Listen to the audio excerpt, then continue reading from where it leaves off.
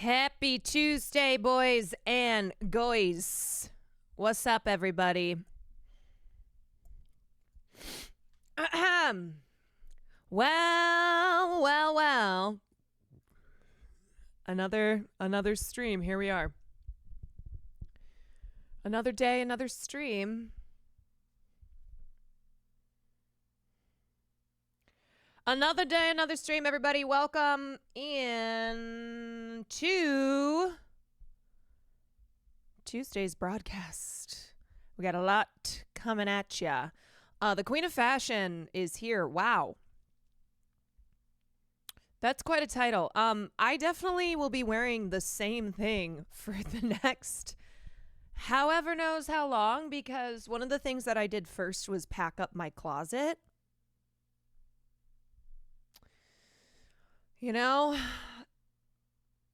I didn't say that the things that I do make sense, but I have been over the last couple days just trying to get things, trying to throw shit out.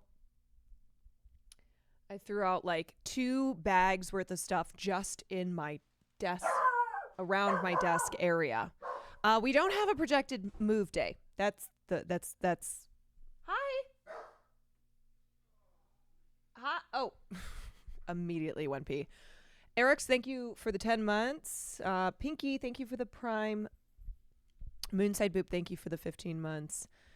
No, we don't have a move day, so I'm kind of just trying to like get stuff ready to go so it's not all of a sudden like at once. You're like a TV character now where they wear the same outfit for multiple episodes. I'm like, yeah, my life is a TV show. Hey, I made you food right there. Thank you. Thanks, Bob. Top tier brows. Well, the skin has all sloughed off after my recent lasering, so we're fresh. Also, Charlotte Tilbury sent me a box of makeup, and it was the greatest day of my life when I opened up that box of makeup. And it has made this entire career worth it. Everything for the last 2.5 years has led to this moment of being sent a box of Charlotte Tilbury makeup. I am going to go on their podcast, which is very exciting. So I have been a fan of Charlotte Tilbury. Every time people ask me, like, what do you use on your lips? We have an actual command for that. Yeah, they have a beauty podcast, I think. That I'm gonna go on one of these days. Yeah, these are the podcasts that I'm doing, okay? Forget everything else. Forget like pop culture, political commentary. Just this is what I'm doing now. I just got Pillow Talk because of you. It is hands down my favorite lipstick. And as I've gotten older, what I've realized is stop buying variety and just get what works for you. Like I used to be like, I need to have 100 lipsticks. And now I'm like, no, I wear the same shade all the time. I've been meaning to add another command for your eyeshadow and whatnot. Yeah, they sent me the green Charlotte Tilbury eyeshadow palette, which I'm obsessed with. So I put that on. There's something about opening up new makeup, especially when I didn't have to shell out money for it, and then just putting it all over my face. I'm like, oh, you know what? I like to take breaks from makeup, but I also love to put makeup on. It's fun. It's fun, especially when it's new and you're like opening up all the packaging. I'm such a sucker for it. I don't wear makeup, but I will forever appreciate how pretty it is. It is. It's just like you open it up and it's sparkly and pretty and yeah.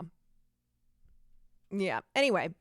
What else is going on in my life besides moving, which is a big thing?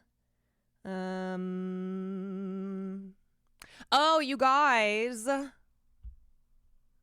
Minecraft is coming back tonight. Minecraft is coming back. And I think we're going to start Baldur's Gate 3 next week. We'll see. I don't know. That's the plan.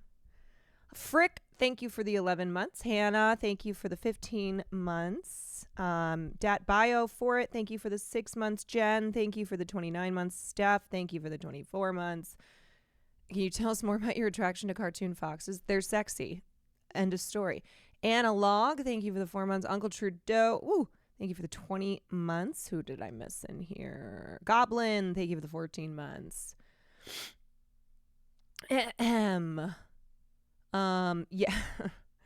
The citizens of LA looking forward to being able to walk the streets calmly again. Just for tonight. Yeah. They get a break tonight and then, probably tomorrow night, it'll be back to narrowly dodging the wheels of death. So my plan is to cover news tonight per usual, cover stories. We got Kevin Spacey. We got, I just want to talk briefly about the BAFTAs because the Oscars are 2 weeks away. We got another plane crash and all that good stuff. Maybe we'll get to John Oliver's latest video, and then Minecraft will be around 9:30. Wallaby Beatles, thank you for the 16 months. ASAP Rocky was found not guilty. Yeah, I did just see that. I haven't covered any of that yet. I was like, do I cover this?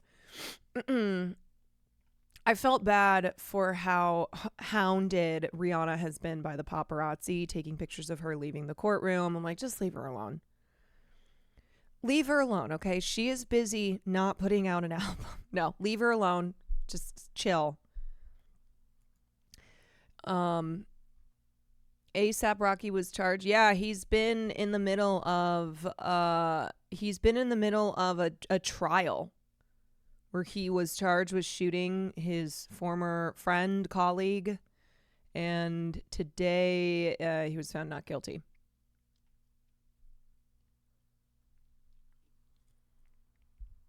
Chat, can we please get 5,600?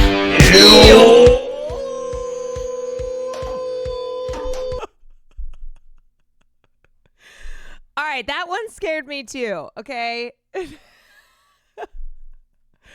I'm sorry. Can I tell? Okay, let me tell you guys. Let me tell you why this happens. All right, let me explain to you why. Usually, I'm sorry. I am sorry, okay? That scared me too. Yeah, I know. Some of you who are like, hello, I'm in a setting where like I have to be quiet and your stream is blasting. Good morning. If you're just waking up, good morning. Hi. Your daily alarm clock of just being blasted by the stream. The reason why this always will happen at the top of stream is because oftentimes when I'm sitting at my computer and I'm looking stuff up and I'm like watching videos and whatnot, I don't wear my headphones. So I have the volume on the video cranked, and then I have the volume on my Go XLR system absolutely cranked too, so that I can hear it without having my headphones on. That is why. And if I forget to turn that down, then the first link that I click, this is so funny too, because it's me doing the no theater performance. So already I'm like making a lot of noise. But that is why the first link I click is gonna blast all of our eardrums, mine included. Yeah. I think that was the one. Was that the big one? Look at me. Oh my God. Why do I look like I'm trying to karate chop the sound? We're all in this together. We are all in this together. Okay? All right? What happens to you happens to me as well. Okay? This is... Look, guys, I'm just trying to, like... I'm just trying to continue my nightclub days of absolutely blasting my eardrums. It's like we're in a club, you know? It's like we're all in a club together, hanging out. And that's why the sound is so loud. When you're at the club and someone's throwing it back too hard. This is so funny.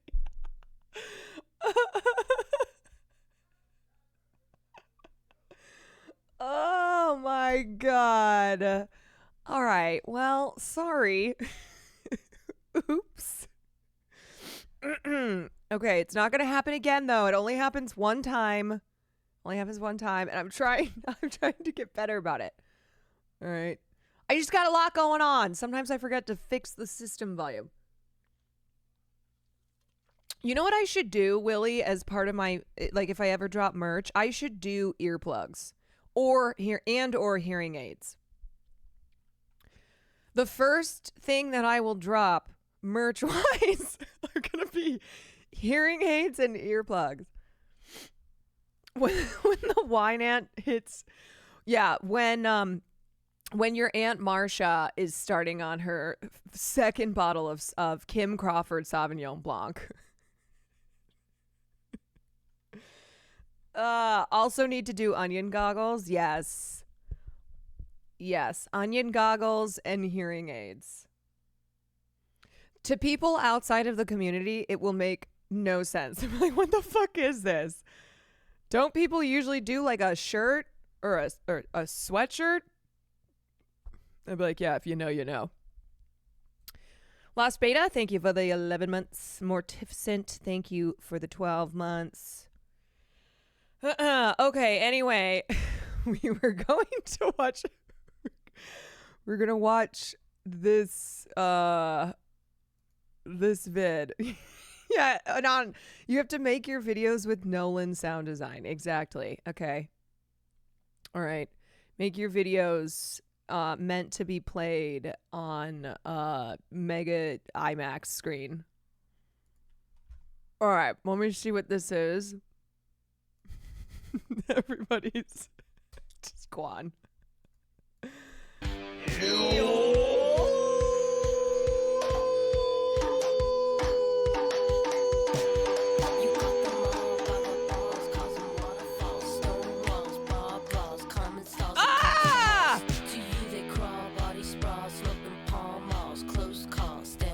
Not good? Yeah. Have you ever tried this one? Back it. We could do a challenge stream, Austin. We could do never-ending homoerotic desire. I need you to do everything now, show. Caroline would fuck on this. The boys wanna be her, the girls wanna be her, the boys wanna be They are weekdays sometime. Next week, we are gonna win it.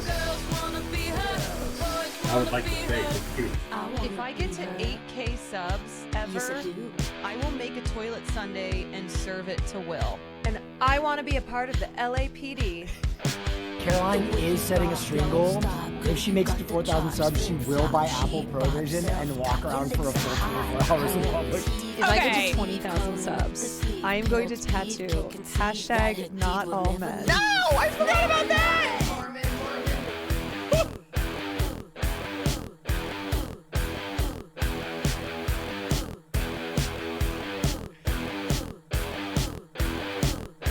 The boys wanna be her, the girls wanna be her, the boys wanna be her, the girls wanna be her, the boys wanna be her, the girls wanna be her, the boys wanna be her.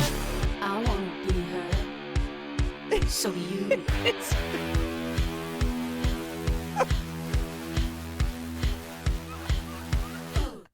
Wait, this is so good.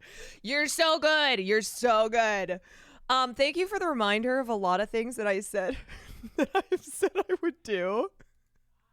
You know what though? Anything that has to do with Cutie, absolutely blame her. Okay? If something has not happened that is supposed to involve Cutie Cinderella, it is 1000% her fault.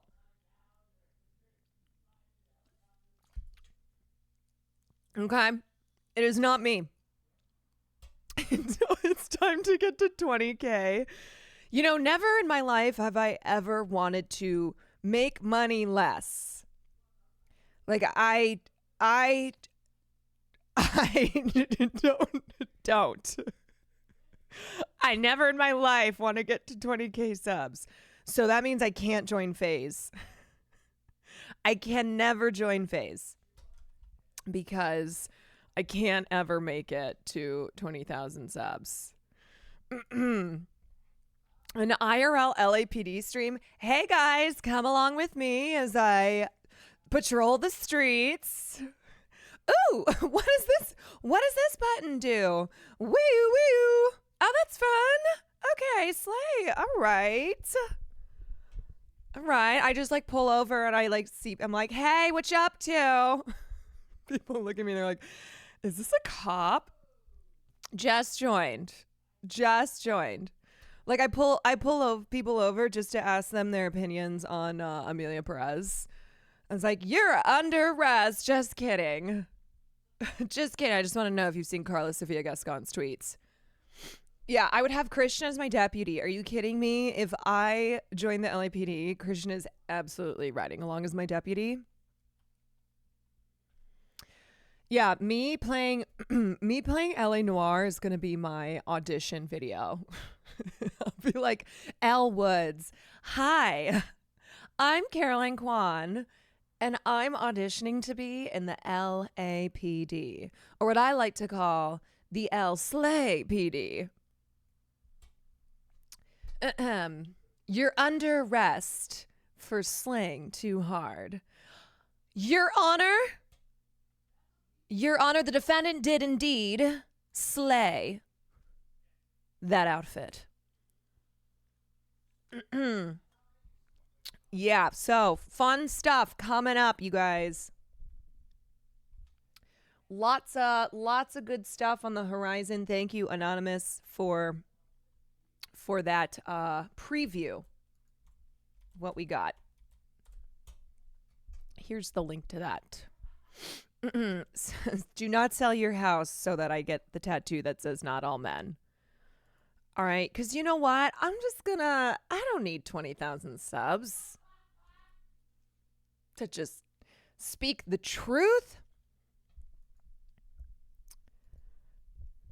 You guys know I'm the biggest not all men gal out there. If I had a house to sell, I'd give 20K subs. Oh man, how funny would that be? Me going from no tattoos to that's the only tattoo that I have. That's all.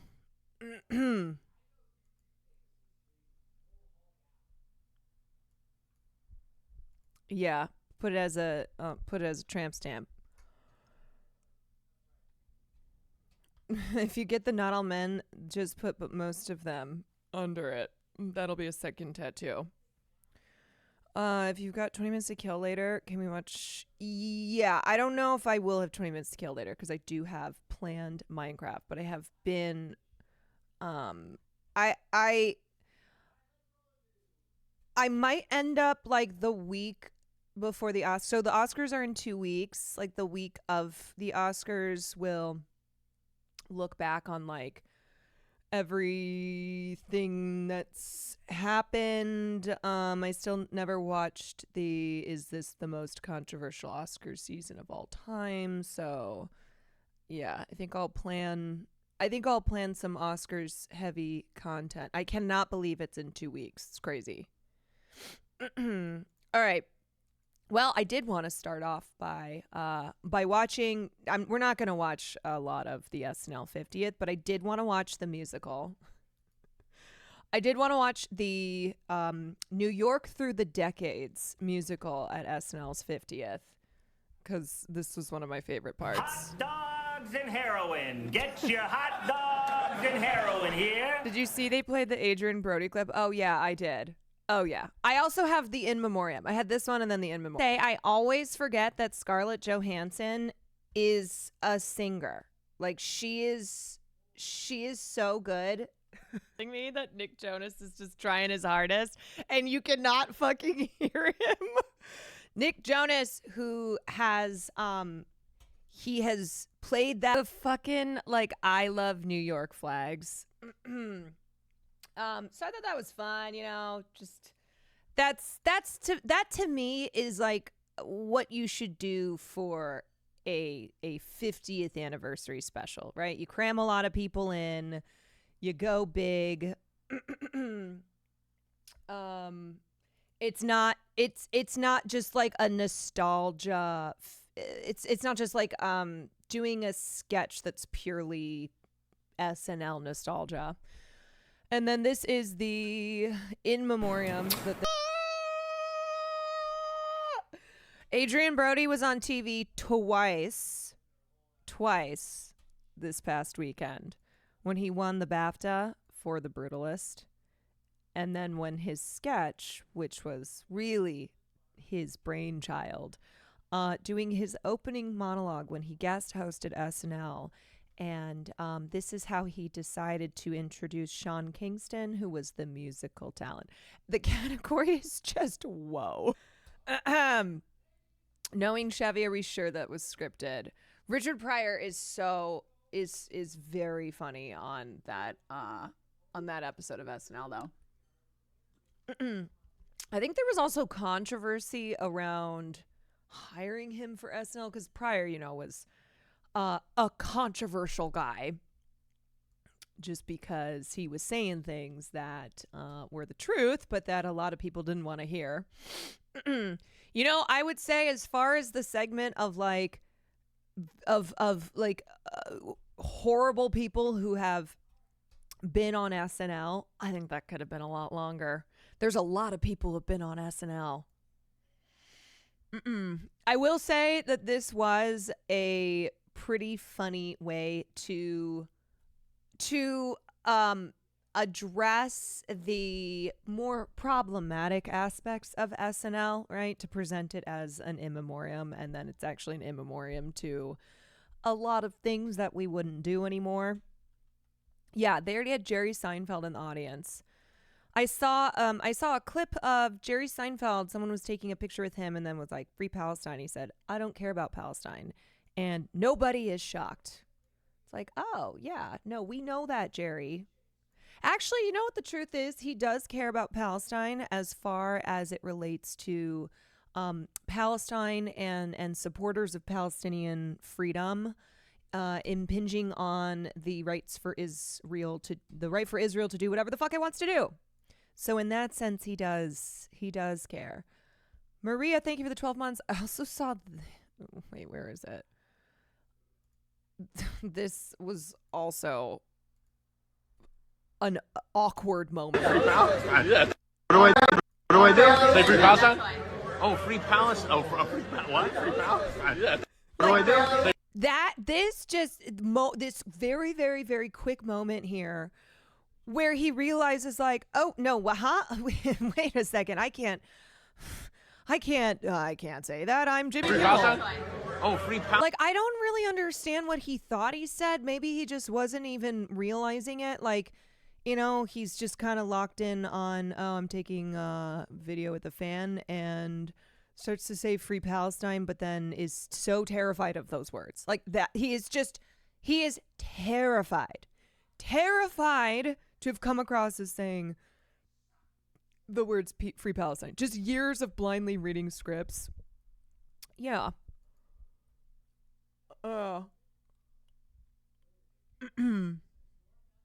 Jerry's only on Israel's side because it's younger. Goddamn.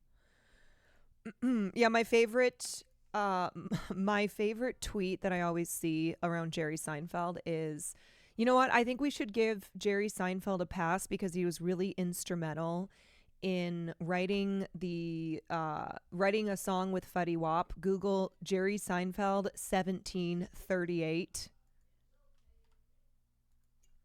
Every time that tweet's going viral. Tomorrow is dun, dun, dun, dun. So yeah, I watched a good chunk of the SNL 50th anniversary. I thought some moments were great. You know, I thought some callbacks of characters like Kate McKinnon's UFO conspiracy theorist, and then having Meryl Streep play her mom. That was funny. I thought Black Jeopardy was great. Eddie Murphy was hilarious. You know, it's tough because like when you think of an SNL 50th anniversary special, it's one where it's like you want to see as many of the cast members, current and former, but like especially former because they're no longer on the show, right? Like the history of SNL is with the performers of past SNL eras. And so, you know, not having them in sketches or not having them in a lot of sketches in favor of having big A-list talent who guest hosted one time, like having Kim Kardashian there. I'm like, no, I don't think to me that's what an SNL 50th anniversary special should be all about. Like, I know that some people couldn't make it. Bill Hader, for one, had a long-standing scheduling conflict, so that's why he wasn't there.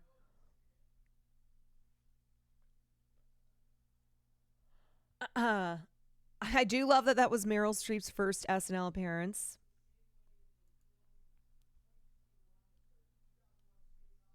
Was it better than the 40th? I didn't watch the 40th, so I don't remember.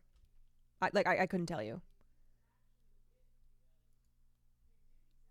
Did you see the Ryan Reynolds bit? I did. And Justin Baldoni's lawyer is like, wow, I've never seen somebody make a joke out of his wife being sexually harassed. I'm like, oh, so you do admit that Justin Baldoni sexually harassed Blake Lively. And at the end of the day, that's what this is all about. Oh, so is that what you are admitting? Yeah. And they were like, Justin is spending time with his family in privacy. And here you have the power couple of Ryan Reynolds and Blake Lively out at the SNL 50th. I'm like, bitch, if Justin Baldoni was invited to that, his ass would have been there, okay?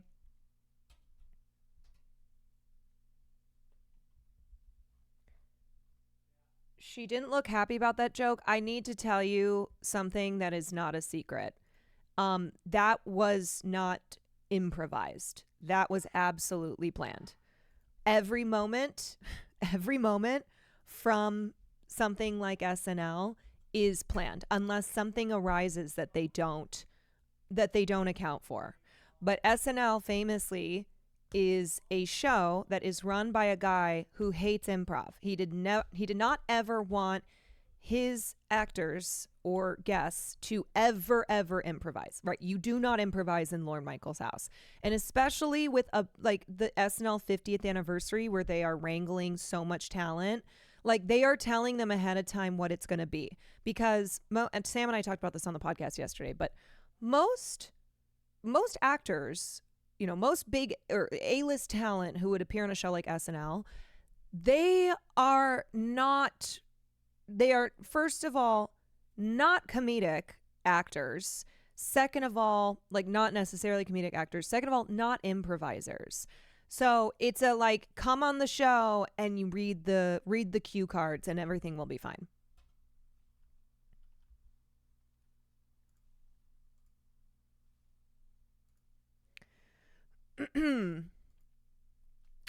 So anyway, Lauren loathes improv. He times every sketch down to the second practically. Yeah, he is not a guy who you just go off the page when you're doing something related to Lorne Michaels. That doesn't mean Blake was in on it, just that I'm telling you right now, you guys, this is why you shouldn't like read into body language, especially not something like SNL's 50th anniversary special. Okay, there is nothing to read into there. Chuck, holy schmoly. Chuck Dies with the 25 gifted subs. Holy guacamole. Now that was not planned. I had no idea that was going to happen. Yeah, so guys, it was rehearsed, okay? It was rehearsed. Please don't like if you see some New York post that's like, "Wow, Blake Lively looks looks thrown off as her husband Ryan Reynolds." Like that is all part of all of this shit, okay? So it was not something that ever would have not been rehearsed. She absolutely knew that was going to happen. And what the audience is doing during an SNL show, like when you have actors in the audience, they are performing, right? So when you see a sketch happening and Jenna Ortega's like, she's performing there, you know, like doing this type of thing. Like it's all ahead of time. You know, nothing is a surprise. Well, it's real to me. It is real to me. Did you read any of their court filings though? Yes, I did. And I maintain that at the core of this entire thing is that Justin Baldoni and what's his name, who co-owns Wayfair, I'm blanking on his name right now, Justin's buddy, that they were inappropriate on set, okay? That we are talking about pretty clear-cut sexual harassment, which happens all the time, and then everything else has stemmed from that. This is a tale as old as time where in a workplace situation, employees were sexually harassed and then reported it.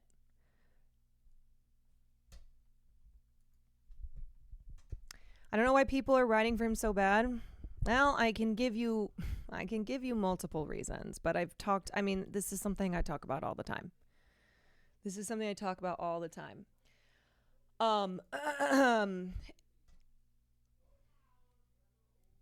Okay, anyway, so let's moving on to this next story that I have here, which is about Kevin Spacey. I am so sorry to be showing you this man again, but he just won't shut the fuck up, okay? He just won't. He's still Kevin Spaceying. So let's start off by talking about what Brian Cox had to say a couple days ago, and how when I covered, I always like, which story was it that I was covering? When I covered Jonathan Majors in relation to the comments that Michael B. Jordan had made, and I talked about how when it comes to an abusive man, one who has demonstrated a pattern of creepy, predatory, abusive behavior, the only thing that matters to a lot of people is the fact that they are talented and have a very illustrious career. And, we are all the worse off from not having that person's talent continue to be a part of the industry. Yeah. So Brian Cox, who, you know what, Brian Cox shows time and time again that he is a petty bitch, that he loves to stir shit up. Okay. Every time he opens his mouth about Jeremy, where in the beginning it was like, okay, that's kind of funny. Him being like, you just act, right? Like, I don't understand it. You just act. And then it got to a point where it's like, you're nasty. You're just being a bitch. You're just like constantly opening your mouth to shit on Jeremy Strong, who, like, by all accounts was not doing anything to harm anybody on the set of Succession. Like, he is a hater, but it's gotten to a point now where it's like, it's not cute, okay? You're actually just really fucking annoying. Chuck, thank you for that gifted sub. Thank you for the 2 gifted subs. So, anywho, Brian Cox defended Kevin Spacey in a new interview with the UK publication The Eye Paper, calling the Oscar winner an old friend of mine and asking the public, how dare you cancel anybody?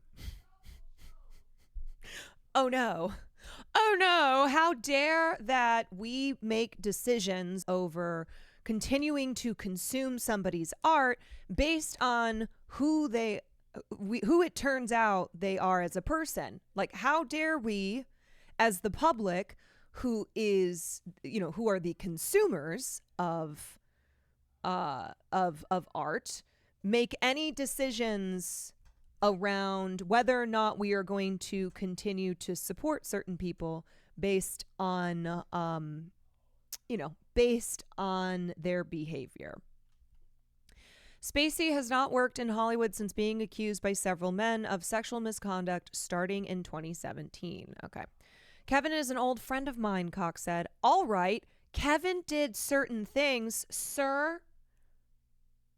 Sir, Mr. Brian Cox, sir.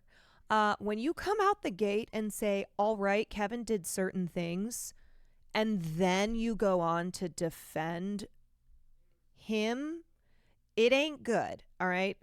Like, oh, okay, so you're at least somewhat owning up to Kevin Spacey being a piece of shit. Yeah, he just did, okay, he did certain things. But I like that in Brian Cox's mind. It's like, whatever, Sure, he did certain things. Who gives a shit? Because the next thing he says is he also did a lot of extraordinary work. And this is a problem. This mentality, this belief that somebody's artistic talent overrides any horrible thing that they have done. Hi. And it is used as an excuse all the time for male abusers in the entertainment industry. Whether it's here in Hollywood or it's over in France, like that was the argument that was used for Gerard, and same in sports, right? It's not just artistic talent. It's like just, athletic talent, artistic talent, somebody who means a lot to quote unquote culture, right? Who has produced either art or athletic wins, like sport wins, that means a lot, that has ingrained them into our culture. Yeah, they say this all the time in sports as well. So in France, Gerard Depardieu, who is a fucking monster, he was defended by many people in the entertainment industry, many of his peers, for these exact same reasons, where they're not even really denying that he is a monstrous piece of shit, but they're like, he's too vital to the French film industry. He is a master of the craft, right? There is no, the French film industry is inseparable from the artistic achievements and contributions of Gerard Depardieu, and so that is the most important thing. And so it's the same thing that, yet again, Brian Cox is saying about Kevin Spacey. Like, okay, Kevin did certain things, but he also did a lot of extraordinary work, and that's the only thing that should matter here. And I find that really petty, and I just don't like it. It's sneaky and petty and not right. Really, sir? Because you're the one being fucking petty and weird and defending predators on the basis of their artistic merit. Not everybody is abusive. Okay, this is Kevin. You know what Brian Cox does in his statements here? He checks every box for the commonly said things to defend abusers. I have never found Kevin Spacey abusive. Yeah, so here's the thing, Brian Cox. That's not how this works. Because Kevin Spacey didn't abuse you, therefore he's not abusive. No.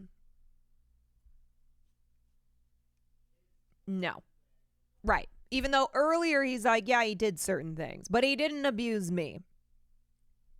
It is fuck-ass logic, okay? It's not logic. It's just, it is just making an excuse for someone who has a history of abusive behavior, of, doing awful things, and trying to provide cover for that and be like, well, they didn't do it to me. You know who people have said this about? every single fucking abuser who has been unmasked. Okay, they said this about Harvey Weinstein. They said this about Bill like every one of them. Every one of them. You will have people who are in the industry that they're in being like, well, they didn't abuse me, so take with that what you will. Not everybody is abusive. I have never found Kevin Spacey abusive. He was misguided, certainly in terms of his sexuality, but that's to do with him coming to terms with his own sexuality and how he's dealt with that and the dilemma that it's caused in his life. Gross. Gross, okay? No, because what you're doing... Oh my God. Chuck, thank you. Shisho Pete's. Shisho Pete's. Chuck dies. 50 gifted subs. Holy moly. Thank you. Thank you for that generous amount of subs and all these new people who now don't have to miss a word of what I'm saying about how Kevin Spacey and Brian Cox and all these fucking people suck. Chuck says tattoo. No. Shh. Quiet you.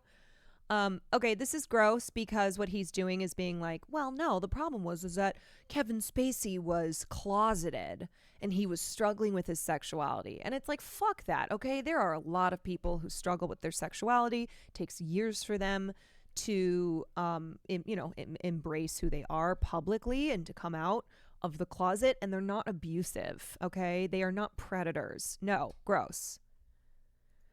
We've got to an age now where people are going, oh, that's bad. He's out. Boom. He's canceled. Cox concluded. What do you mean canceled? I can just hear him screaming as Logan Roy. How dare you cancel anybody? Yeah. How dare we cancel anybody rather than how dare people in positions of power continue to use that power, abuse that power, to harm people. Yeah, but how dare we try and cancel these people? It's the law. Since claims of Spacey's alleged inappropriate behavior and sexual assault first arose in the wake of the Me Too movement in 2017, several legal cases have been brought against the two-time Oscar winner in 2022. So like just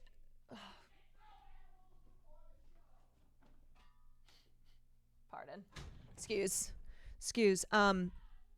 So just remember that the allegations around Kevin Spacey number past 30, okay? Like there are dozens of allegations and they all point to a pattern of predatory behavior, all right?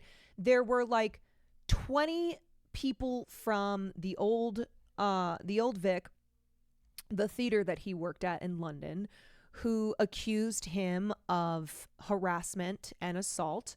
There were many, many people on the set of House of Cards, okay, crew members, people who worked on, for Netflix production, who said that Kevin Spacey sexually harassed them, and Kevin Spacey ended up being acquitted of the Anthony Rapp in the Anthony Rapp trial as well as the UK trial, but there are still additional allegations on top of that, and he had to pay $31 million to Netflix for violating their policies of no sexual harassment.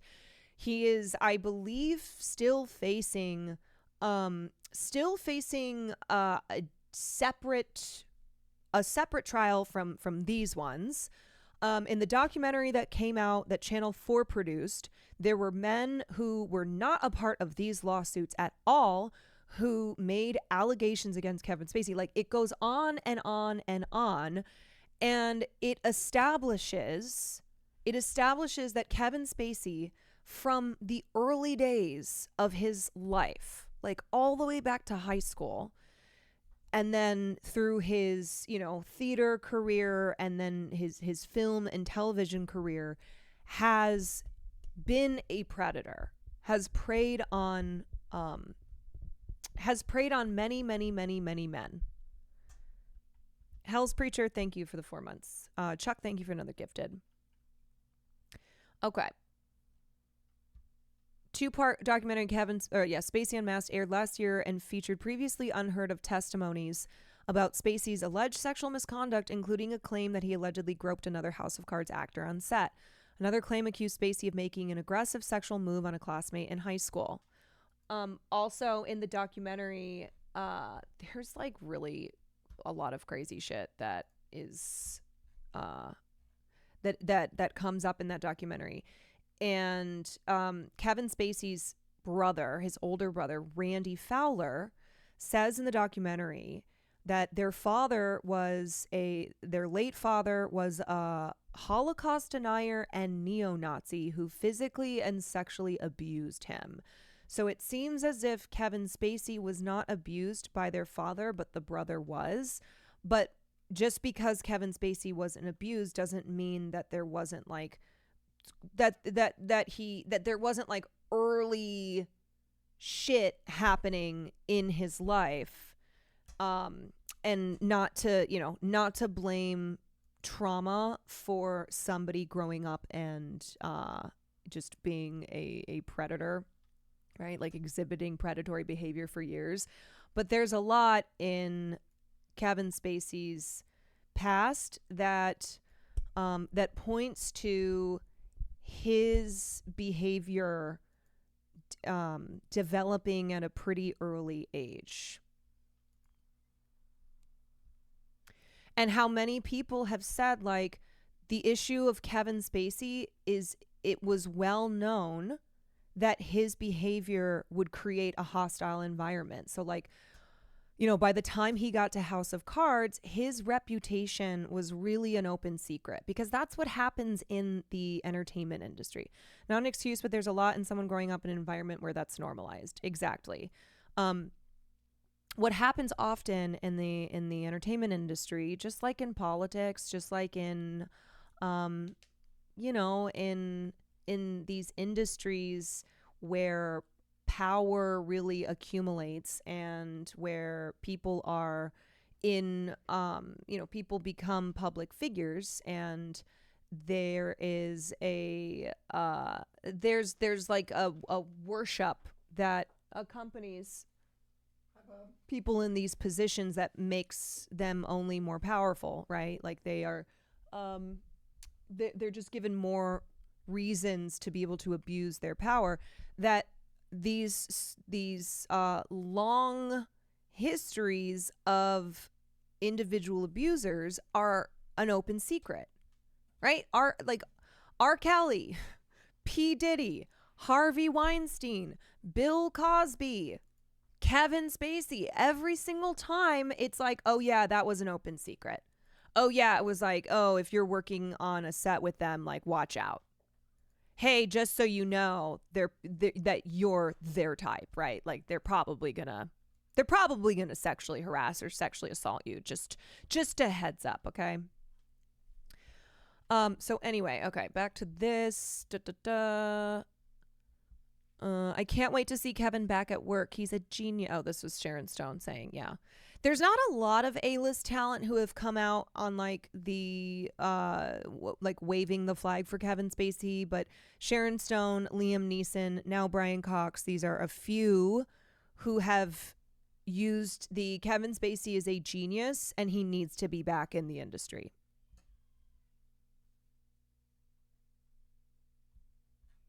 Okay, so let's take a look at why we are talking about Kevin Spacey today.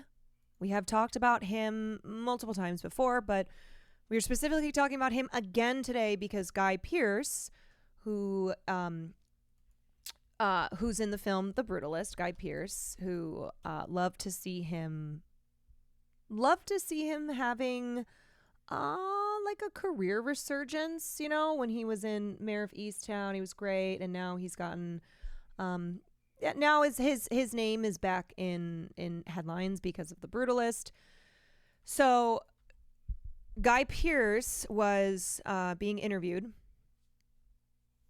he was being interviewed by Scott Feinberg, who does the like all things Oscars related. He does the Oscar predictions via Feinberg Forecast for The Hollywood Reporter.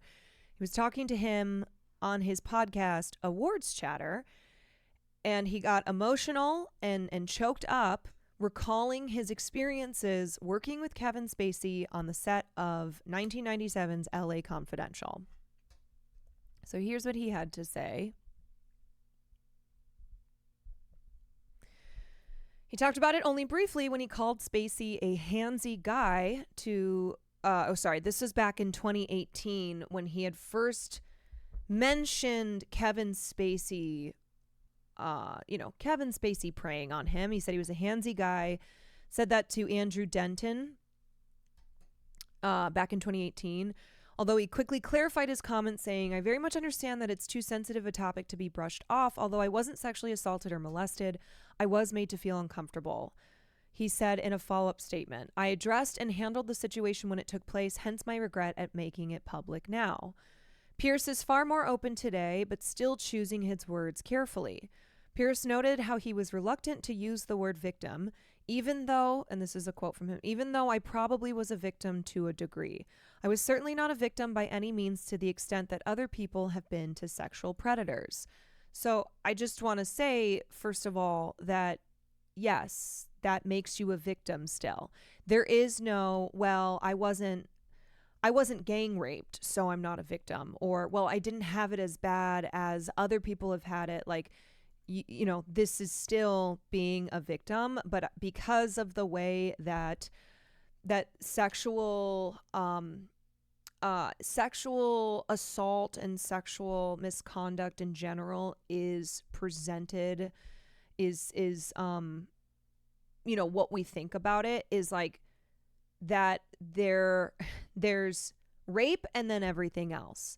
And it is important to distinguish, right, between like sexual harassment in the workplace where someone is creating a very hostile environment and then the act of rape. But there are a lot of people who are victims of sexual misconduct who, because they are not raped and then because they are not violently raped, feel as if they are not victims or that they shouldn't take up any space talking about their experiences. Hell's Preacher, thank you. That said, Pierce responded to Spacey's alleged advances on the set of LA Confidential by brushing it off and thinking, that's nothing. No, that's nothing. I did that for 5 months, and really, I was sort of scared of Kevin because he's quite an aggressive man. He's extremely charming and brilliant at what he does, really impressive, etc. He holds a room remarkably, but I was young and susceptible, and he targeted me, no question. Hansen's neo-noir LA Confidential follows 3 Los Angeles policemen as they investigate a series of murders amid departmental corruption in the 1950s. Pierce played one of the cops, Ed Exley, opposite fellow leads Spacey and Russell Crowe. While he remains on good terms with fellow Aussie Crowe, a great mate of mine, he says, the same can't be said of Spacey. While filming on location in Los Angeles, Pierce was in town with his then-wife, Kate. He recalled telling her that the only days I feel safe are the days when Simon Baker's on set because I'm dumped like a hot potato and Kevin focuses on Simon because he was 10 times prettier than I am. It wasn't until decades later that Pierce was able to fully process what had happened, which, that's usually how it goes, especially when we're talking about like when we're talking about victims of sexual harassment and sexual assault, where this took place in like the 80s and the 90s and the 2000s, because the conversation that we're having around this topic now and, the way that we are openly having these conversations is very different from how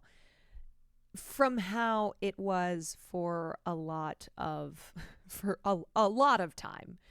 So that's why we see this again and again, where people in recent times will talk about experiences that they had years ago, that decades ago, where it took them a very long time to process, to understand what had happened. And now having having the understanding, having the language, the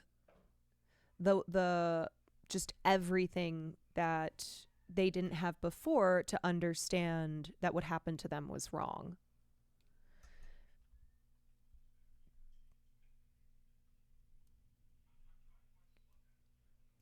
So in October 2017, at a time when Hollywood was on the verge of being upended amid the Me Too movement, veteran actor Anthony Rapp came forward with claims that Spacey made sexual advances at a party in New York in 1986 when he was 14. Yeah, and remember the first thing that Spacey did was he came out and was like, I don't remember that, but I was probably like fucked up. But if I did that, I'm sorry. Like that was the first thing that he did. And then things got really, really serious. Like it was serious, but then it got even more serious because more and more men came out in the wake of Anthony Rapp making his claims.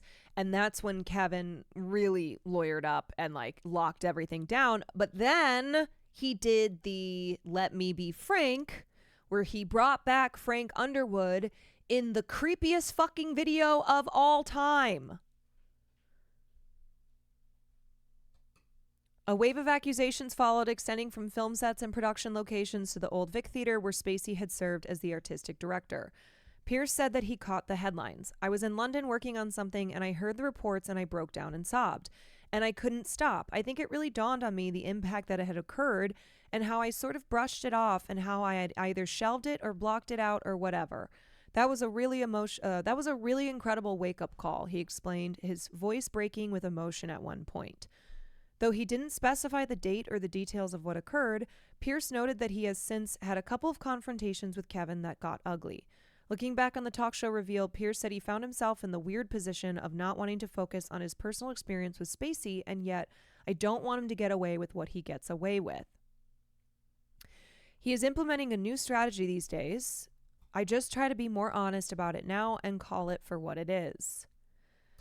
Hollywood reporters reached out to a rep for Spacey for response to Pierce's comments. And here is what Kevin Spacey had to say.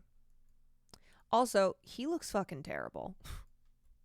Comments that you made about me, and while I would have preferred not to have to play this out in the media, you obviously have your own reasons for wanting to do exactly that. But we worked together a long time ago. You know, if I did something then that upset you, you could have reached out to me. We could have had that conversation.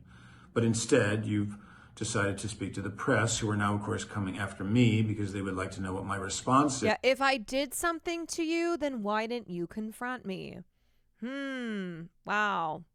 Yeah, so that is a way to deflect, of course, off of your responsibility in your fucking behavior, and instead is like, well, it's your fault. You didn't say anything. Like, if it was really such a problem, if you were really so uncomfortable, you should have said something. That is textbook abuser deflection, like, you know, blaming the victim, etc. Is to the things that you said. You really want to know what my response is? Grow up.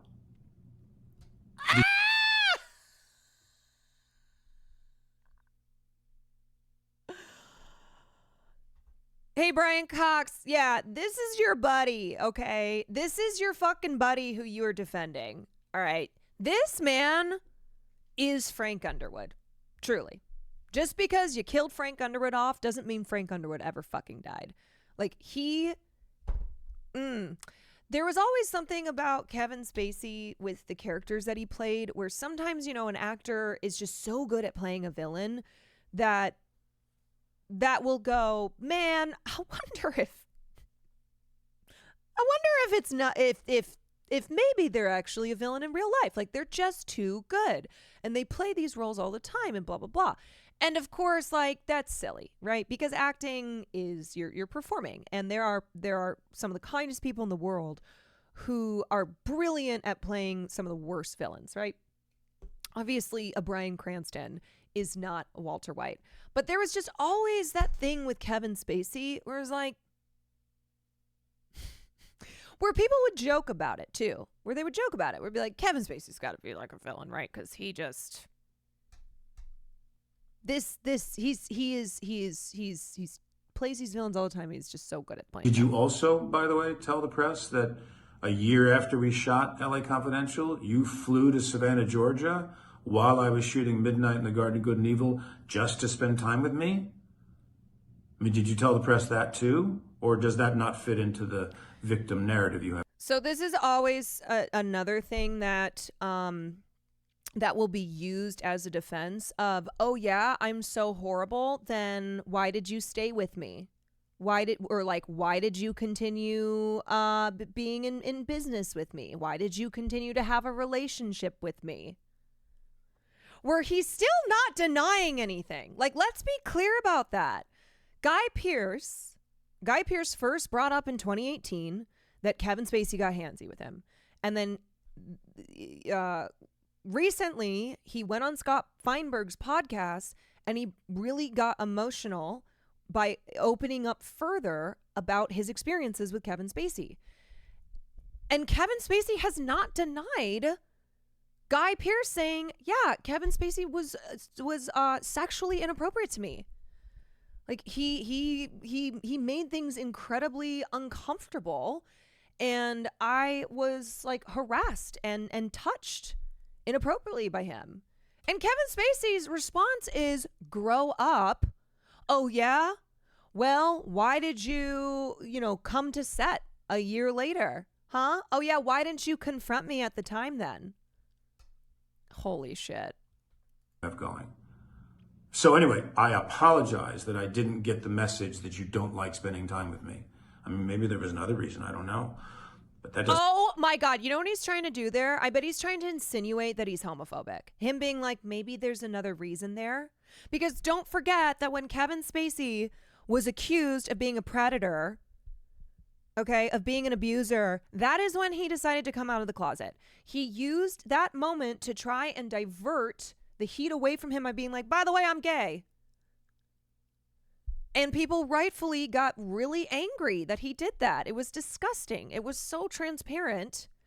And so what he seems to be insinuating there is that, oh yeah, Guy Pearce, maybe the reason you didn't like to hang out with me is because you're actually homophobic.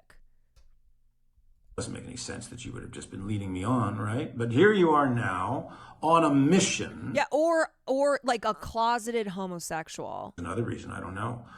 But that doesn't make any sense that you would have just been leading me on, right? But here you are now. Huh, okay, there it is, yeah. Yeah, that you would be leading me on. Oh my God, I fucking hate this man so much. I hate this man.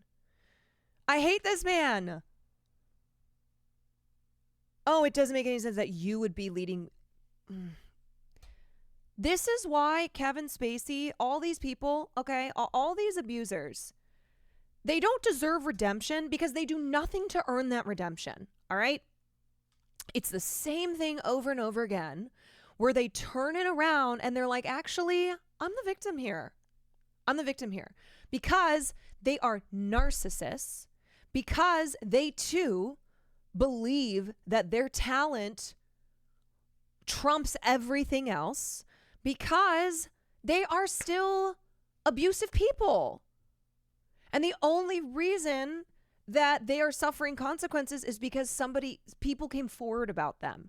Not because they're like, oh, you know what?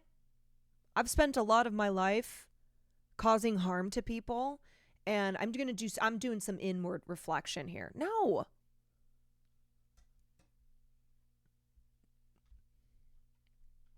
On a mission some 28 years later, after I'd been through hell and back, to do what? Just in time to stop the bad guy? Huh? Is that what's going on here? What took you so long? Did your horse run out of gas? I mean, you want to have a conversation? I'm happy to do so anytime, any place. We can even do it here, live on X if you like. I've got nothing to hide. But Guy, you need to grow up. You are not a victim. Oh my God. Dude, he's doing the debate bro shit. He's like, why don't you debate me, bro? Why don't you debate me, bro? Why don't we jump on here? Why don't you debate me, bro? Maddie, thank you for the 14 months. Dude, he is a fucking villain, okay? Can this be the last nail in the coffin of Kevin Spacey is an awful human being? Guy is nominated for an Oscar. He doesn't need more clout. Yeah. Yeah, Kevin Spacey, just so you know, you are still kind of persona non grata, okay? You fell hard. You fell hard from the lofty position you were in. Guy Pearce coming out to further clarify what his experience with you was is in no way getting clout. Because, first of all, that's not why victims come forward with their stories. Second of all, you ain't got any clout to fucking give, mate. What do you have? This feels like Frank Underwood being revived again. He just can't stop. He can't. You know what I always think of? Those tweets where people be like, hey guys, really excited. It's my first day working with this new PR firm. Oh, one of our clients is Kevin Spacey. Like, hope everything goes well.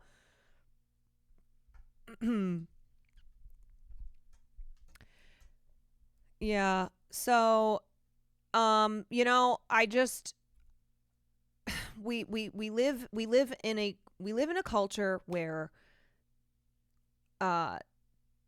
sexual misconduct, sexual violence against women, we are still struggling to put an end to it, right? To unnormalize a culture that is a rape culture. But as a reminder that, of course, men are victims of sexual harassment and sexual assault as well. And often what happens is, because of it being labeled as gay, well, we still have plenty of homophobia in our society as well. And so it's not taken seriously. It's considered by swaths of the population still as not even something that can really exist. Like, men can't be sexually assaulted, men can't be victims. So it's just, you know, I want to remind us all that sexual violence is sexual violence. Abuse is abuse, no matter who it happens to. And of course, when we talk about it, it's in the context of that men are, the main perpetrators of abuse, and women are the main receivers of said abuse. But we have situations that arise like this, where you have someone like Kevin Spacey who has a pattern, a history of using his power, his influence, to abuse and violate men around him. Whether that was whether that was at the Old Vic, whether it was on the set of House of Cards, on any of his film sets, whether it was at a party where there would be people who were young men who were aspiring actors who were new in the business, and Kevin Spacey would dangle his influence, would dangle his power over them.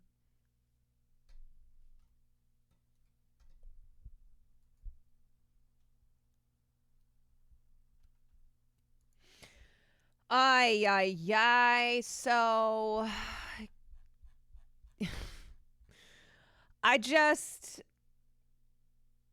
it is tiresome. It is tiresome to not only keep hearing from these fucking assholes, but also to keep hearing from people who want to defend them. That the most important thing in some people's lives is not to ensure that we live in a world where people don't have to, people aren't abused and violated by men like Kevin Spacey, but that Kevin Spacey, gets to continue to work in the film industry.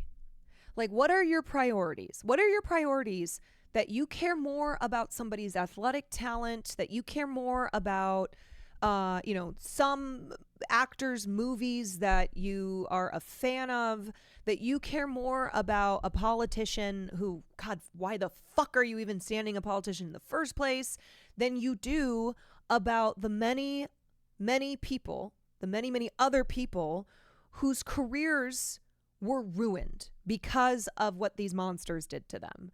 Who, how many aspiring actors never got the opportunity to have a career like Kevin Spacey because of Kevin Spacey. So we never think about the victims whose careers, whose lives, whose emotional and physical health is destroyed. And every time their abuser is being defended, that's like another knife in the chest of, oh, I'm so glad that what is valued here is this piece of shit abuser because they have had a really great career and God forbid we lose their talent. That is valued over the life of somebody who was abused by them.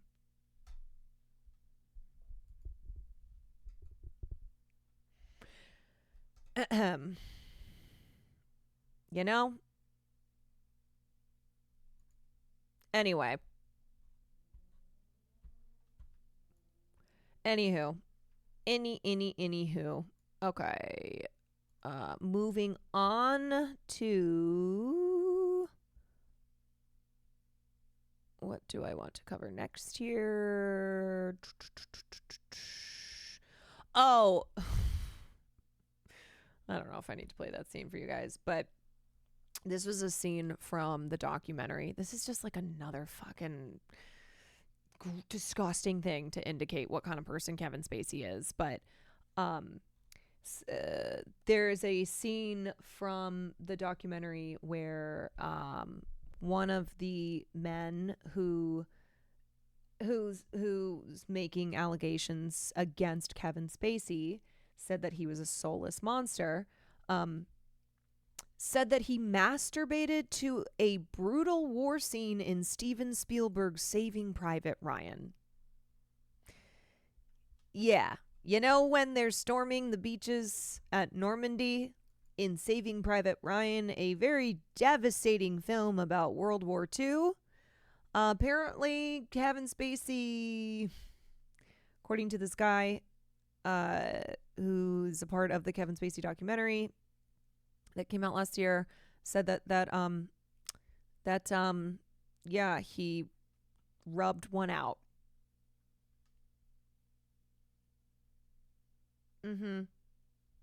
You don't get it. He's just a patriot. Yeah.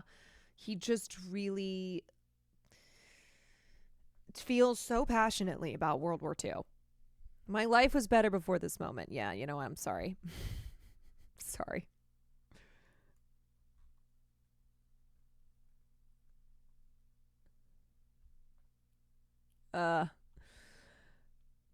After we watched Misery on Sunday, I told my coworker about it, and now it's on her horror watch list. Let's go. All right, let's look a little bit at the BAFTAs. So, as I said earlier, we've got 2 weeks until the Oscars. So, the BAFTAs happened on Sunday, as well as SNL's 50th anniversary special airing. And the BAFTAs were the second to last major award show precursor to the Oscars. So, last one, the one coming up, is the SAG Awards. That is happening on the 21st. And then it's the home stretch to the Oscars. So I have a feeling that A Complete Unknown and Wicked are finally going to dominate an award show, because for some reason SAG just really the SAG nominee committees really loved Wicked and A Complete Unknown, which means that at the SAG Awards which is the last major award show before the Oscars, it could shake things up in an award season that already feels a little unpredictable. 10 Feet High, thank you for the 10 months. JD's, thank you for the Prime Cook. TJ, thank you for the 12 months. So here's David Tennant's monologue. My favorite thing about David Tennant, besides all of his filmography, is that J.K. Rowling fucking hates him. And J.K. Rowling hates him because David Tennant is constantly coming after her, trolling her, calling her ass out for being the turf that she is. So yeah, David has on multiple occasions publicly gotten into it with J.K. Rowling. She called him the gender Taliban. Yeah, so anyway, when I'm working, I know I'm gonna be the man. This is the opening to the BAFTA Awards. Who's working hard for you, Selena? And when the money comes in for the work I do, I'll pass almost every penny on to Hugh. And when I come home, well, I know I'm gonna be the man who comes back home to you, BAFTA. And if I grow old, well, like, that's I know Doctor I'm Who. gonna be the man who's grown old with you, lucky Georgia. 'Cause I would walk 500 miles, and I would walk 500 more, just to be the man who walks 5,000 miles to host one BAFTAs more. Yo, when did James McAvoy become a silver fox? Come on, Anna. Good example of a nice person who played a fucking monster. Yeah, Jessica Jones, so good. Come on now. 'Cause I would walk 500 miles, and I would walk 500 more, just to be the man who walks 1,000 miles to host one BAFTAs more. Yes, Coleman.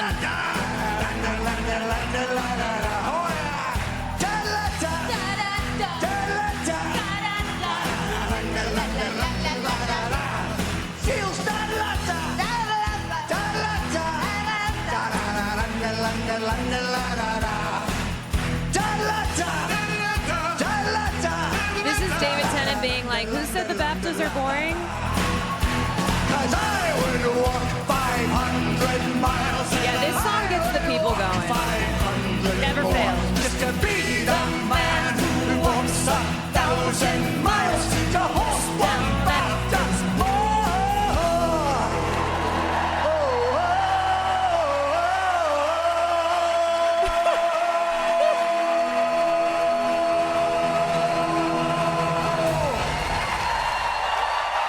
Can we get him to host the Oscars? You know what? I would actually love for David Tennant to host the Oscars, even though, like, this year they made a great decision with Conan O'Brien.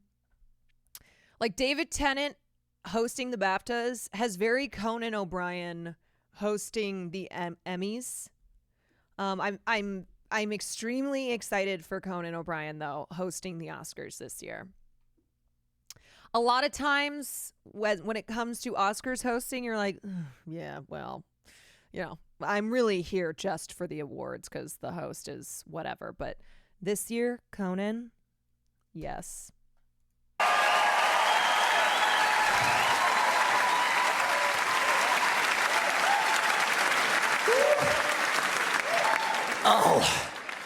Oh, I need a wee lie down. Cynthia, I don't know how you do that on a broomstick. Seriously. That's a lot. Whoa. Oh, Cynthia Erivo just got announced that she will be playing Jesus Christ Superstar at the Hollywood Bowl. I will be going. I don't care if I go by myself. I will be going. Period. Hi. And you know, the thing is that in this current environment where just everything is DEI and woke, you know to expect conservatives to be pissed off. And it's so funny because I know that a lot of them never even know what it is. Like, they don't know what the show is. They don't know whatever. They just know that they need to be mad. And it's hilarious to be mad about Cynthia Erivo playing Jesus in Jesus Christ Superstar, because Jesus Christ Superstar is anything but concerned with any type of historical accuracy. It is a fucking rock opera, okay? Like, people wearing BDSM fits, glitter, okay, screaming rock songs. It rules. I'm a big Jesus Christ Superstar fan. The only thing I would say is that I actually think Cynthia Erivo should have played Judas. Judas, who really is the lead of Jesus Christ Superstar and has an amazing number. Judas's death is an incredible number. I think Cynthia would have slated that role. She's going to be great as Jesus, though. You need to reread your Bible. It's all in there. But that's what's hilarious is, like, Jesus Christ Superstar, the history of the show, there have been plenty of Black and other performers of color. Like, now, but because conservatives just love, they can't get enough. They can't get enough screaming in over DEI, right? Over, you know, oh, there's a woman, there's a Black person, there's a queer person, like, it's all DEI. Yeah, John Legend played Jesus a couple years back. And it's funny because I inevitably know that they will never understand what it is that they're mad over, and how, if you actually know anything about, for instance, Jesus Christ Superstar, you would understand how insane it would be to think that, like, Cynthia Erivo could not play Jesus Christ in Jesus Christ Superstar. They just know that they need to be mad. Yeah, mad for the sake of being mad. Like, when a casting announcement will come out of, like, a Black person being in a Shakespeare play, it's like, do you think that this is something new? Do you think that Black performers have not been in Shakespeare before? Also, have you ever seen Baz Luhrmann's Romeo and fucking Juliet? And also, what's craziest to me is when they get angry over something that is fictional. It's like, do you think that these Shakespeare characters were real people? Like, this is historical, like, that there needs to be historical accuracy here. Yeah. Shout out to Harold Perrineau, who plays Mercutio in Romeo and Juliet. Big fan. Like, when The Little Mermaid came out, yeah, The Little Mermaid is a perfect example of that. Where it's like, oh, I'm so sorry, I forgot that Ariel the mermaid really existed, and that she was a white girl with red hair.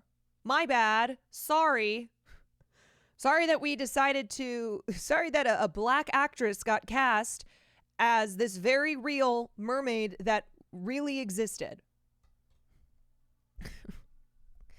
But, and the thing is like, I wish that this were just something to be like, haha, these people are so fucking stupid. But the problem is that this isn't just people on the internet who are screaming every time a Black person is cast in something. Like, what is happening in politics in the United States is an application of this at a much larger scale. So it's not just something that we can be like, oh, these fucking idiots. Like, they are idiots, absolutely. But it's not just chuds on the internet who are screaming at a brick wall. And we're going to talk about the we're going to look at the plane, the Delta plane that crashed. But just as a reminder, because of course, you know, the airline industry has also been destroyed by DEI. 90% of aircraft pilots are white men. So do with that what you will. And the thing's falling out my back, Paul. Look at that. We'll cut that bit out. Hello and welcome to the EE. I liked it when theater was all men and the women were played by men and men dressed as women kissed other men because that's when theater was good. Yeah. Like once upon a time when women were not allowed to be actors, you know, in old England. And so men played the roles of women. BAFTA Film Awards 2025.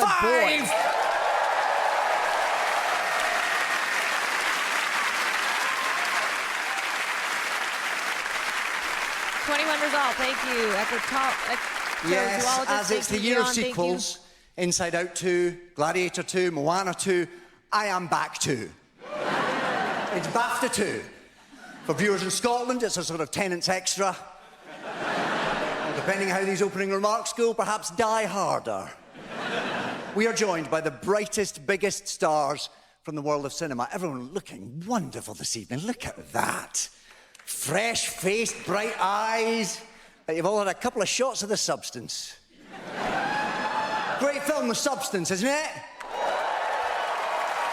We love that. You didn't know he was this aggressively Scottish. My man is wearing a kilt. Any opportunity that David Tennant has to wear a kilt, he is wearing a kilt. He hosted the BAFTAs, was it last year? Yeah, because Ariana DeBose was 2 years ago. Angela Bassett did the thing. And he also wore a kilt. Bring a scenario where you could be replaced by a younger, sexier version of yourself. I mean, I've been there. I was Doctor Who, I turned into Ncuti Gatwa. Come on, it's fair to say, there might be some people in this room who've had a little freshening up. I'll admit, I've taken the substance. There's a guy on the floor of my dressing room who looks like Nosferatu. But tonight we honour the very finest actors, writers and directors in film. I'm thrilled to see the utter commitment to brand new talent that BAFTA are showing tonight. You look through the nominations, so many awards could be won by a complete unknown.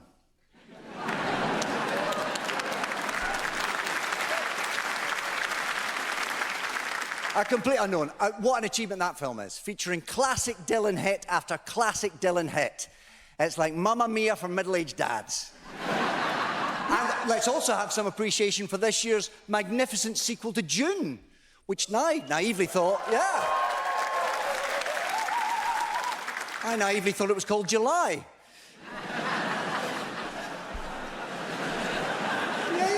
It's worth thinking about. Both movies starring, of course, the wonderful Timothée Chalamet.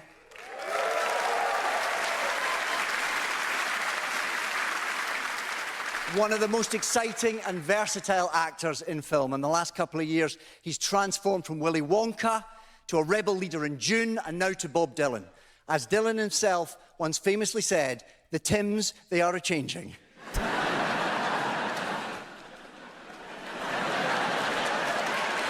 Yeah, come on. Yeah, this is the man that J.K. Rowling hates. So, you know. Thanks, Cynthia. Appreciate it. We have to mention Honora, the tale of a young woman, yes.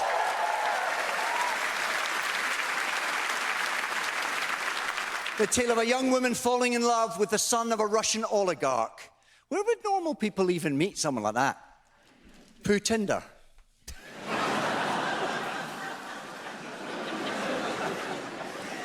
And what an outstanding film Conclave was.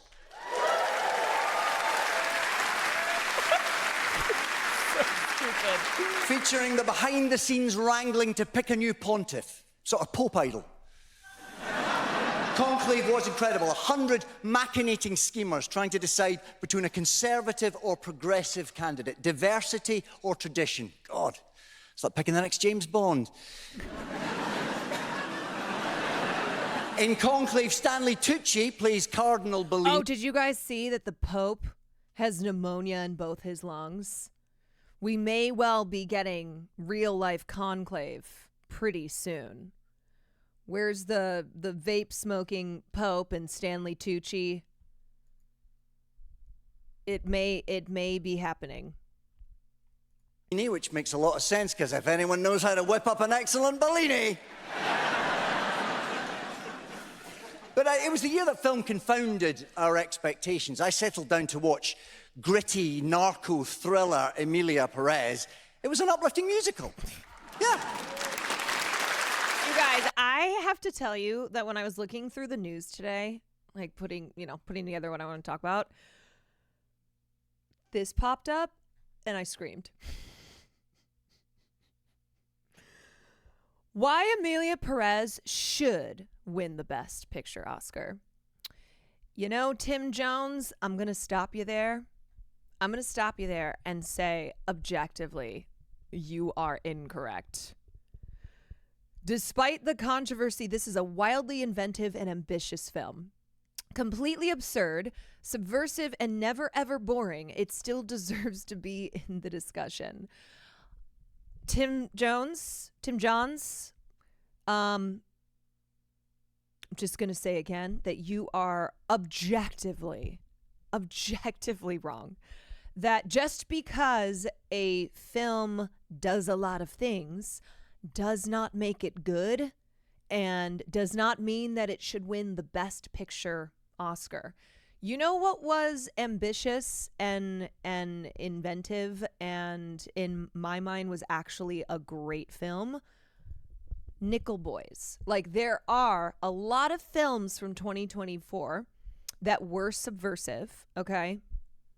The substance, like that were inventive and ambitious. Films like Dune 2, Nickel Boys, I Saw the TV Glow. Like, there's just so many examples, and never ever boring. Like, there. So the point is that never ever boring. Challengers, hello. These do not make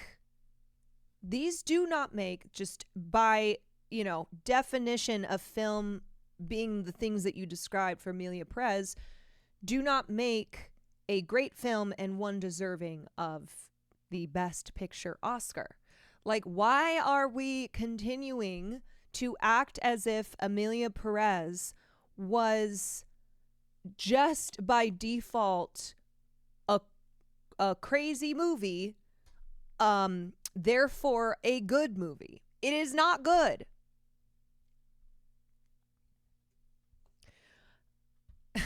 I also like that he says, do I think that Emilia Perez is the best film to come out in the last 12 months? Well, not exactly, no. But is it the wildest, bravest, silliest film? The one loaded with the most moments where you gasp, you can't do that at the screen? Almost certainly. Holy shit, I hope that you never become a member of the Academy. Also, Brave, I'm sorry, no. No, this is not Brave. Emilia Perez is not a Brave film, okay?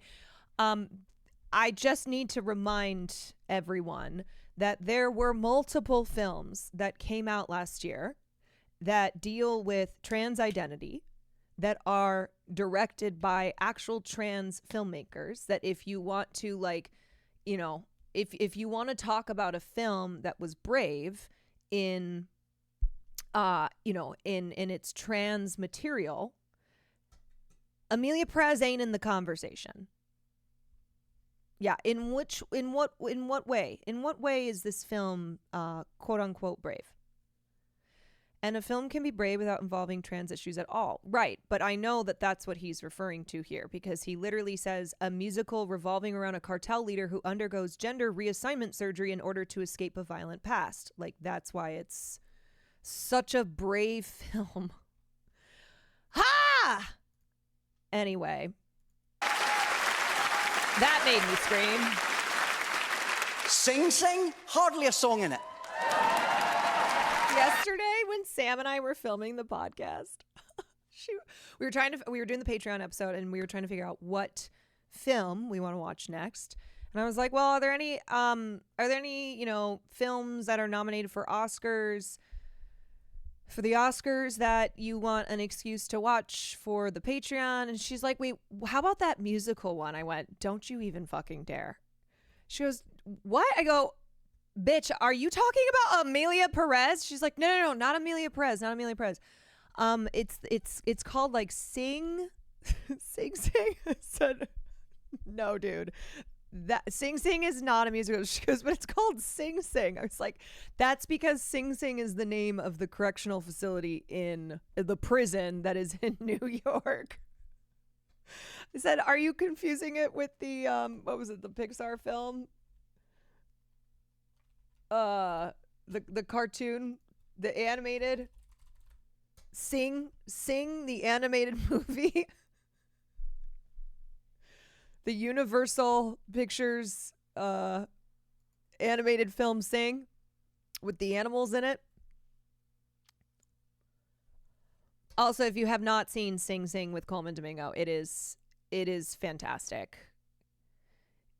If you want a heavy-hander, if you want a double heavy-handed film night, I would say Nickel Boys and Sing Sing back to back.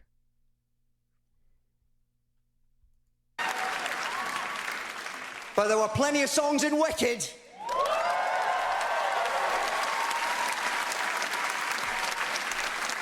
All of which, of course, led to a debate about audiences singing along during movies at the cinema.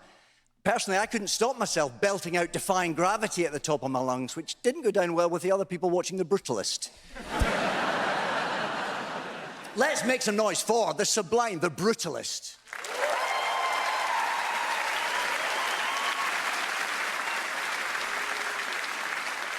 A film about incredible architecture. In fact, it's the boldest architecture in film this year, apart from Donald Trump's hair in The Apprentice. Oh, yeah, and Andre Donald Trump, did, of course, he says he hasn't seen The Apprentice because it's a 15, it's not on Nickelodeon. See? Donald Trump. I'm worried. I've said his name 3 times. It's like Beetlejuice. I've summoned him. Talking of villains.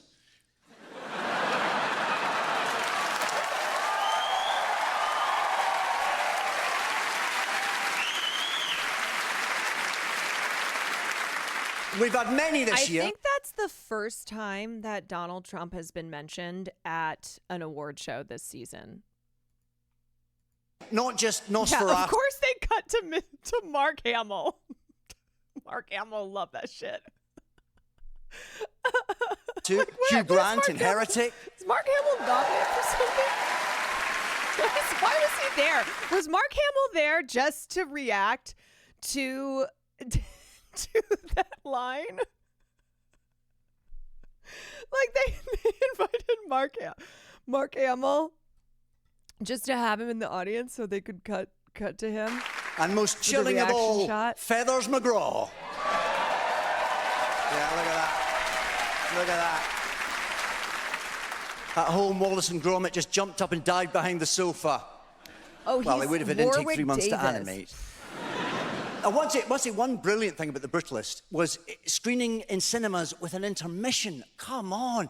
Who doesn't love a chance to go for a wee halfway through?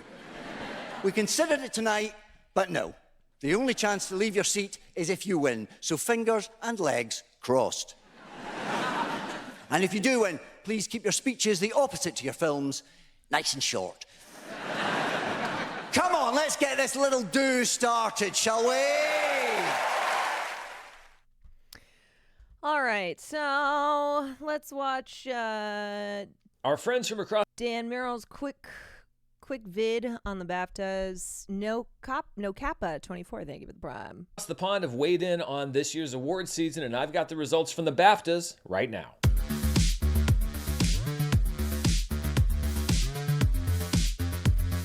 Hello everybody, I'm Dan Merle here with the results from this year's BAFTA Awards. They happened earlier today over in the UK, but they're not like the Oscars. They don't air live on television. It's cut down for TV and then aired a bit later. It's the reason that I subscribe to BritBox once a year. Now the BAFTAs are a bit like the Golden Globes in that they're not necessarily a predictor for the Academy Awards, because the voting base isn't the same. There's not a whole lot of overlap between BAFTA and the Academy. Yeah, but remember when the BAFTAs completely fucking hated Everything Ever All at Once, and then Everything Everywhere All at Once dominated the Oscars?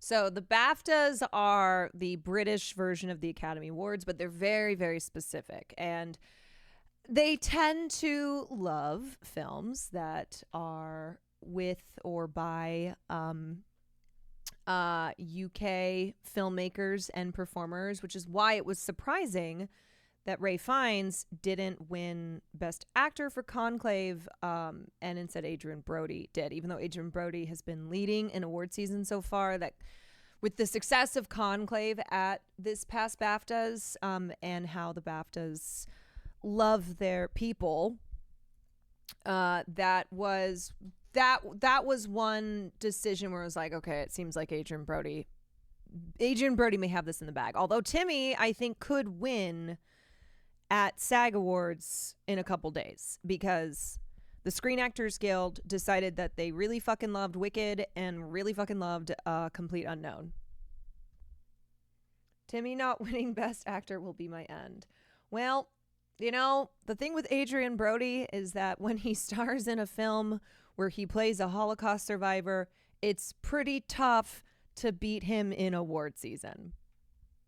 They can be a bit useful to see which way the wind is blowing. How are people thinking about the race overall, even if it's not the same specific voters? In general, though, I just like to say that I always enjoy watching the BAFTA ceremony because it is shorter than the Oscars, and also because they do things that I've long been advocating for the Academy Awards, like showing clips of every movie in every category. They always do the In Memoriam segment very well. Jeff Goldblum this year played a really nice rendition of As Time Goes By on the piano, while they showed the pictures full screen of the people that passed away, had clips for them as well. So I know that there are some different things like presenting categories off air that have been a little bit more controversial here in the US. But generally, I think that the BAFTAs are a well-run ceremony, and it did culminate with Conclave's big win for Best Film. Now, it's not a huge surprise here because it led in overall nominations. It's also considered a British film at the BAFTAs due to its British production team. But what I think that this does is to keep the Best Picture race a little bit more wide open. If Anora had run to a win here at the BAFTAs, I think the idea could be that maybe it was cinching up the Best Picture win. But with Conclave's win here, I think that a lot of eyes are now going to be even more closely trained on the SAG Awards next week, and what movie's going to win that Best Ensemble Award, who's going to win the Individual Acting Awards. Do I think because that, should Anora... Do I think that Zoe Saldana is going to win? Yes, I do. I do. I think she has been unaffected by the Amelia Perez controversy, and also she has dominated. She has dominated thus far. Or Conclave win that award, I think the momentum could shift a bit to that movie or the other one. I still think that Anora is a narrow frontrunner for Best Picture, but should Conclave also do really well at the Screen Actors Guild, then I think that we could go into Oscar Sunday with really a wide open race with no clear frontrunner. Conclave also picked up awards for Best British Film, as well as Best Editing and Best Adapted Screenplay. I think it's close to a lock in that category. It was up against all 5 of the other Oscar nominees. There were 2 awards that I think were somewhat surprising in the night. It was a lot of frontrunners or movies that were already in the mix winning, but the winner for Best Original Screenplay was A Real Pain. I didn't really guess that Jesse Eisenberg would win the award for that film. Kind of an interesting wrinkle in the Oscar race. It was up against 3 other Oscar nominees. September 5 was not in this category. Anora, as in Best Picture... I don't really think anybody thought that was going to happen, including Jesse Eisenberg, who did not have a speech ready. I think is still the front runner for this. Will Conclave win Best Picture if the Pope dies? In honor of the woke Pope.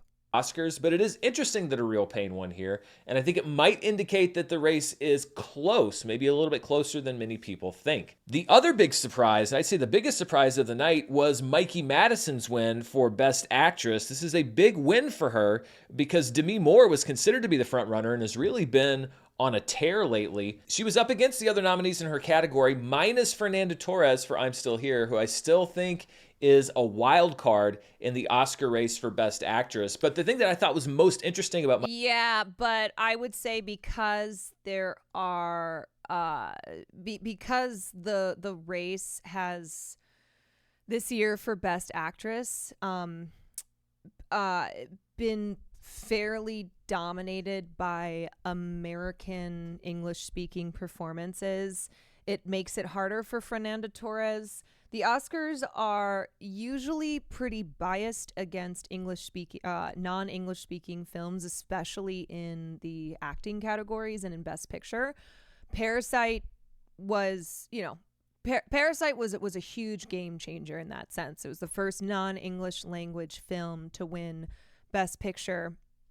But remember that none of the actors from Parasite were even nominated.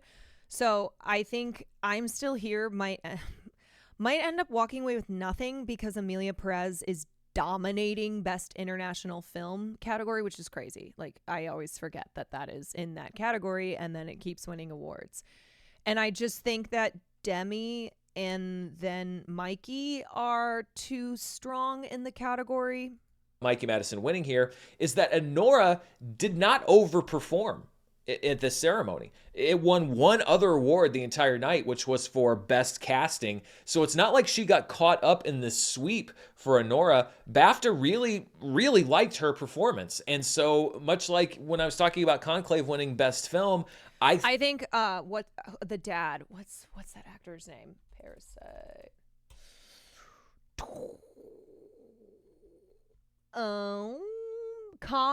Kang Ho Song, who's a frequent collaborator of Bong Joon-ho's. He is so good. I mean, the performances were all good, but he was the standout for me. I think now the eyes of the industry and everybody else are really going to be trained on the SAG Award for Best Actress next week, because should Mikey Madison win the award for Best Actress at SAG, then I think that what seemed like almost a sure thing for Demi Moore gets blown wide open on Oscar night, especially when you add Fernanda Torres into the mix. Should Demi Moore win the SAG Award next week, then I think I would be much more confident in making my pick for her to win Best Actress. So there are still a lot of things that are up in the air, even in races that seem to have been close to sewn up prior to now. Adrian Brody won the award for Best Actor. Yeah, so two things going on there. Okay, one, the Oscars love a great story for those who are for those who are in contention for the awards. And Demi Moore has a great story. She is, it's a comeback story. It's an actress past her quote unquote prime per Hollywood standards who, delivers the best performance of her life. It's, Demi, it's an actress who has never won any awards before, who, her whole life was told that she's not a serious actress, blah, blah, blah. So there's a lot going on with Demi Moore's award season narrative that is very enticing to Oscar voters. That is, when you look at all of the storylines, this award season is the one that has gotten a lot of attention. And a lot of people feel very strongly about Demi Moore in this category because it's Demi Moore and because she has, it's a great story. But the Oscars in the Best Actress category also love the young ingenue. Jennifer Lawrence, Emma Stone, Brie Larson. There's one thing in Hollywood that the Oscars love to award. It is the young white ingenue, and so that could be a plus for Mikey Madison. Is there sports betting on the Oscars? I don't know if there's a fish. I'm not into gambling. I would guess, of course. You know what? At this point, I'm just gonna say, yeah. When it comes to gambling, when it comes to betting, you can bet on anything. Whatever happened to Brie Larson? Well, she starred as Miss Marvel, Captain Marvel, and got a ton of harassment and shit. She was also in that one show that did pretty well at the Emmys. I can't remember.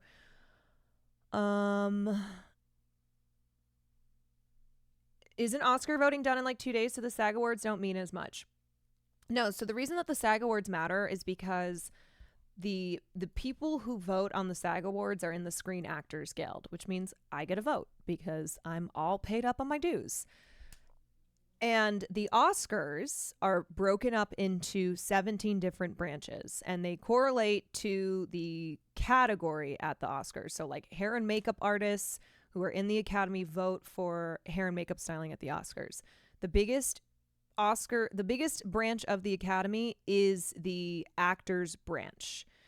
And a lot of actors who are, a lot of Academy members who are part of the actors branch are also in SAG and vote for the SAG Awards. So there's a lot of crossover there. So it doesn't matter that the Oscars voting is done before the SAG Awards come out, because it's still like it still can provide an indication as to how the Oscars race is going. Did you vote for Mikey? I haven't. You know what? Actually, this is a good reminder. Oh,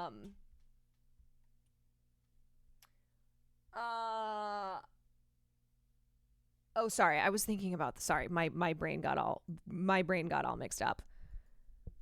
You know a lot about this. You must have studied cinematography. No, I did not study cinematography. The categories that I usually focus on are the performance categories as well as Best Picture. Who's my pick of Mikey over Demi? Oh, it's tough.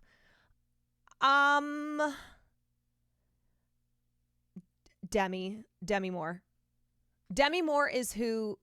Look, if Mikey Madison wins the Oscar, then that will be very exciting, and I'll feel happy about that because I really loved her in Anora. I really loved Anora, but I also really loved The Substance, and I've been pushing for just a tie. I mean, it's happened in the past.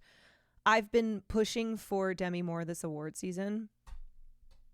He seems pretty unstoppable at this point. I think a SAG loss right now would be the only thing that could complicate things. Kieran Culkin, as expected, won Best Supporting Actor. He is as sure a thing. They should just let you pick who wins everything, TBH. Hi, guys. Do you mind if I just decide who wins the Oscars? When are you going to do your Oscar predictions? Probably the week before. As you can possibly get. He was not in attendance. He was with an ill family member. I liked Jesse Eisenberg's quip when he accepted the award on his behalf. He is one of these lovely people who's brilliantly talented, but who, for some random luck of the cosmos, has his priorities in order. There have been questions about Emilia Perez and whether that's going to affect Zoe Saldana's chance at Best Supporting Actress, but it certainly didn't at the BAFTAs. What happens when it's a tie? Then it goes to both.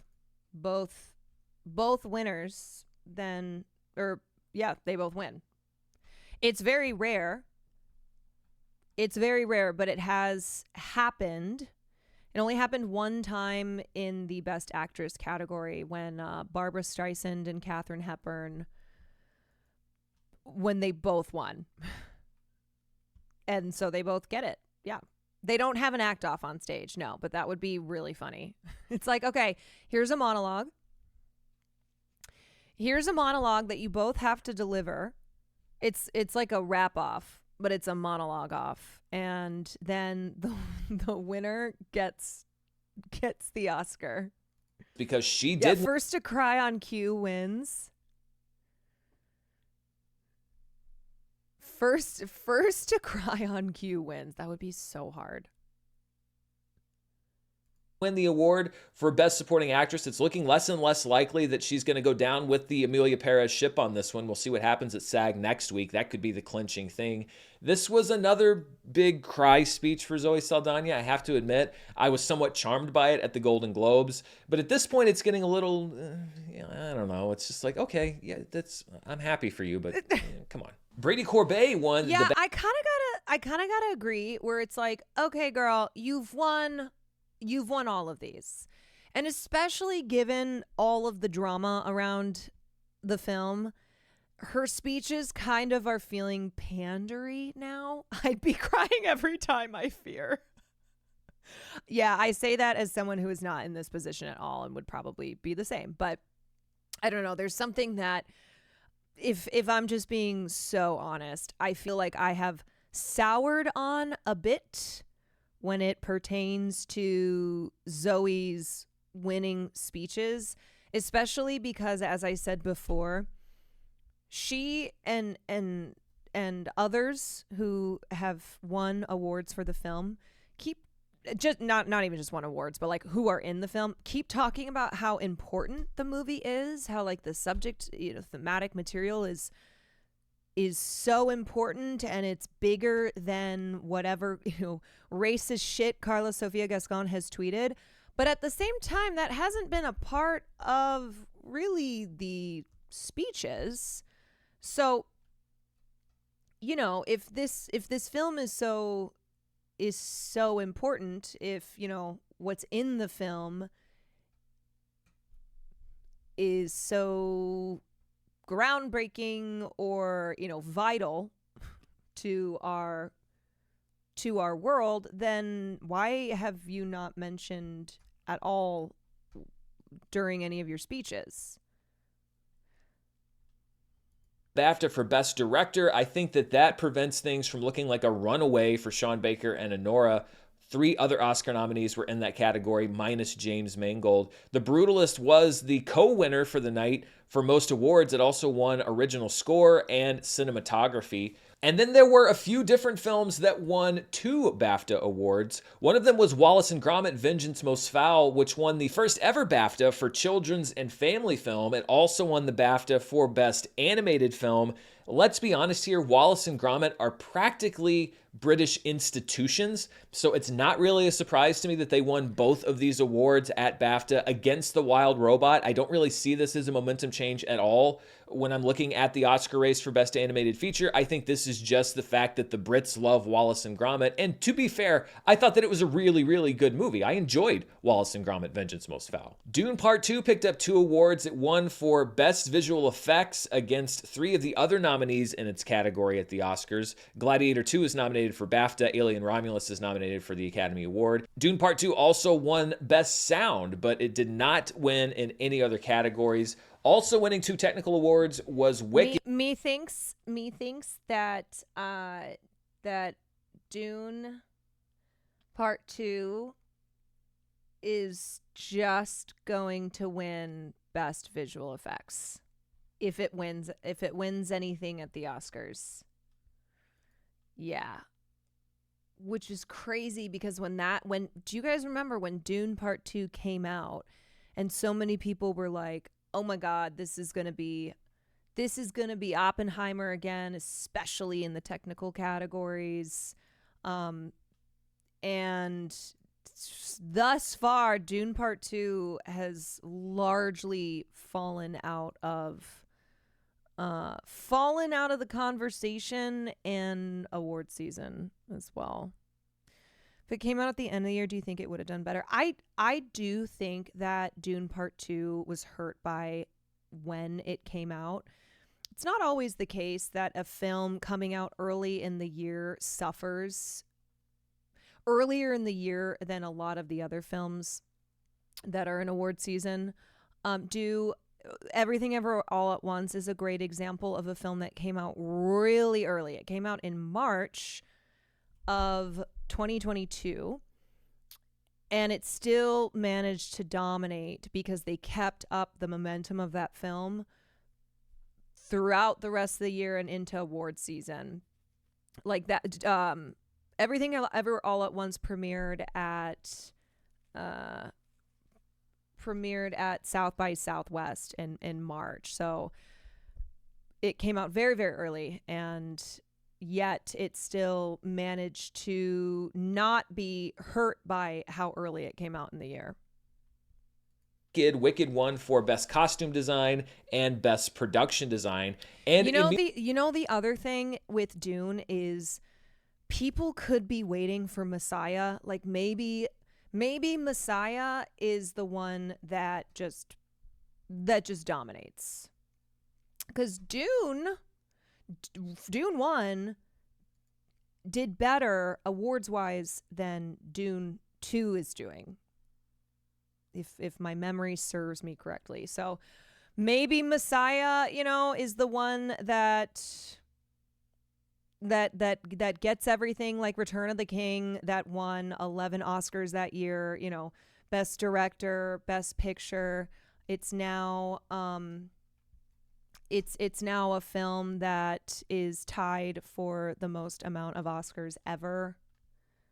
And it was the third Lord of the Rings film, so maybe that will happen with Messiah. Not necessarily that Messiah will dominate how Return of the King did, but that people are like waiting for the final installment of the Dune trilogy to like go all out on it. Emilia Perez was one of the films that won 2 BAFTA awards. Of course, the win for Zoe Saldana, and it also did win the award for Best Film Not in the English Language. The controversy had no effect on this race at BAFTA.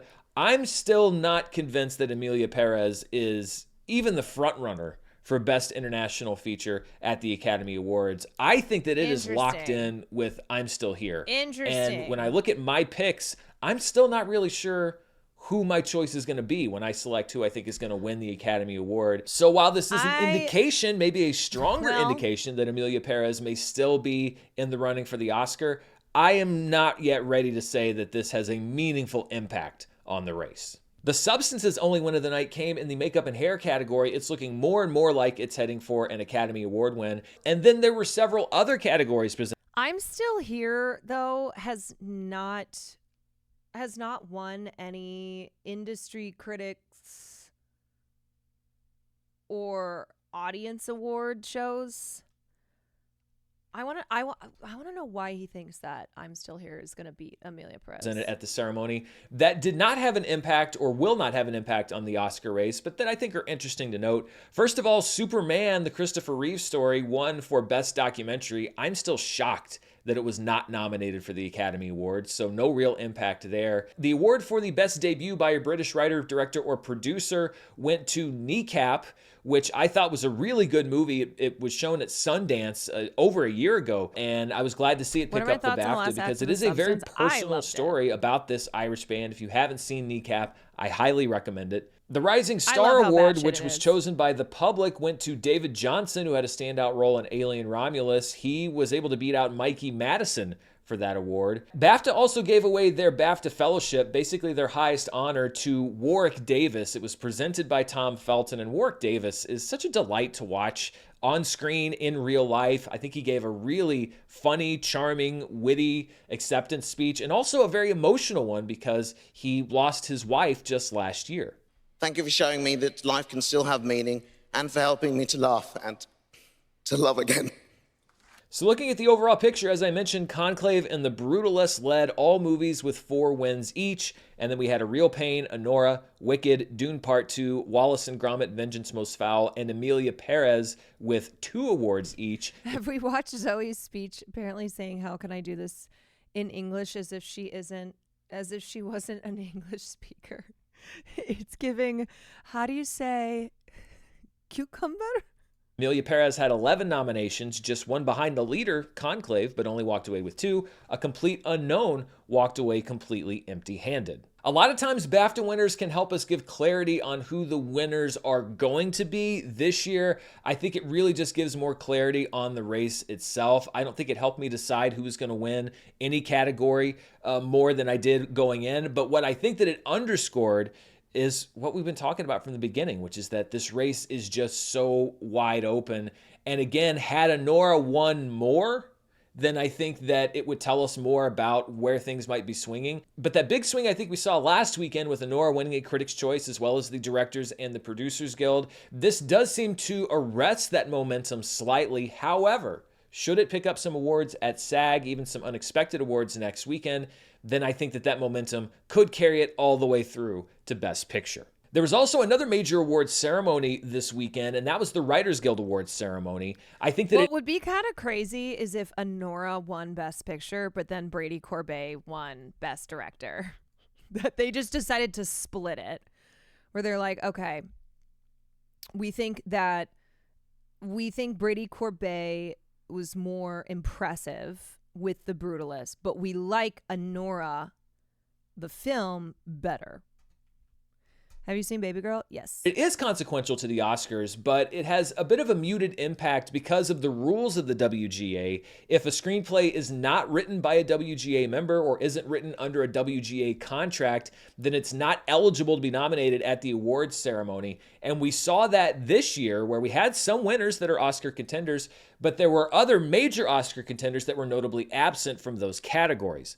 The WGA Award for Best Original Screenplay went to Anora, which is a mark in its favor, although you have to keep in mind that The Substance, September 5, and The Brutalist, which are all Oscar nominated, weren't nominated at the WGA. The only other Oscar nominee at WGA was A Real Pain. So this may speak to Anora's relative strength over A Real Pain. We just saw A Real Pain win at BAFTA, but without those other movies in the mix, it's hard to tell just how significant that win is. Still, it is good for Anora. By the way, and I think I started the stat last week, there's now only one movie that's won the Critics' Choice Award for Best Picture, as well as one at the... Yes, the Brokeback Mountain effect. Is there an award show for animation? Yes, there is. The Directors Guild, the Producers Guild, and now won a Writers Guild Award that did not go on to win Best Picture, and that's Brokeback Mountain.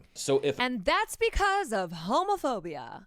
Now, Anora is not going to have the obstacle of homophobia like Brokeback Mountain did, but it has the obstacle of a lot of other great, really popular films being awarded. And because back when Brokeback Mountain was nominated, only 5 nominees for Best Picture was how it was, but now Best Picture is 10 nominees. So Anora just has more competition too. If Anora were to not win Best Picture, it would now join a club of 2 alongside Brokeback Mountain as the film that won all of those other awards but weren't able to take home the Oscar top prize. The Writers Guild Award for Best Adapted Screenplay went to Nickel Boys, and it's great to see that film win. Yeah. Conclave, which I think is almost a lock to win the Oscar, was not nominated at the WGA, nor was Emilia Perez or Sing Sing. Those 3 films are also nominated for the Oscar. The only other Oscar nominee that was in that category is a complete unknown, so I wouldn't really say that this says a whole lot for Nickel Boys' chances in the Academy Awards race, only because the odds-on favorite wasn't even one of the nominees. Much like the BAFTAs, the documentary award doesn't really give us any insight to the Oscars. The award for Best Documentary Screenplay went to Jim Henson, Idea Man. There were actually no Oscar nominations in that category, possibly due to the WGA eligibility rules. So it was a big win for Conclave at the BAFTAs, a big win for Mikey Madison at the BAFTAs, and a win for Anora at the WGA Awards. What do you think? What do you think this says about the state of the race? What are you looking forward to as we go into the last weekend before the Oscars and the SAG Awards, which are happening in a week? Let me know down in the comments below, and be sure to stay tuned right here to the channel. I'm going to be breaking down the box office of Captain America: Brave New World, as well as even more movie news, reviews, and everything you come to this channel for. Thank you so much for tuning into this BAFTAs recap. Until next time, stay safe, and I'll see you then. Bye. Oh, also, I was wrong. Voting for SAG ends the 21st. It's not, the SAG Awards are not on the 21st. They're on the 23rd. Did I see No Other Land? It destroyed me. It was like watching someone I know be removed. Yes, I did see No Other Land. I did see No Other Land, and I do believe that No Other Land is going to win at the Oscars. It's going to win at the Oscars. I believe No Other Land is going to win the Oscar, which will provide a platform to the filmmakers. Hopefully, Bassel Adra, who is Palestinian and who No Other Land is filmed in his hometown of Masafer Yatta, that has been under attack by the state of Israel and the settlers who are, encroaching on Palestinian land, and all of this is illegal. He is literally facing physical threats still, and so the question of if he will even be able to attend the Oscars is one that we're not sure yet. But it's also,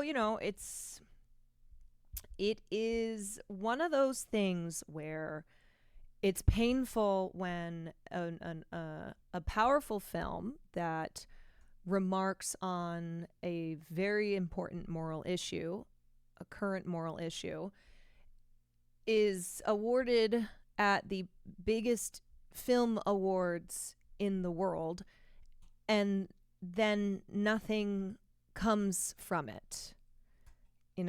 Film has the ability to be able to change hearts and minds, but it can fall short when it comes to tangible change resulting from a film. And yeah, so it's a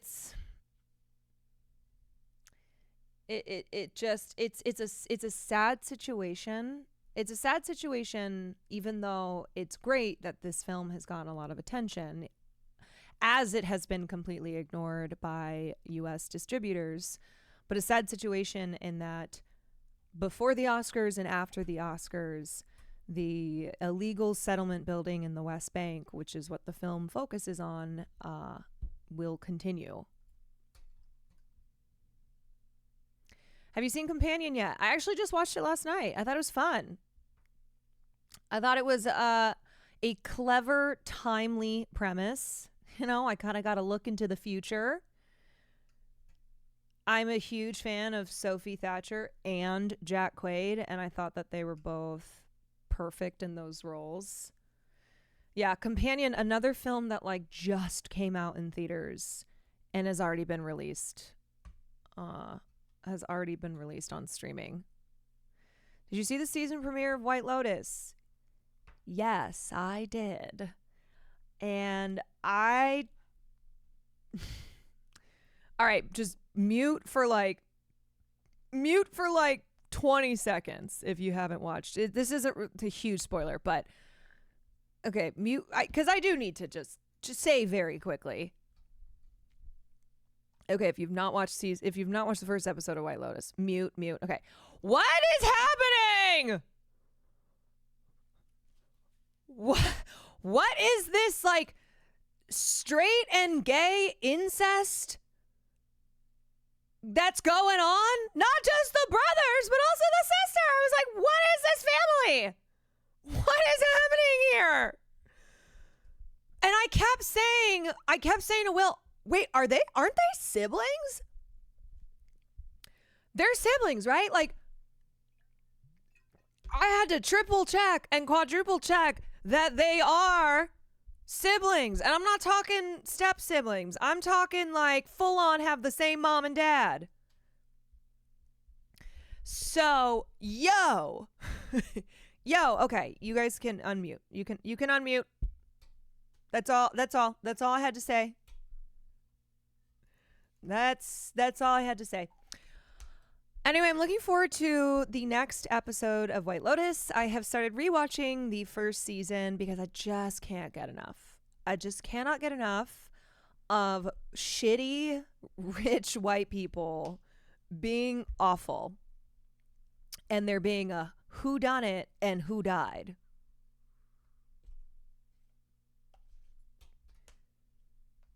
Have you watched Common Side Effects? I have not watched Common Side Effects. All right, let's talk about this. plane crashing. Common side effects. What is that? Common side effects. Oh, this show. Will's been watching this. So I actually have seen some of this. It's good because I've seen it when he's been watching it.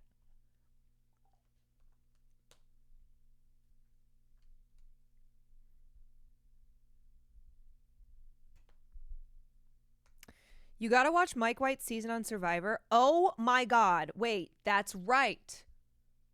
That's right. I totally forgot. And then he brings on his Survivor cast members as extras.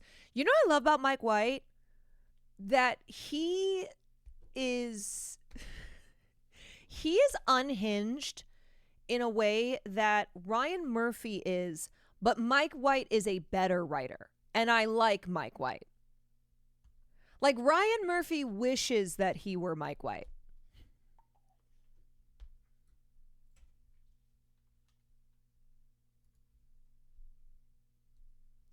Not gonna lie, I started season 3 of White Lotus for no reason, but I haven't seen the other two. Oh, you should watch the other two. Especially because it's only like 6 episodes a season.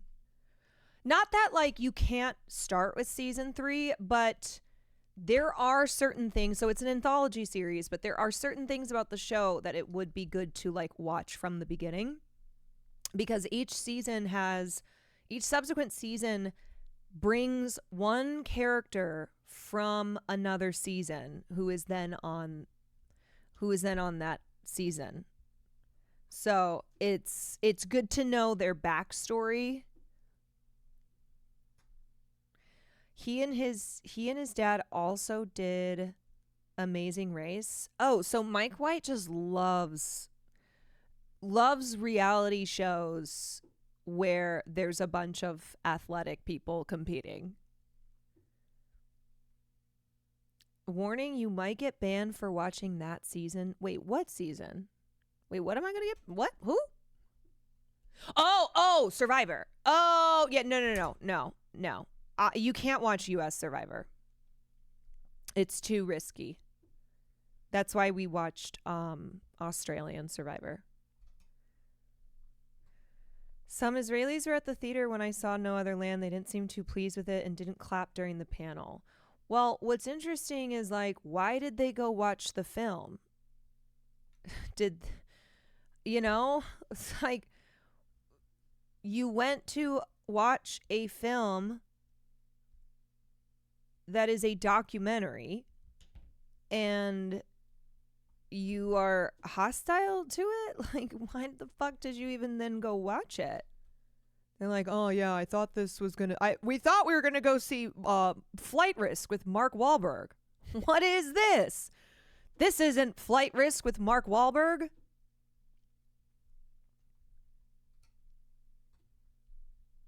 Podjohn wishes he was Mike White. Podjohn wishes that he was anybody else on Survivor because he got out first.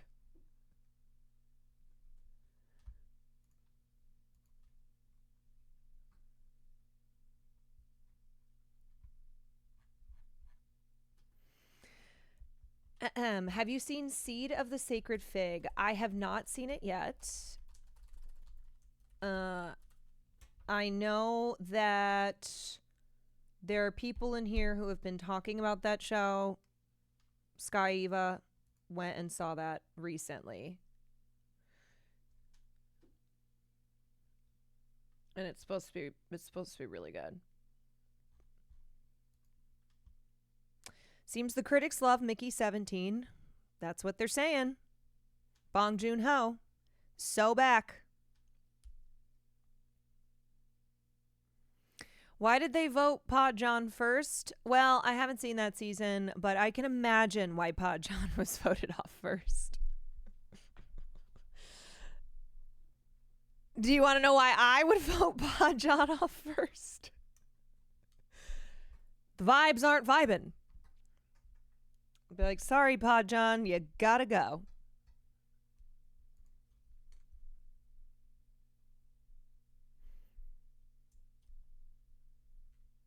All right, you guys.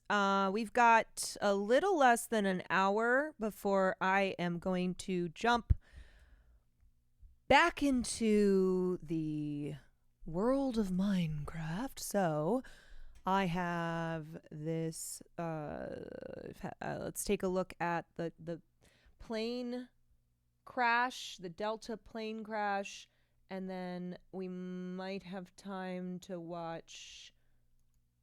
The latest John Oliver. Terrifying video of Delta Flight 4819's crash landing in Toronto.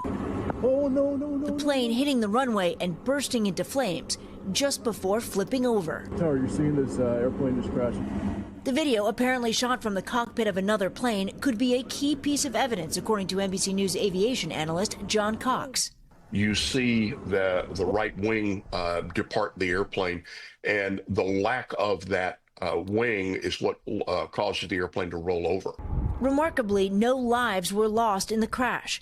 Of the 80 people on board, Delta Airlines says 21. Yeah, but I'm sure that everyone thought that they were going to die. Like, your plane is clearly going down. You are thinking to yourself, I'm dead. This is it. Like, it is obviously great that nobody died, but there is a lot of people are very scared right now when it comes to air travel. Google searches for why are airplanes crashing? What is going on with air travel? Like, those searches have spiked because just in 2025, there has been a string of air crashes. Of course, we had the American Airlines jet and the Army helicopter that collided on January 29th when it was approaching Washington's Reagan National Airport. And the American Airlines plane that was truly like so close to landing collided with an Army helicopter that was on a training mission. It was the deadliest air crash in the United States in 20 years. There was a medical jet that went down in Philadelphia on January 31st. It was a small medical plane, went down in northeast Philadelphia a minute after taking off, and all 6 people on board and 1 person on the ground was killed.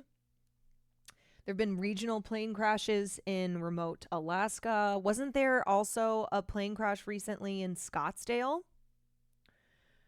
You are not going to catch Cutie on a flight this year. Yeah, anybody who already has a fear of flying is probably not going to be flying anytime soon.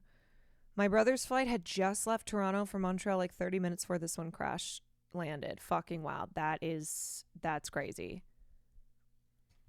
Do we know what this was about yet? Well, we're going to look at the story now, but a cause has not yet been determined. 1 were treated in the hospital. 19 have been released. The fuselage of the plane still sits on the runway, where it will likely remain for the next 2 days. Oh, yeah. DEI. Actually, yes, we know the cause. DEI woke. According to officials.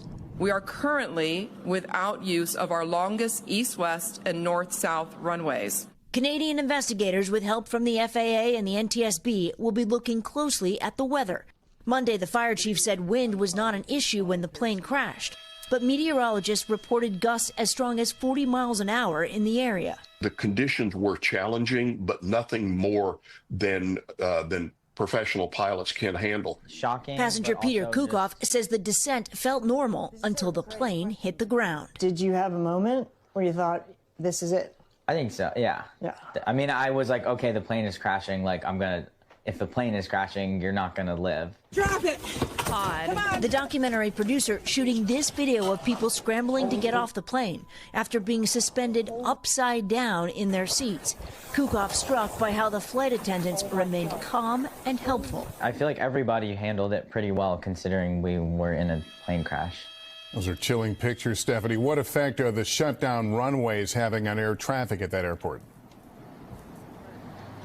Well, it's slowing it down, Lester. You know, there was a backlog at this airport before the crash took place because of successive winter storms. Now officials are warning travelers there could be delays and cancellations for days. Thanks for watching. Stay updated about. Let's go right now. My pilot friends say this is speculative, but it seems the weather was such the plane had next to no margin of error to land. Yeah, well, I think the solution is what Donald Trump is currently doing, which is to slash FAA jobs. Like, in response to these string of plane crashes, which since the crash on the 29th, which was the worst, deadliest air crash in more than 20 years, as I said, there have been multiple plane crashes. So congratulations, thank you to the Trump administration, who is restoring excellence and safety within the Federal Aviation Administration by slashing jobs. So it's not to say that that is necessarily why this plane crashed, but we do know that the plane crash on the 29th is something that people in the industry have been warning about for years, as the FAA has been slashed left and right, and as, you know, legislation has passed that increases air traffic in an already overstressed airport. So yeah, it's great that the solution here is to continue slashing the FAA. Now to John Nelson, he was a passenger on... Oh, but don't worry, as Elon Musk said, SpaceX is going to step up. SpaceX is going to make sure that we're safe in the skies. Thank you, Elon, sir. Thank you. The plane. John, thank you so much for being with us. We're so glad you're okay. I mean, who would have known that you were in a plane crash a few hours ago? It's unbelievable. You have video that you recorded. We've been watching. Tell us when you first realized something was the matter. Yeah, it was a typical flight from Minneapolis to Toronto.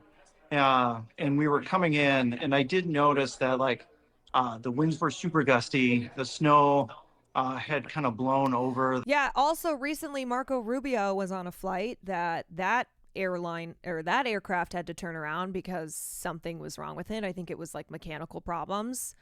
So this feels like a situation where maybe lawmakers aren't going to do something about it until their planes are crashing. The runways.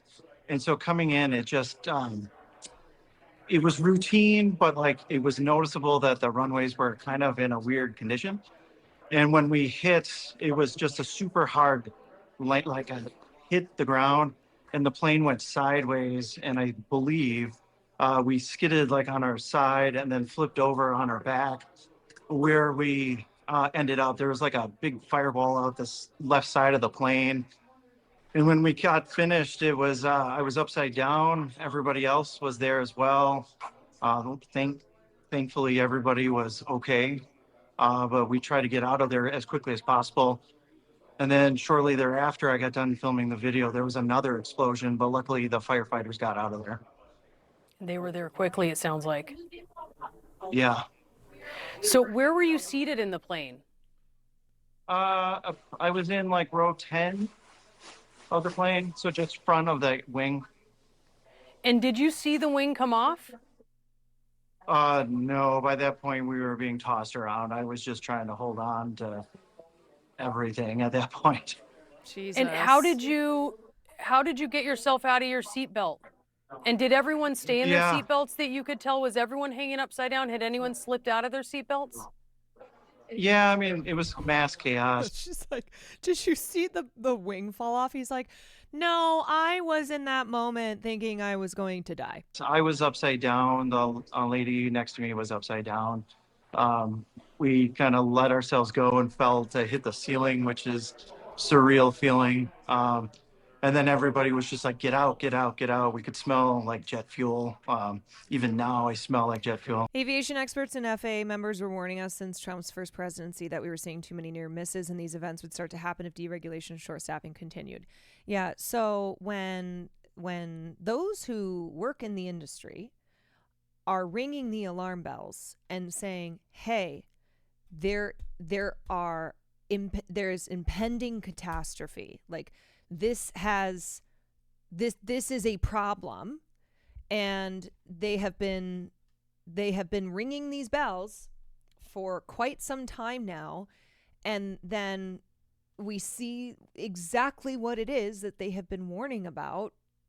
It is so fucking frustrating. I was listening to the Daily, not the Daily Show. I was listening to the Daily's episode on the plane crash on the 29th. And the journalist who was the guest on that episode said that she found out because one of her contacts in traffic control, who she had who had been a contact for her as she has reported on these problems, she got a text from him and he said, "I told you that this was going to happen." Crazy how at this point we have to refer to the crashes by date because there have been so many. Yeah, I mean, it is absolutely something that, is a cause for worry, knowing that there are things that have led up to this, and that aviation experts and people who work for the FAA have been saying for quite some time now, this is what is going to be a result. When you continue to deregulate, when you are slashing this administration's resources, when you are passing bills that increase already congested airports, like these are all problems that are going to have inevitable outcomes like this. And then we just crawled out the back of the airplane. The firefighters, the EMTs were there right away. Was anyone injured? I mean, what did you see? We know there were some injuries. What was it like? Chaos. There was injuries. There was hurt individuals. Yeah, I mean, it's just all the emotional roller coaster that you go through, but things you hope you don't see again, right? How are you feeling? Stressed, nervous, shaky still.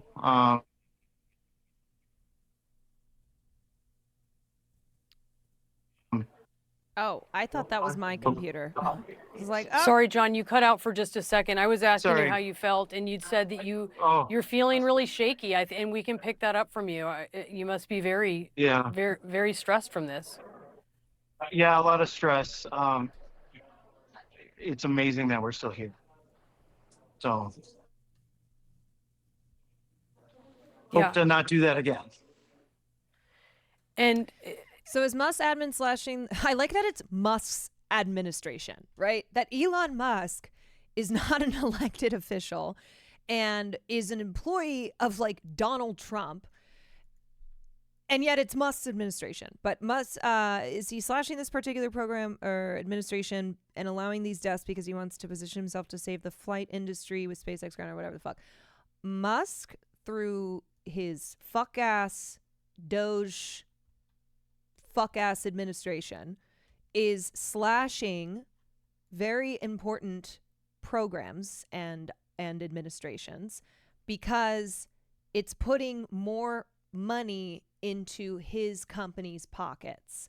So let's slash the FAA and then give more money to SpaceX, who Musk has already been talking about is going to come in and deliver a new world-class air traffic control system, and we're going to have SpaceX take over everything, and don't worry, because it's not like our rockets have exploded. So make no mistake that this isn't because Musk has any goals to actually actually be an agent of good change. It's because he wants more money and he wants the power. It really is amazing, and that's what experts have been telling us. While also shutting down a number of investigations into his companies. Yes. When you landed with the hard landing and went to the side, and then the plane was upside down, did that all happen very quickly? And what did that physically feel like for you as you were being tossed around? Yeah, I mean, it's it happens so quickly, right? There's this like giant like pop crack, it's this like super loud bang kind of thing happens, and then everything just goes literally sideways, and it happens so fast that I just remember like kind of pulling myself in and trying not to hit my head against anything. And luckily our flight attendants and everything were helpful for us. So they are signaling me that I do need to move on, but is there anything else? Just really quickly, do you know why the plane flipped? Do you know did it feel like it dipped one way or the other with the wing? She's like, can you tell us how your plane crashed? I don't know. I'm no expert on that one. I will let them figure it out. It feels like snow, wind, hard landing, all of it together. And have you talked to your family? Are you going to see them? I get it that she's an anchor. She's asking him questions, right? She's interviewing him. Some of these questions are always like, girl, really? See them hopefully tomorrow. Oh, John, you that's know not soon why enough, the but plane I'm so glad you're crashed? going to see them. I'm so glad that you're Thank with you. us. And thank you so much for joining us tonight. We appreciate it. Thank you. Thank you. I do want to bring in now Aaron Murphy. He's a commercial pilot, a flight instructor, and he's with us tonight. What is happening with this CNN segment? Hear some of what John was saying there in that interview. Were you able to What hear if that? he said, no, I'm never seeing my family again? Yeah, what if he was like, actually, Aaron, this near-death experience has made me realize that I fucking hate my family, and I've decided to cut out everyone toxic from my life. So no, I will not be seeing my family. I heard John's words loud and clear, and there's nothing quite as harrowing as listening to someone's first account of a situation such as this, where you've walked away from something that you were probably sure it was the end. And I'm so happy that so many people walked away from this one. Absolutely. Yeah, it's unbelievable. And I know you say that this was a completely routine flight until the very final seconds before landing. It seems like that's what we've heard, maybe kind of gusty. We heard that from John. Another passenger said he felt like it was very normal.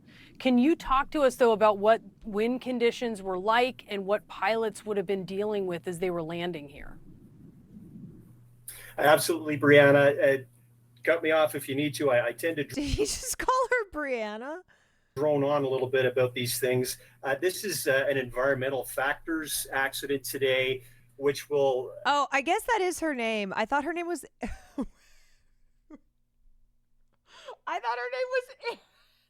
Oh, no. Oh, no, I'm doing face blindness. I've gotten them confused.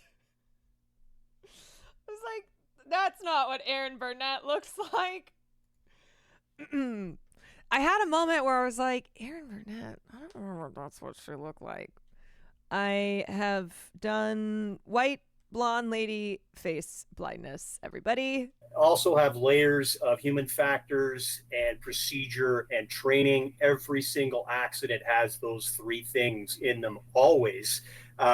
Very demanding, very challenging conditions today at the Pearson Airport. We had winds from the numbers that I saw around the time of the arrival, 270 at 25, gusting to 40. You know what? This is just going to be further ammo for my haters who are writing dissertations on how I am racist against white people. 45.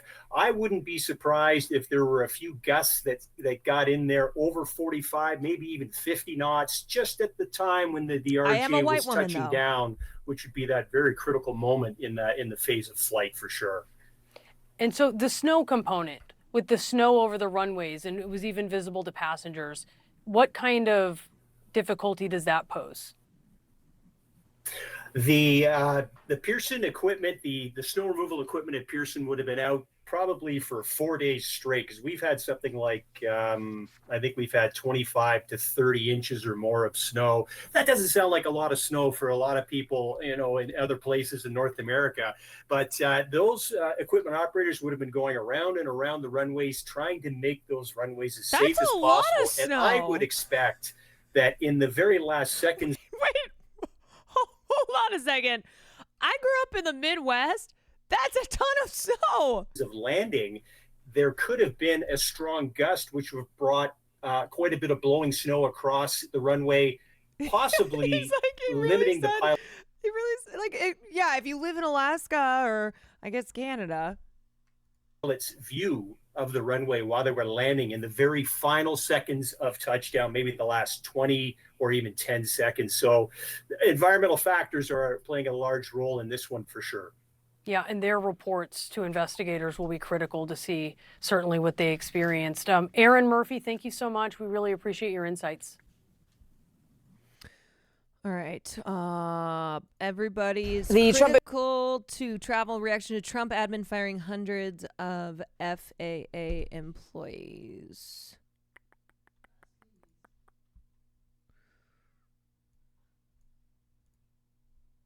Federal Aviation Administration employees are pending staff on a busy air travel weekend and just weeks after a January fatal mid-air collision at Ronald Reagan Washington National Airport. Officials say probationary workers were targeted in late-night emails on Friday, notifying them that they had been fired. Messages began arriving after 7 p.m. and continued late into the night. More employees might be notified over the long weekend or barred from entering FAA buildings on Tuesday. The firings hit the FAA when it faces a shortfall in controllers. Federal officials have been raising concerns about an overtaxed and understaffed air traffic control system for years, especially after a series of close calls between planes at U.S. airports. In the January 29th fatal crash between a U.S. Army Black Hawk helicopter and an American Airlines passenger jet, one controller was handling both commercial airline and helicopter traffic at the busy airport. The crash remains under investigation.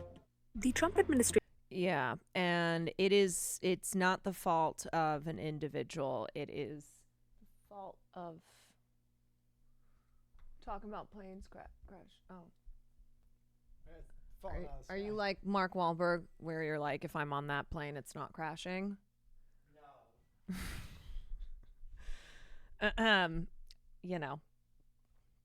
Guys, you're going to miss it soon. All right. We're all going to miss it soon when I am in the new place where I have a stream room that's not in our bedroom.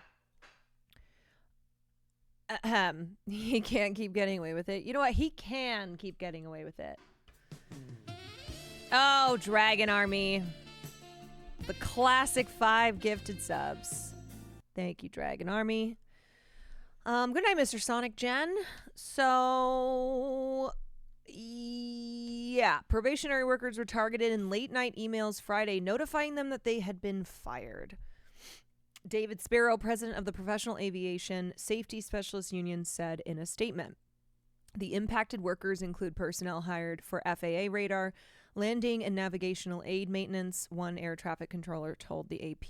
The air traffic controller was not authorized to talk to the media and spoke on condition of anonymity. In a message posted to Twitter late Monday, Transportation Secretary Sean Duffy said fewer than 400 FAA employees were fired and 0 air traffic controllers and critical safety personnel were let go. A Transportation Department official told the AP earlier Monday that the agency has retained employees who perform critical safety functions. In a follow-up query, the agency said they'd have to look into whether the radar, landing, and navigational aid workers affected were considered to handle critical safety functions. Yeah, I think that would be good to know. The National Air Traffic Controllers Association said in a brief statement Monday that it was analyzing the effect of the reported federal employee terminations on aviation safety, the national airspace system, and our members. Yeah, so I don't need to analyze nothing to know that it will have an effect on aviation safety, the national airspace system, and the members. Other FAA employees who were fired were working on an urgent and classified early warning radar system that the Air Force had announced in 2023 for Hawaii to detect incoming cruise missiles. The program that was in part defended by the Defense Department. It's one of several programs that the FAA's National Airspace System Defense Program manages that involve radars providing longer range detection around the country's borders. Due to the nature of their work, staff in that office typically provide an extensive knowledge transfer before retiring to make sure no institutional knowledge is lost. The Hawaii Radar and the FAA Defense Program Office working on it are about protecting national security. I don't think they even know what NDP does, said one of the employees in that branch who was terminated. They just thought, oh, no big deal, he just works for the FAA. This is about protecting national security, and I am scared to death. And the American public should be scared too. Sparrow said that messages began arriving after 7 p.m. Friday and continued late into the night. More might be notified over the long weekend or barred from entering FAA buildings on Tuesday. The employees were fired without cause, nor based on performance or conduct. And the emails were from an exec order Microsoft email address, not a government email address. A copy of the termination email that was provided to the AP shows the sending address ask_ahr_exec_orders at usfaa.mail.outlook.com. The firings hit the FAA as it faces a shortfall in controllers.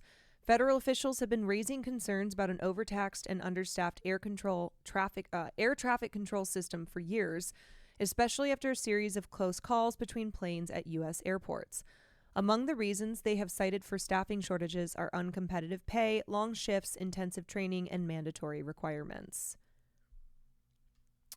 Just days before the collision on January 29th, Donald Trump had already fired all the members of the Aviation Security Advisory Committee, a panel mandated by Congress after the 1988 Pan Am 103 bombing over Lockerbie, Scotland. This, you guys, is the reason that Will Neff was born. I'm not even kidding. The Pan Am 103 bombing over Lockerbie, Scotland is the reason that Will Neff is alive today. Yeah, crazy story. So Will's mom was a flight attendant, as some of you may know, because remember on 9/11, Will was one of the kids at school who was taken into counseling because they thought his mom had died. So Will grew up in New Jersey, and a lot of kids who went to school with him, their parents worked in the trade towers. And so when 9/11 happened, they began pulling kids out of class and putting them into counseling because their parents had died. Will's mom was flying, she was a Delta flight attendant, and they had not, like, you got to keep in mind too, I know a lot of us were too young like when this happened, but we know we've learned a lot more about 9/11 in subsequent years after 9/11, but some of you weren't even born when 9/11 happened, but it was madness. It was absolute madness. It was chaos. Other cities thought that they were going to be hit based on intel. So Will's mom was on a flight that was supposed to fly from, I think it was Canada to New York that morning. And because like communications had gone down, they were like, we can't get a hold of her. She might be dead. Like there might be more hijacked planes, like yada, yada. So it was just like insanity. So Will was one of the kids who they were like, you know what, let's pull Will Neff because his mom might be dead.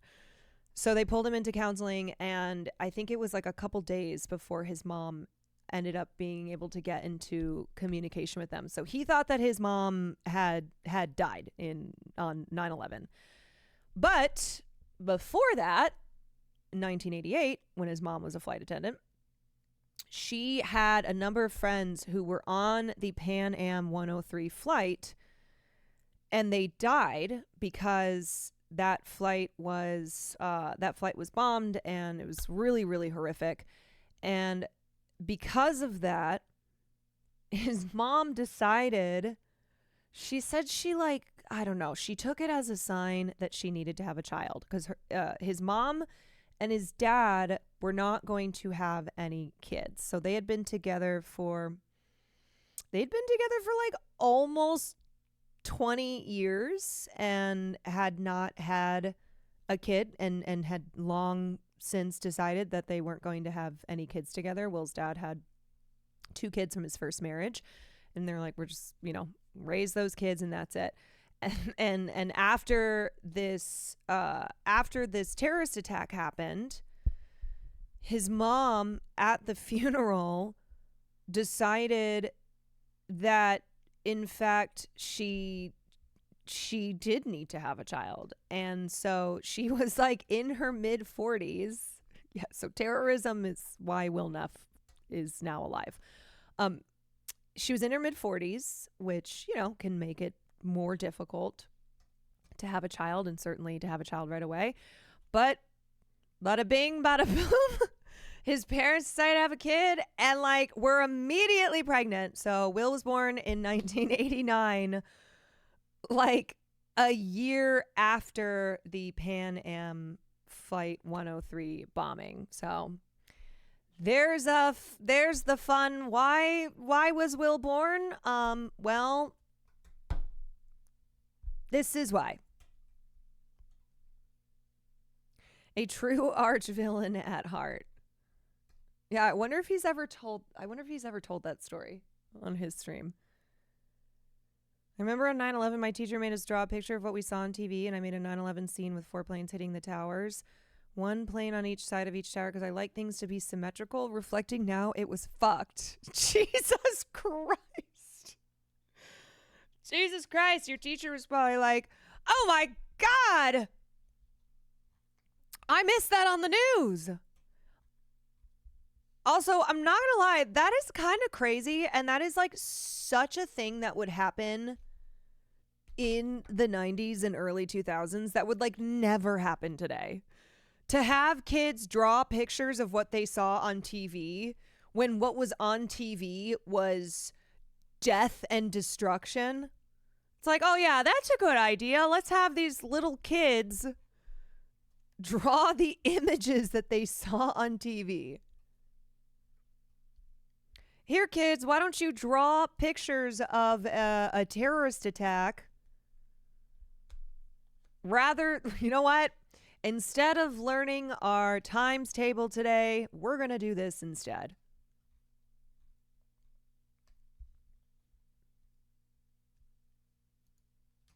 Okay. Anywho, back to this story.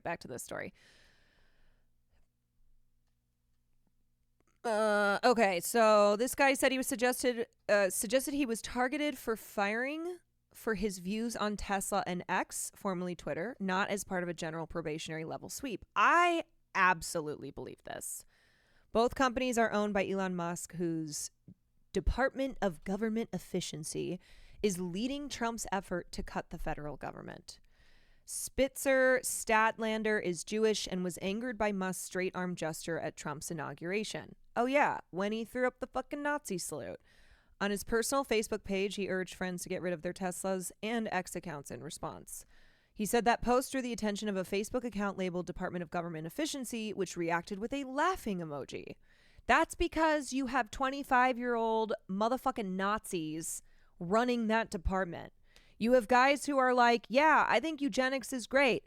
I think interracial marriage is awful and shouldn't be allowed. I love racism. There are at least a half dozen Facebook accounts labeled Department of Government Efficiency. It's unclear who operates any of them. White House spokesperson Caroline Leavitt wrote Monday on X, Doge doesn't even have a Facebook page. Spitzer Statlander said, oh, sorry, these are just people who are hoping to become part of Doge. Spitzer Statlander said he was supposed to be exempted from the probationary firings because the FAA office he worked in focused on national security threats such as attacks on the national airspace by drones. Less than a week later, I was fired despite my position allegedly being exempted due to national security. When Doge fired me, they turned off my computer and wiped all of my files without warning. Doge did not immediately respond to requests for comment. Yeah, probably because the employees are too busy tweeting racist shit on Twitter. Administration is firing. Okay, I'm sorry. I know that I said I know I said it was only going to be one time, but unfortunately, the last video that we watched was really quiet. So I had to crank that system all the way up, and that's why, you know what? That's the fun of watching Caroline Kwan's stream. You never know when you're going to just jump out of your skin and no longer be able to hear anything. So if you escaped the first deafening moment on the stream tonight, well, luckily, you got yours now. I'm so sorry, guys. I'm sorry. I would say, like, note to self, don't listen with headphones on, but also if you are listening in public, then everybody's going to hear. I'm sorry. Employees with probationary status that includes critical air traffic control employees. Just 19 days after a military helicopter crashed into a commercial airliner, killing everyone on board. Joining us now, National President at the Professional Aviation Safety Specialist, AFL-CIO, David Spiro. David, thanks for joining us. Who are these folks that have been laid off? Hi, Katie. Thanks for having me on. So a little bit about PASS. We're a federal employees union. We represent about 11,000 FAA employees, and they are in the Air Traffic Organization and the Aviation Safety Organization for FAA. So a lot of these folks that we're talking about support a couple of the key roles in FAA, which is I'll never be doing ASMR, which are the technicians that maintain the air traffic control system and the aviation safety inspectors who oversee the air carrier system, make sure that they're following all the regulations under 14 CFR and, of course, under general aviation. So these folks that we're talking about, a lot of them, let's say the technical workforce, for example, these folks maintain the physical infrastructure. So maintenance mechanics out there who are making sure that a building roof doesn't leak, the grass is cut, everything around that building isn't falling in so that the technicians can maintain the electronics. Over in the aviation safety world, we talk about aviation safety assistants, folks that do a lot of the paperwork and background work for inspectors, so they're not having to spend their time and the skill of their trade doing all of that sort of work. And then another group of folks that we're talking about are aeronautical folks that develop charts and maps and provide products for air traffic control, information specialists, provide products for air traffic control, provide products for industry to make it more efficient and more effective. Are these people expendable?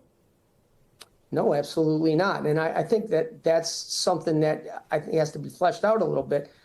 Everybody that has a role in the FAA is critical to accomplishing the mission, to assure that these folks that are on the front line, that are involved in safety in flight type of work, are able to focus on that and not have to look over their shoulder instead of looking out the window. So it's literally so it's so transparent what Elon Musk is doing, where he is slashing agencies. You know, he's firing he is firing hundreds of federal employees, and then he is giving his companies even more billions of dollars of contracts, and having SpaceX and Doge employees working for the agencies where he is slashing jobs. These are the sorry, I had a mouthful of fig bar. These are the folks that make everything happen. They grind the gears. So the rest of us that are engaged in aviation safety can make sure that all of that is happening without a skip. There was some reporting in the past couple of weeks that Elon Musk and Doge got a plug-in to the air traffic control system, and that they want to make some upgrades to it. It is an old system that is in desperate need, from reporting that we've heard for years, for a system upgrade, for a technological upgrade. What is there, in your assessment of things, what needs to change to make the FAA better? And are you seeing put these layoffs aside, are you seeing any moves made to make it function better, to make it safer? So the air traffic control system in the United States is always in need of upgrade. Its technology moves quickly, but the FAA has not been funded in a way to allow them to. But Joe Rogan says that's ridiculous because he doesn't need any more money. Oh yeah, Elon Musk is a person who has no further ambitions to continue hoarding wealth, to continue protecting his interests.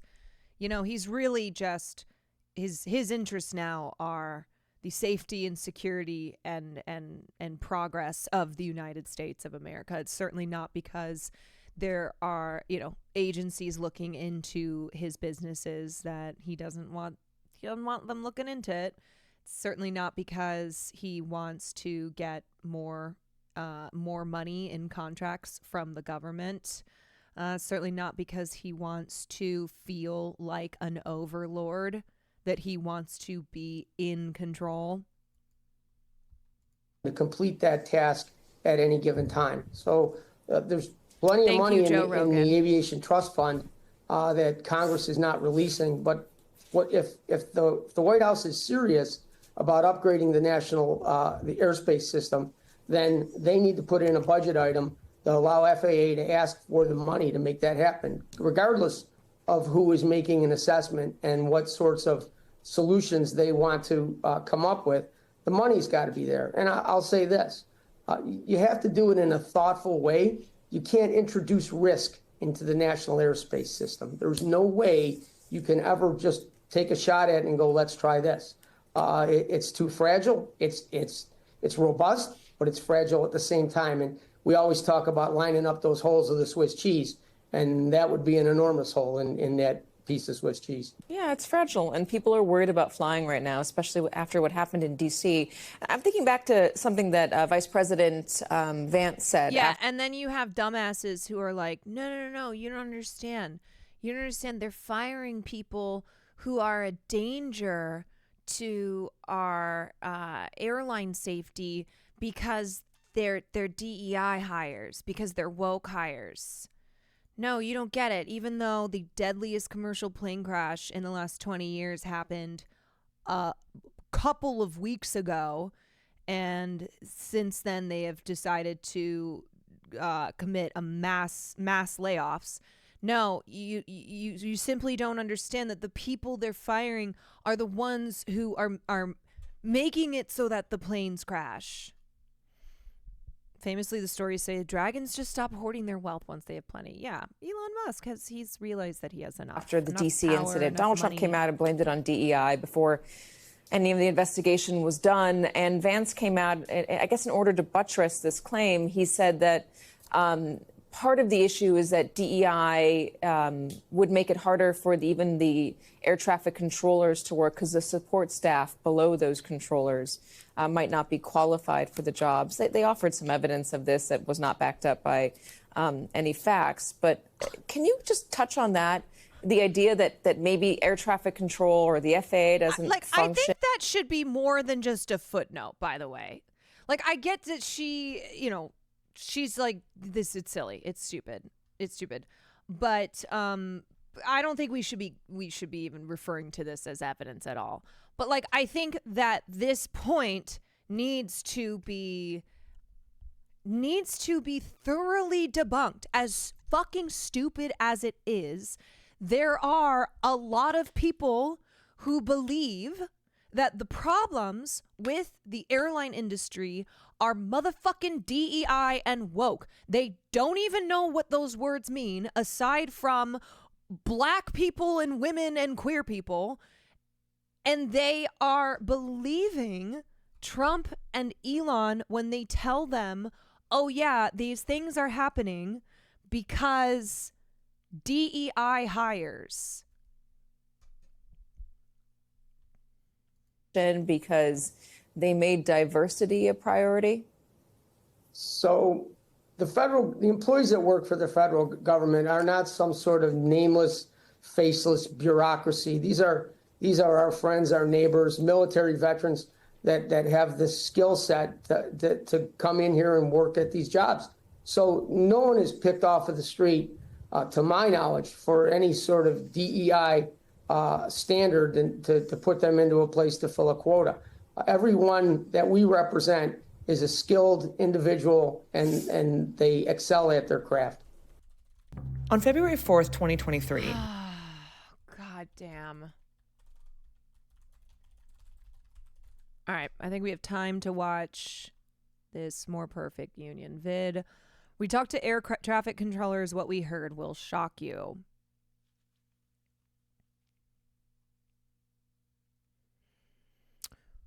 Classic Cat, thank you for the 4 months. One thing I think no one's talking about in the Delta crash is how this particular airplane has a weird quirk where the flaps on the wings that help slow the plane down cannot be fully extended when landing if the anti-icing is on, which it was. Yeah, I can't believe that the guy who was on the plane, who Aaron/not Aaron interviewed, she's like, well, how did the plane crash? Can't believe you didn't say that. A plane from Southwest came within 100 feet of a FedEx plane in Austin. Southwest aboard. FedEx is on the go. Just over a week after that, a plane from Spirit Airline came within 200 feet of a cargo plane in Miami. The New York Times released an investigation that showed that these almost collisions, known as near misses, were happening multiple times a week, more than 500. Like, okay, what I mean by the media's job in debunking the bullshit and distracting claims by Donald Trump, by Sean Duffy, by Elon Musk, you know, by all of these, by all these people who are incentivized to blame DEI and wokeism, okay, on problems that are real problems, but that are not caused by diversity programs. They need to, like, just, you got to state the facts, okay? Like, when you talk about what the, what like the, if we're going to get into gender and race here, then talk about how, like, air traffic controllers, airline pilots, a lot of these jobs within the aviation industry are still predominantly worked by white men. Now, I don't think it's white men. Like, I'm not blaming white men as to the problems in the aviation industry, because that's not what's going on here. But what's ridiculous is how these lies are just allowed to be spread without, like, serious fucking pushback. What I mean by I'm not blaming white men is I'm not like, oh, the planes are actually crashing because white men are who are controlling the air traffic. Okay. You get what I'm saying, though. In the previous year. Each one of those could have resulted in hundreds of deaths. Each one of these was because of a minor but potentially catastrophic error made by an air traffic controller. Being an air traffic controller is one of the most high stakes and stressful jobs you can have. We talk to workers who are watching out for millions of us every day to find out who's watching out for them. First, let's talk about what air traffic controllers actually do. You've maybe flown dozens of times in your life and never thought about the people in the control tower. We have the largest and most complex aviation network in the world. There's no other country in the world that can come close to the number of airports, the number of flights, the amount of traffic. That's Bill McGee. He's worked in aviation for decades. It's no secret that this is one of the most stressful professions you could possibly imagine. It is literally life and death. Whether it's Chicago O'Hare or New York LaGuardia or Los Angeles LAX, you're going to be encountering dozens and dozens and dozens of flights on that shift. It's always been this way, but it's gotten much worse in recent years. To find out why that is, we wanted to talk to air traffic controllers, some who are retired and some who are currently on the job. But that would prove to be extremely difficult. Last summer, yes, 6 months ago, we got an email from a burner account. It was an air traffic controller in the Northeast. We'll call her Megan. This was just a few days after the New York Times investigation was released. I called the ATC. She didn't want to go on the record. It was Labor Day weekend, in a year of historic strikes and union actions that More Perfect Union had been covering. But here I was talking to a person who didn't feel like she could speak up about her job. So we started looking for someone else who would talk. First, I tried reaching out to air traffic controllers on Reddit, where ATCs talk about their work, joke, complain, ask for advice, and found out that they were not happy about the coverage. The New York Times had exposed a few ATCs by name from classified FAA documents. Doxing controllers now? What the fuck, Emily? Inley Steele is one of the Times investigative reporters who's been covering the FAA. And this is why, when a reporter asks you for anything, you shut the fuck up and refer them to your manager or your union. Wow, good luck getting any controller to ever talk to you again. Okay, fair enough. For every close call, there is an incident report. These reports are littered with clues as to what's happening to control towers. I was too busy to keep watching. Another example of why short staffing is a safety issue. Our mental health is suffering with the extra stress and close calls like this. This could have easily been an aircraft accident report. We're having our evening rush on crack. We are currently in a staffing I can barely hole. work it sometimes, which is why I'm filling out this report. It's not that we don't have skilled and qualified people.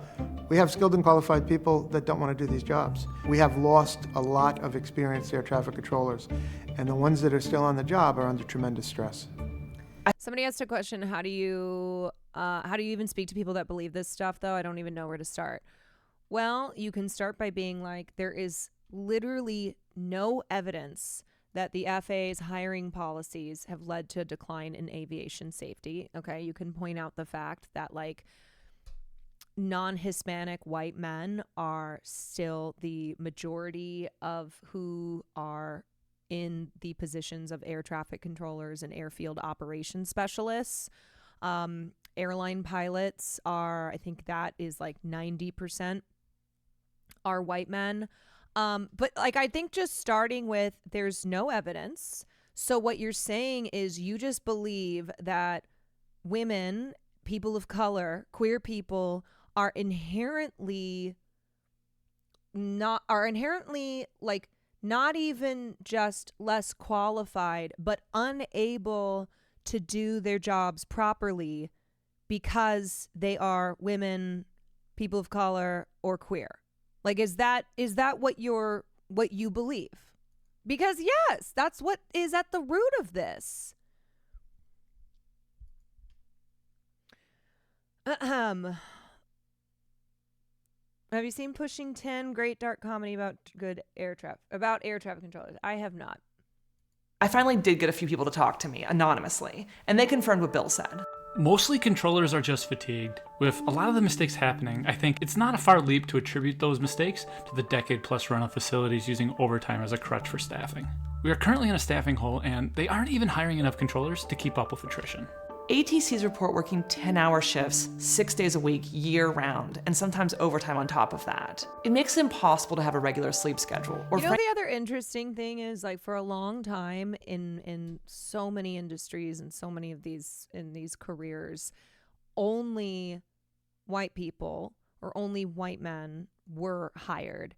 And yet that is never seen as like, oh, those people weren't qualified for the jobs because they were only hired since they were white and male.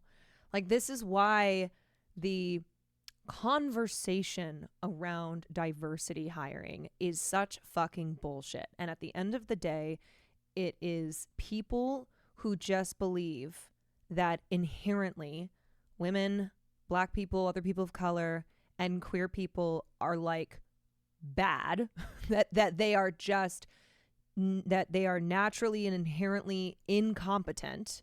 And so anything that happens is attributed to hiring people who are not white and male. And yet, like, during the many decades where only white and male hires were, you know, the what would happen,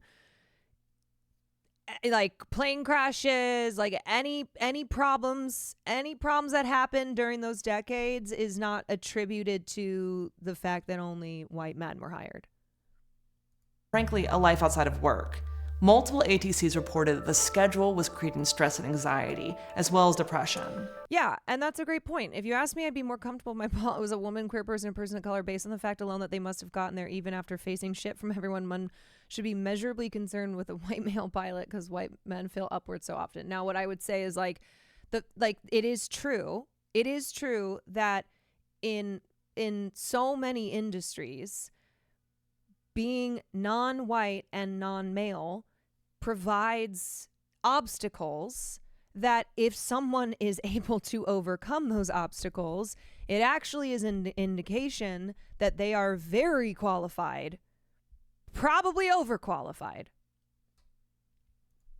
because of the systemic challenges and hurdles that people from, people from groups that historically have been shut out of those industries but still have to face obstacles even as opportunities have opened up because of progress in this country.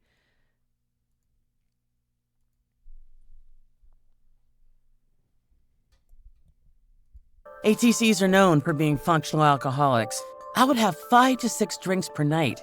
When I got home from a shift, I would grab a glass of vodka before my bag even hit the floor. So at what point is it just alcoholics running the FAA? Do we want that?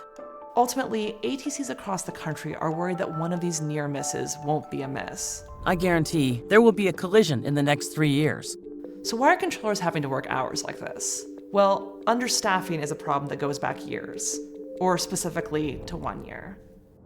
Dominic was an air traffic controller in the 1980s and a member of PATCO, the union for ATCs. The union had been begging President Carter for improvements to the FAA. Reagan, when he was running for president, caught on to that. He said that, exactly what I said. Too few controllers working too many hours with, antiquated equipment have placed our flying public in jeopardy. PATCO made the unusual choice to back Ronald Reagan, a Republican, after he sent a letter to the union. He said that if elected, he would do everything within his power to rectify all his bad problems. Many PATCO members knew Reagan as the president of the Screen Actors Guild. He was a union man, but he didn't fool Dominic. He was a showman, that was it. I take it that you are a performer? All hat and no cattle, as they used to say. A year after Reagan was elected, none of the changes had been made at the FAA. The minute that he got crowned, he disappeared. After about 8 months of just sitting there saying, we're still working 6-day weeks, we're working overtime, we're burning out. We never got a response after that from the White House. That's when PATCO voted to strike. There were 1,500 air traffic controllers there. We were up all night, and we said we're going on strike. You couldn't hear yourself think. It was like the roar of a 737. After about 2 hours, there wasn't an airplane in the sky except Air Force One. Federal employees in the United States aren't allowed to go on strike. That's been true since the passage of Taft-Hartley in 1947. You can't sit and negotiate with a union that's in violation of the law. But no president had ever invoked that part of the act. It was, as one historian we spoke to put it, a gentleman's agreement. The Postal Service had staged a multi-day wildcat strike in 1970, and President Nixon had used firm words.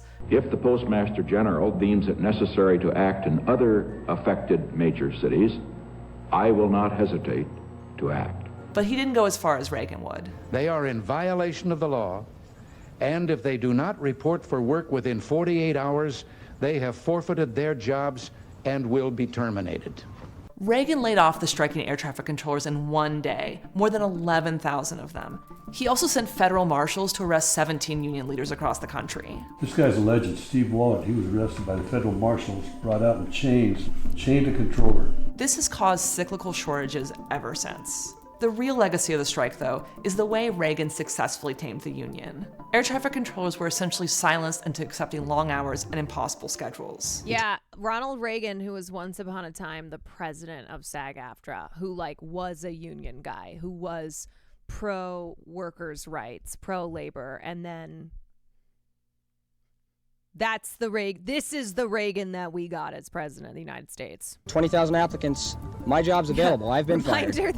Reminder that Ronald and Nancy Reagan's graves are gender-neutral bathrooms. Give it a try.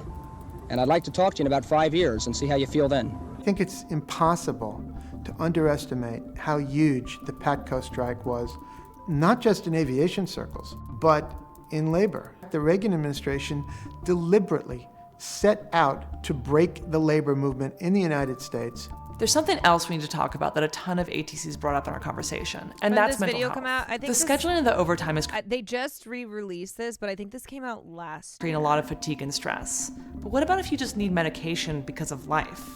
We know that safety-sensitive personnel are required to meet certain medical standards to maintain an active operational status. That's William Hoffman, who studies mental health among pilots and in aviation. Air traffic controllers, because of the nature of their work, are set to very high health standards, both physical and mental. Right now, the aeromedical screening system in a lot of ways is dichotomous. The personnel is fit to perform their duties or they're not fit to perform their duties. But mental health is more complicated because what we're looking for is more subtle incapacitation. They're not completely incapacitated, but they're maybe not 100% able to perform their duties. If an ATC is everything traces back to Reagan. Oh yeah, no, seriously. Like if you look at like most of the serious problems that the United States faces today, it began or was worsened during Reagan's administration, which is why we always say, like, it always goes back to Reagan. You unmask the Scooby-Doo villain, and it's Ronald Reagan. Experience anxiety and depression and wants to go on medication. They temporarily lose their medical clearance and have to take off 6 months to a year to take something as simple as Prozac. This can lead to self-medication, or what Hoffman calls healthcare avoidance. Multiple ATCs I spoke with mentioned that they use alcohol as a form of medication. Our study of over 5,000 pilots across North America showed that over 50% reported a history of healthcare avoidance due to fear for losing their certificate. Air traffic. That is so worrisome. The mental health problems that exist in the career field of those who fly airplanes or control air traffic. Controllers find themselves in similar circumstances. One of the ATCs I talked to, the one who was drinking every night, she eventually left the job for mental health reasons, and she said her drinking fell by 80%. It turns out I wasn't an alcoholic, she told me. I was just an air traffic controller. Turns out I wasn't an alcoholic. I was just an air traffic controller. 2023. Yeah, the Breaking Bad plane collision. Everybody remembers that episode. Air traffic control suddenly became front page news in the United States. Suddenly, Congress and media and the public are all saying, we need answers. How did this happen? Well, it's not a mystery in many cases. The fact is, we have been understaffed and underfunded and under-resourced at the Federal Aviation Administration for more than 40 years. And quite frankly, in my view, it's shameful. The FAA is proposing $117 million for training 1,800 additional air traffic controllers for 2024. The Senate recently passed a budget for 3,000 new controllers over the next 5 years, and it's on track for the House. Right now, training isn't keeping pace with retirement, so the FAA also needs to guarantee that the job itself is sustainable for the workers. Thanks for watching The Classroom for more Perfect Union. This is part of a series on jobs that used to be stable and middle class and aren't anymore. Do you work in an industry like that? If so, tell us your story below. And as always, like and subscribe for more videos like this one. Unfortunately, this is really real. My dad and stepmom work in aviation, and I was always told not to go into air traffic work. Yeah, you know, it seems to me as in the idea that you can cost save with air traffic control staffing is a pretty fucking awful idea. Here, if you guys want the link to this, boom, there you go.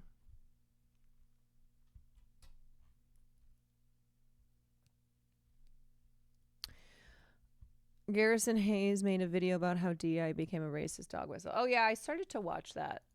It is a just total racist dog whistle now. We all know what people who use DEI, what they mean, right? Like it is a slur, and they also say it like a slur. That's the other thing. It's not just what they are implying. It's also the way that it is said. They say it like they are saying a slur.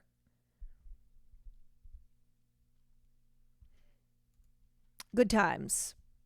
Good times. Well, everybody, That's going to be the news for today. We will watch the John Oliver video maybe tomorrow, another day this week.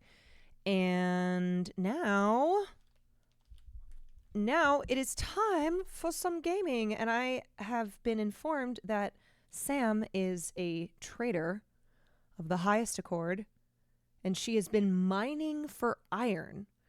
As I have been covering important news, this DEI streamer has been doing traitorous activity by mining for iron,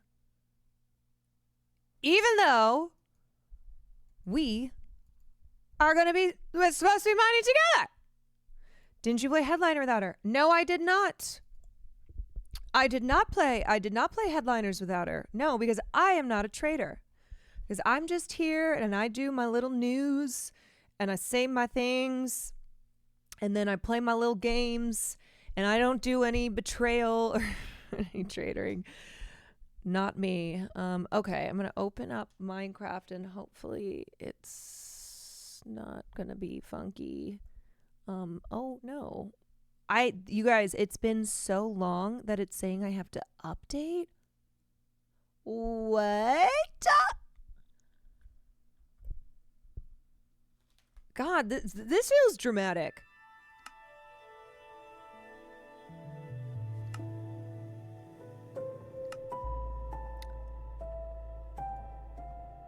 It feels dramatic that it's like, no, bitch, you gotta update.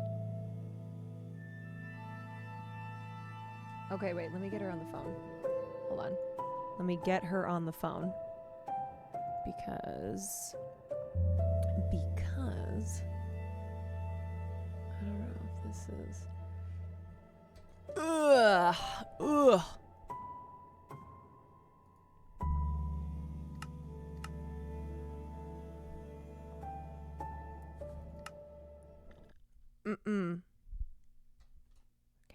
Okay. I think we're back in. Hey, you traitor. No. Yeah. No. Oh, yeah. No. I'm just listen, I'm just doing some back-end filing and organization just to keep the company moving a little bit quicker. You know, it's like when you go in on a Sunday just to like make sure things are running well. Yeah, you want to know how I feel about you? I called you a DEI streamer. Mm-hmm. Wait. What does that mean for me? Not good. Oh. So you do or you don't want all of the iron that I just mined? Okay, I do, obviously. You think I'm going to mine that myself? No, you're going to die. All right, we did install the grave mod, so when you do die, you will have a gravestone to go pick up. Okay, all your stuff. When? You don't know that I haven't been playing and now I'm a Minecraft expert. Okay, well, see, if that was the case, then you would be an asshole because then you got mad at me for doing that. No, I would be justified still. Oh. Okay. Also, am I in the game? I don't know. I kind of just... I'm kind of in Minecraft, but I don't know if I'm in the right Minecraft, you know? Are you... Well, it didn't say that Caroline joined the game, so you're not in my game. Did you go to multiplayer? No. Okay, so that's when... Did you click on single player? Okay, wait. Come on, man. You're better than this. Wait. Okay, hold on. I just clicked multiplayer. Perfect. But nothing's popping up. Okay. Did you give it a second? Mm-hmm. Okay, so when you launched the game, did you launch it in Fabric or just the normal Minecraft? Just normal. Okay, so you have to launch it in Fabric, so close the game. Fuck. Okay, and then tell me when you're on the launcher. This is what happened to me too.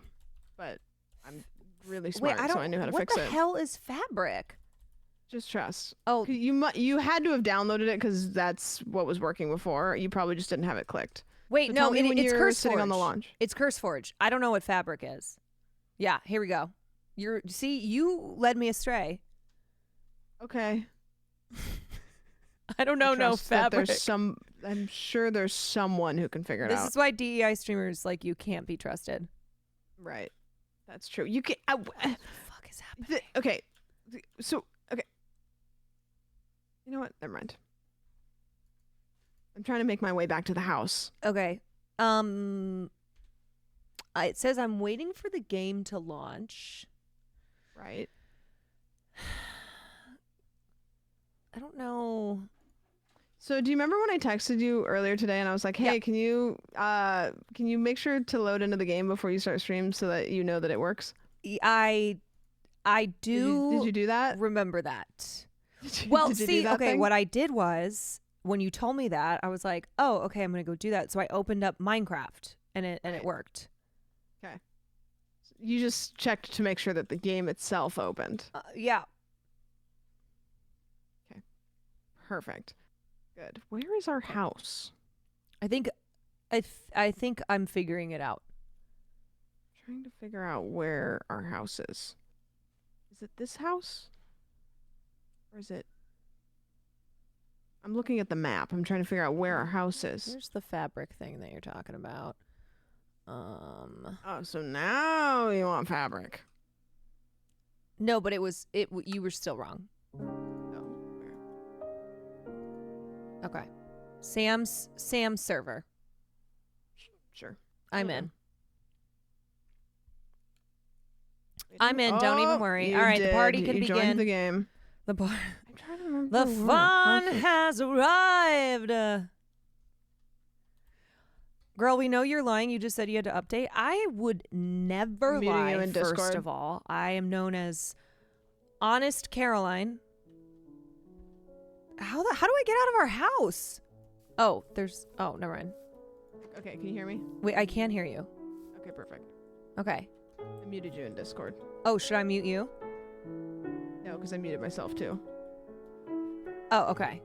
Hey. Hey. Oh my God, we're so back. We're so back. Okay, I went and I got a bunch of snowballs. Okay, snowballs are all gone. Oh wait, hold on, I have more. Are you just throwing them at me? Hold on. Okay, perfect. Oh, so okay. This is our house. I went and got some iron because I figured we'd need some more. That's it. I didn't go crazy. Just got some more iron. Oh, why? Okay, that was for the snowballs. Okay, fair. That's fair. We'll go with that. I don't remember how to do anything. That's okay. So our goal right now, I'm trying to remember. Our goal is we need to find the end. Right, and in order to find the... No, you go. No, well, we need to fight the dragon. Right. The dragon's in the end. Yes. So, we need to get blaze rods from the nether. Did you just pour water on the ground? No. Why did... Okay. Wait, what's happening? Nope, it's fine. So in order to... It's fine, you just broke the wall of the water that's in the... Don't worry about it. I literally did not do anything. If you didn't do that, then who did that? I don't know. I Okay. You know, it's funny because I didn't hear you doing it. Okay, so it was you. No, it wasn't because I wasn't doing anything. I would have heard me do it. You are over by the water. Let's roll the tape. Okay. Yeah, you know what? Roll the tape. Roll the replay, please. Roll on both sides, perhaps. So we need blaze rods from the nether, and then we need eyes from Enderman. And in order to do that, we need to be tough. Like eyeballs? Yeah, eyeballs. So they drop them when you kill them. Oh, I thought we had to like rip them out of their head. It might have been Herobrine. It's like, that is intense for Minecraft. Have you heard of Herobrine? Herobrine? Oh, I'm happy you asked. So Herobrine is a folklore myth in the Minecraft community of a player that joins your games and haunts you. Oh.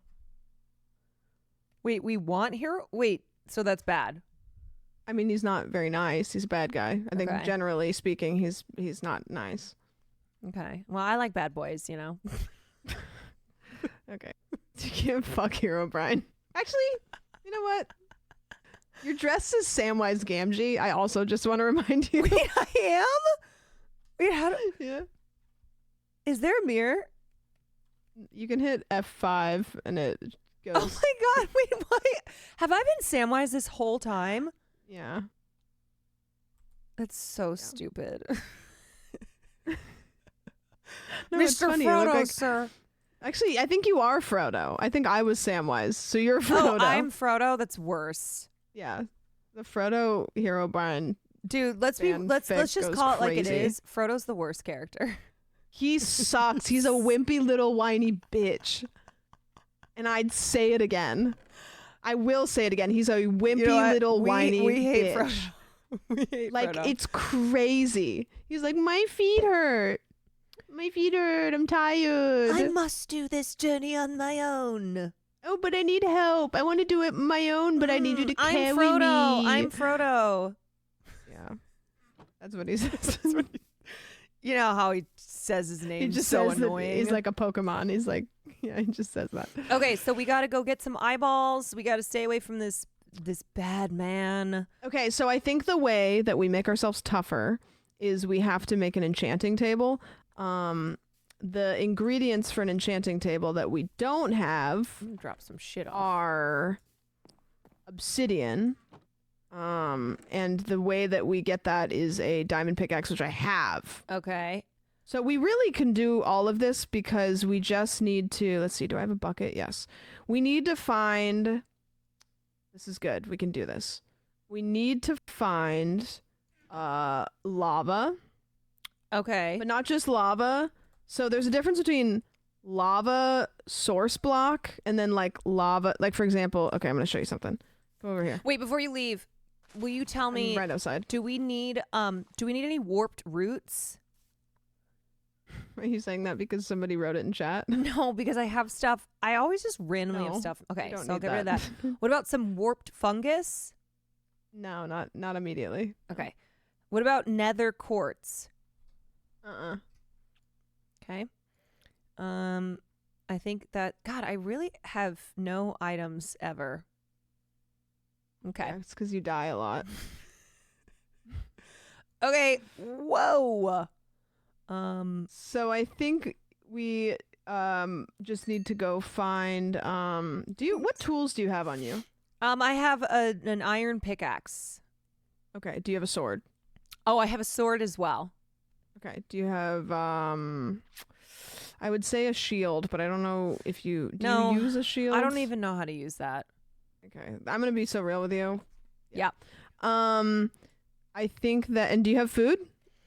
Yep, I've got some bread and some apples, Milo. Okay, perfect. And what else do you need? Wait, do you have torches? I don't have torches. How do I do the thing where I like put boots on? You have boots on. I do? Yeah. Oh, geez. Okay, so I don't need these boots. I think that let's go get obsidian. Let's go get obsidian. I think that is our thing. So we are looking for lava that is not flowing. We're looking for lava that's just like a pool of lava so we can make obsidian. I've been informed that I have torches in my hand. Yes, you do. Okay. Yeah. Okay. Cool. If you hit your inventory button, it shows you where your armor, but then on the right side, that's like in your offhand, which you can also hit F. But how do I find my inventory again? Mine's E, but I don't know what is it E or is it tab? Okay, we're good. Okay. Oh, I've got golden boots on. Look at you. So let's go. I'm looking on my map to see if there's any lava pools. You know what's funny is, have we left our island before? Yes, we have. Really? We left the island? Yeah, it kind of sucked. Okay, we need to go over to... There's this little island I can see on my map that has lava on it. Okay. We need to go there. Do you have a boat on you? I don't. I'm so sorry. We don't each need one. We can just let's sleep because it's getting nighttime. Okay. And then we will go to this lava pool. I need a Tai-tai? rest. Okay. Little tie. I need a rest. This has been exhausting in this realm. We haven't done anything yet. It's been. Shh. Sorry. Shh. I'm sleeping. You know, can I say like I was the kid at camp that like wouldn't shut up when everybody else was trying to sleep. I just wanted to chit chat. I was not the kid at camp. You didn't go to camp? I went to one camp and it was Jesus camp. Oh, I went to a church camp too. Oh, fuck. I went to a church camp too. Go this way. Yeah, but otherwise, no. My parents, I didn't get to go to camp. Yeah, see, I only went to the church camp and I didn't know it was a church camp when I was going to it. Mm-hmm. And then they said to pack a Bible and I was like, I've been And then they were speaking in tongues. Yeah. You're like, whoa. They baptized me. Have you been baptized?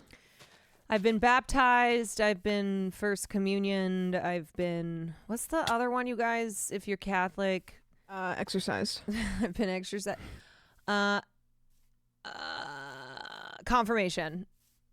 You guys get all kinds of stuff. Oh, there's so much. Yeah, crucified. Yeah, that's the one I still have to do. Yeah. Exorcise the demons. There was always shit that we had to do as a Catholic. Aside from just feel guilt all the time. What were your actual like top 3 Catholic moments? Like stuff that's kind of sick. When my mom yelled at the priest, that was awesome. Oh, yeah. Okay. He was being a dick. I know how to get in my boat. Right click. Nope. Yep. Okay. Top 3 Catholic moments. What do you mean? Did I see Jesus? Like, was there anything that was like kind of cool? Like you got free bread, right? Catholic church is not cool. Oh. Catholic church is like famously, when you are a kid, the worst place to be. Do they let you drink wine or anything? No. Oh. I mean, I guess when you get communion, it's not good though. It's awful. It's stale Eucharist. The body of Christ. The body of Christ ain't good. Yeah. One time I had a friend that brought a little packet of body of Christ to a party, and then there was these other people that had hot sauce packets, and we put hot sauce packets on the little wafers and ate them. Ew. Yeah, it was weird, but it was cool. Not cool. The music. Yeah, slapped. what does church smell like? I haven't been to church. It smelled old. Like dusty? Like dusty, the smells of a lot of old Catholics. What do incense? Yeah, a lot of incense that I cannot stand the smell of incense. I like incense, like Nag Champa. That shit's kind of nice. I'm just very sensitive. Yeah, you are sensitive. Yeah. The music would slap sometimes. Lamb of God. Or when it'd be like, what was the one? What was like the really dramatic one? I'm trying to remember. Because it's an awesome God. No, that we were that's a not banger. singing Our God is an Awesome God at Catholic Church. Oh, that sucks. Sometimes we do Ave Maria. Love that. How do I get out of this boat? Crouch. There we go. Okay. Should I do it? I feel like. Oh yeah. Christ has died. Christ is risen. Christ will come again.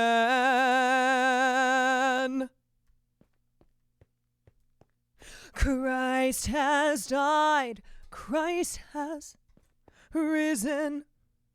Oh, I am activating now. Yeah. All right. All right. Great. Okay, you guys who went to Catholic church, give me some more. Okay, take that. And then I want you to pour it like here.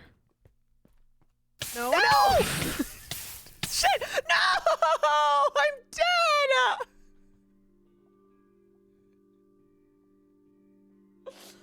Fuck, man. God damn it. How do I get back to this island?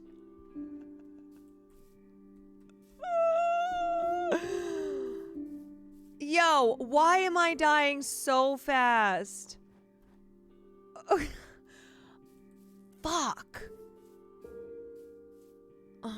God, I have to get back to Sam. Shit, you guys, I don't even remember where. Was it this way? Quan has died. Quan has risen. Oh my God. I wasn't paying attention to where we went.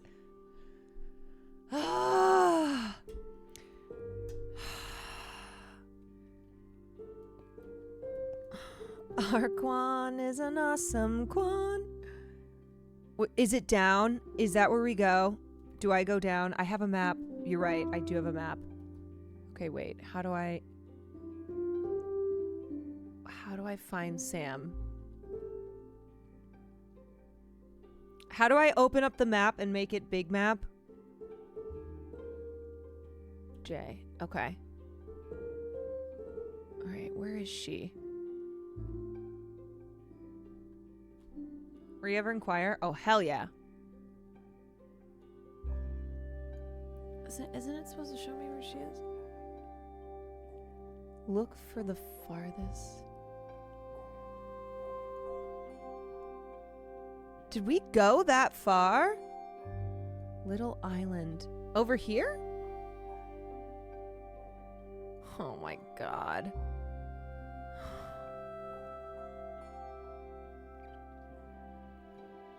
God damn it. Northeast?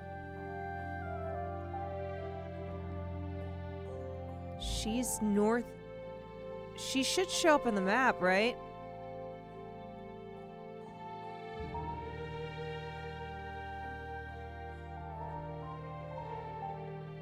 Wait, zoom out. Wait. All the way over here? God damn. Okay. Follow. Here. Oh my God. Oh my God.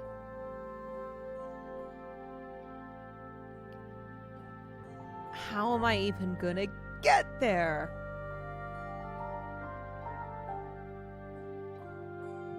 God, I gotta make a boat. Oh my God, I gotta make a boat. Can she just die and come back here? Can she just come back, please, and get me? Okay, wait. No, I can do this. I can make a boat. I can make a... Sam says boat? Fucking hell. All right. Nope. Inventory. Okay. How do I... Okay, let me... Oh my God. Oh my God. I gotta go find a workstation. By the time I am done doing this, she's gonna have gotten everything that I need. Guys, why do I suck? I suck. I suck big time. Oh my God, I hate myself. And I'm stuck in the snow. Damn it. God. Damn it. Apathetic, thank you for the prime. Okay, we can do this. This is my test. Yes. This is my test. I can do this. Is this the workstation? No. Where does she build? Where does she make things? Okay, craft. Craft. Search. Work. Oh, wait, no. Boat. Okay, we're going to craft a boat. So, what do we need? A chest? No, oh, a bow. Okay. Okay. I don't have, oh, right. I don't have anything. Okay. Right. So what do I need again? I need oak planks. Okay. I got to go get some wood. See, there's just so much to do, you guys. Oh my God. Oh my God. Okay. Where's a tree? Oh, are you back? Yep. You came back for me? Yep. Okay, I will have you know, I was trying to make a boat, but then I realized I had to go get wood. So I was then going, oh my God. A cat. What the fuck? Come on, we're just here. this. Okay, is that my stuff? No, I can't grab your stuff. I have a boat. Where's my? You didn't grab my stuff? I can't grab it because it's in your grave. Come on. Okay. Okay. All right, let's go. Did you get what we needed? What?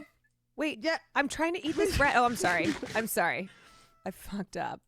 All right, but Okay, I will let's have go you this know way. that I was going to try to come back to you, but first I needed a boat, and then I needed to get wood for the boat, and Right. that was the step that I was at. Yeah, that's a tough one. You know, actually, there are very little trees around us, so it was tough. Yeah, they're really.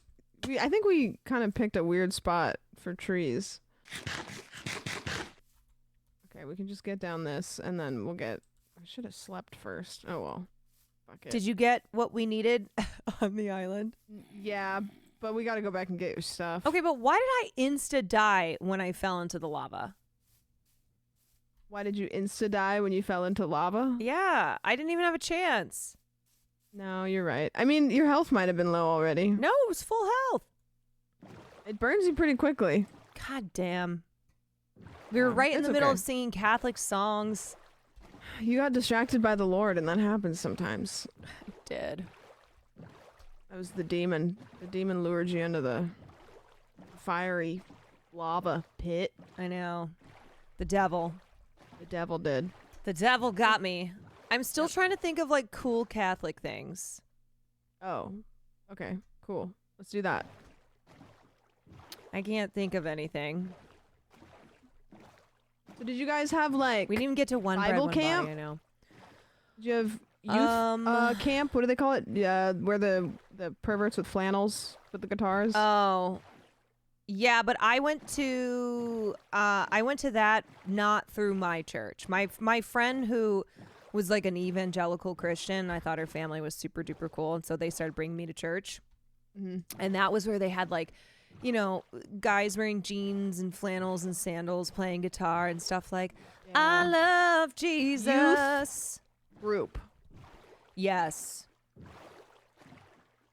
Oh, God is an awesome God. That's a banger. You know, every once in a while, I'll like get into a car and like the worship channel will be on, and I'll get bamboozled. I'll be like, okay, and then I start listening to the lyrics, and I'm like, you listen to the radio? Well, I used to. My first car ever was like from the 70s. It didn't have. I couldn't do anything. I had to plug a CD player into the cigarette lighter. Oh. Okay. Oh no, I can't die again. I can't die Why again. don't you just run away? Hosanna. Okay, You so got this, right? You got this? Okay. Yeah. Okay, so come over to your grave. Which is over here. And Heavenly Father, right we are click on gathered your here you see your tombstone right there? Whoa, since when do I have a grave? Yeah, so this is a new mod we installed because then you don't have to worry about like picking your stuff up. Oh. And it's there forever. Wait, but there's hardly any stuff in here. Well, then you probably didn't have a whole lot. Wait, but hold on, I'm confused. Why are you all the way over there? No, this right here. Oh. That's oh my God, were you talking about your own inventory because you opened a crafting table? Oh my God. Holy shit. Of all of the things. Okay, that was really stupid. That was maybe the top of the top. Holy shit. Okay. All right, I'm going to mine a couple more obsidians and then we'll go back. Okay. I was like, what do you mean? Like, it's all the stuff that you had before. That's the point. I was gonna say I had some stuff. Hey, I had stuff. Okay. You did. I had stuff. All right. We can go back now. Okay. We're in the boat. All right. God is an awesome God. God damn it. I wanted to be a Christian singer once. I'm gonna die. We'll get in the You're boat. gonna die? Oh no. Oh no. I hate these Our fuckers. God is an awesome God. He reigns from. Excuse me, I'm choking a little bit. Hold on. Yeah. From heaven above with wisdom, Okay, power, boat time. and okay. Oh! Yep. So close.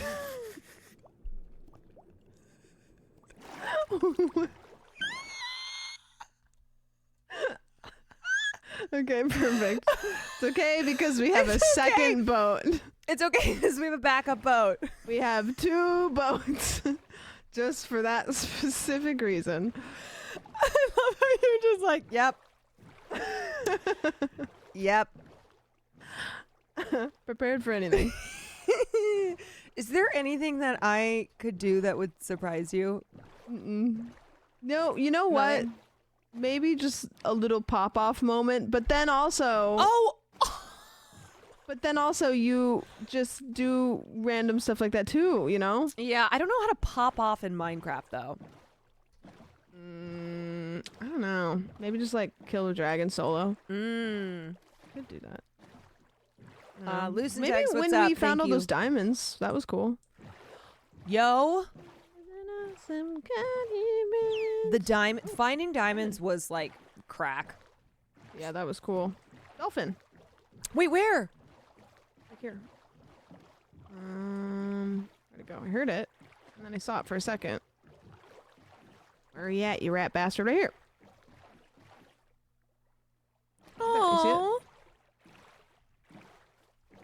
They're little assholes. Yeah. Actually, if you swim next to them, they make you swim really fast. Oh, really?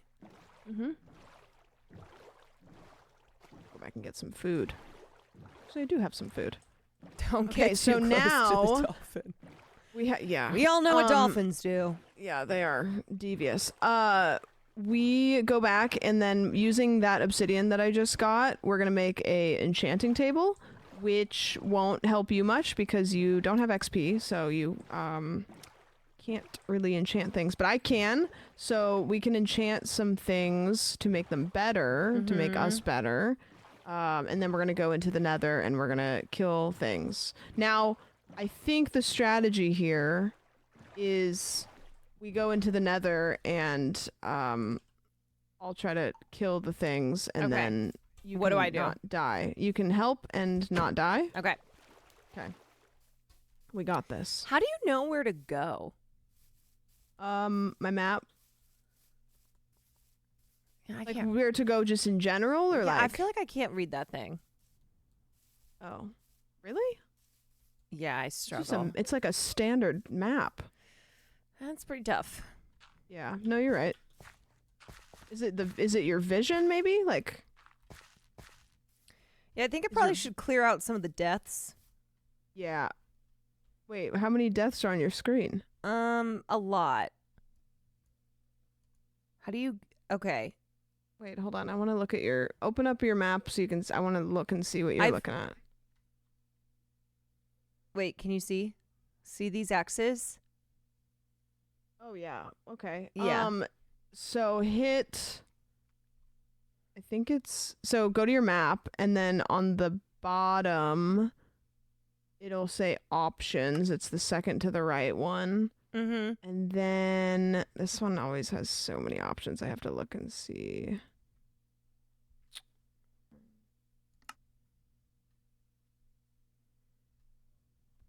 Waypoints, auto points, waypoint, create death waypoints.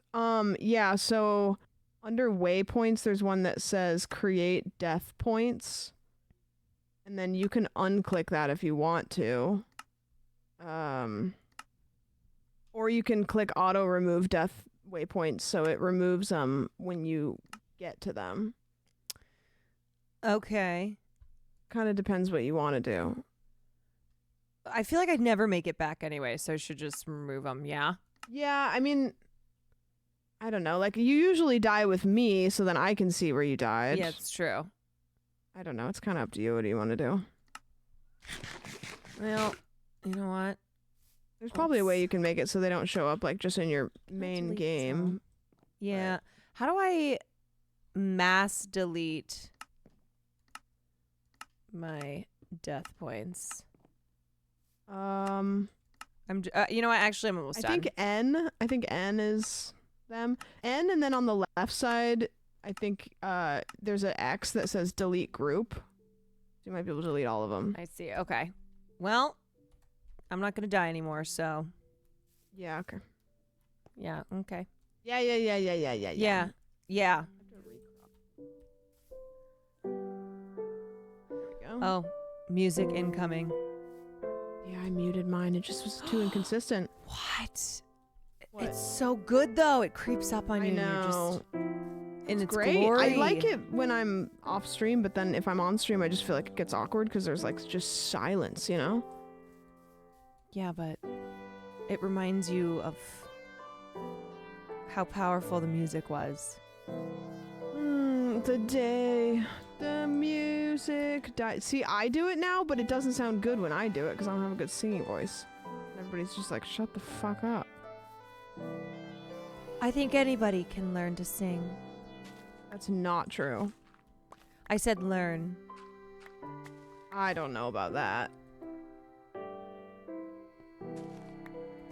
What is your favorite song to sing? Like when I try to like sing good, but I know I can't, but I'm just trying to sing. My favorite song to sing.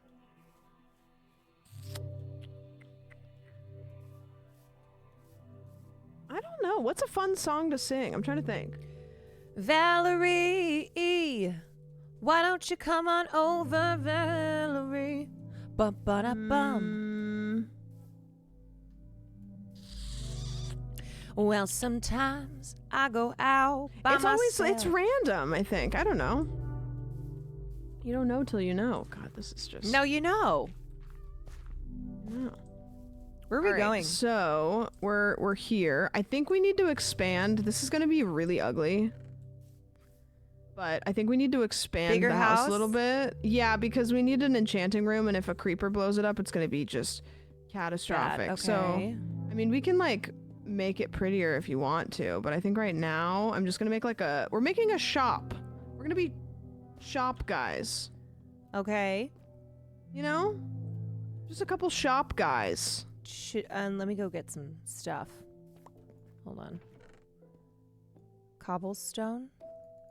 Okay. I don't know why I always sing Singing in the Rain or I'm 16 going on 17. Both good. I am 16 going on 17. Whoa. What about the song that's like, what you gonna do with all that junk? All that junk up in your trunk. What? Wait, can she hear me? Oh. What? Never mind. Okay. Oh. Okay, so we're gonna put a nice little like library in here, which means we have to collect a lot of a library? Leather. A library. We have to get a lot of leather and a lot of paper. Like from Beauty and the Beast? Yep, that's where they invented those. There's a door. I have a door, surely, right? Yep, there we go. Tale as old as time. Yeah, that's a good one. So good. True as it can be. Chat, is our house ugly? I think it's beautiful. A house like this in Los Angeles would cost $5 million. This is like bigger than my house that I live in now. I have a question. Mm-hmm. Were you at any point sexually attracted to the fox from Robin Hood when Robin Hood was a fox? Why would you ask that specifically? Because yesterday Will was doing a Disney tier list stream. There's no way that he said that. Wait. No, it wasn't him who said it. Oh, okay. It was me. Okay, continue. Sorry. Wait. Okay, so you haven't said no. Sorry, you continue and then I'll speak. Okay, so you know Robin Hood with the animals, Right. the animated animals. I do know. Robin Hood was sexy. Okay. as a fox. Right. Do you agree? He's known. Yes. Yeah, you agree. That was like my first crush. Yes. From a movie. Yes. Okay. Are you saying that like you agree with me, or are you saying that? I agree. I agree. Apparently men, or just Will, think that that's crazy. Why? I don't He know. was so suave. Yeah, I know. So He was suave. sexy. He was a sexy We need fox. sugarcane. We need sugarcane because we need paper. So Oh my God. Okay. we're gonna go get sugarcane. Where do we find that? By the water. It's usually like by the water's edge. Which I think we'll be able to find it. There's surely going to be like a little beach. There'll probably be some down here. Okay. Let's go check. I wish we could make an elevator or something. Oh, we can make a staircase. We did decide to put our house on the top of this mountain, which is weird. We really did. Yeah. Ask her about the fox from Zootopia. Yeah, but not as not much the as... same. No, not the same. Because he was kind of an asshole, where the fox from Robin Hood was just cool. Yeah. He was a Chad. He was cool. He was a Chad. Yeah, he was cool and suave. Where the fox from the Fox and the Hound is like slimy. Like he's going to break your heart and he knows he's doing it. Wait, from Fox and the Hound or Zootopia? Sorry. Okay, Fox and the Hound that's gross. Fox and the Hound is... Wait, what? Fox and the Hound, unrelated, not included in the equation. What do you mean? You think... No. Not the baby fox. No, I'm not a freak. No, Fox... I know, that's what I'm saying. Fox and Hound isn't part of the conversation. That's gross. No, why? What? What? What are you talking about? I'm saying that the fox... Robin Hood. The adult fox from Fox and the Hound, also cute. Yeah, that's what we need right there. Wait, what do we need? This? That. Okay, I'll grab get it. Nice. We can get more. Let's look for more. Fuck it. So we're gonna grow a bunch of that, and then we're gonna harvest it for paper. Wait, so you don't think the fox from Fox and the Hound is... The baby fox? Not from the Fox. I told you I'm not a freak. I mean the adult fox. So once the fox is... But it is not a humanoid fox. It's a animal he is. fox. No, he's a humanoid He's not fox. humanoid. No, he's not. Just because he talks? Yeah. Well, whatever. Oops. Every time. You are my biggest op in this. I don't think... I'm going to kill this cow real quick. One sec. You can stay in the boat.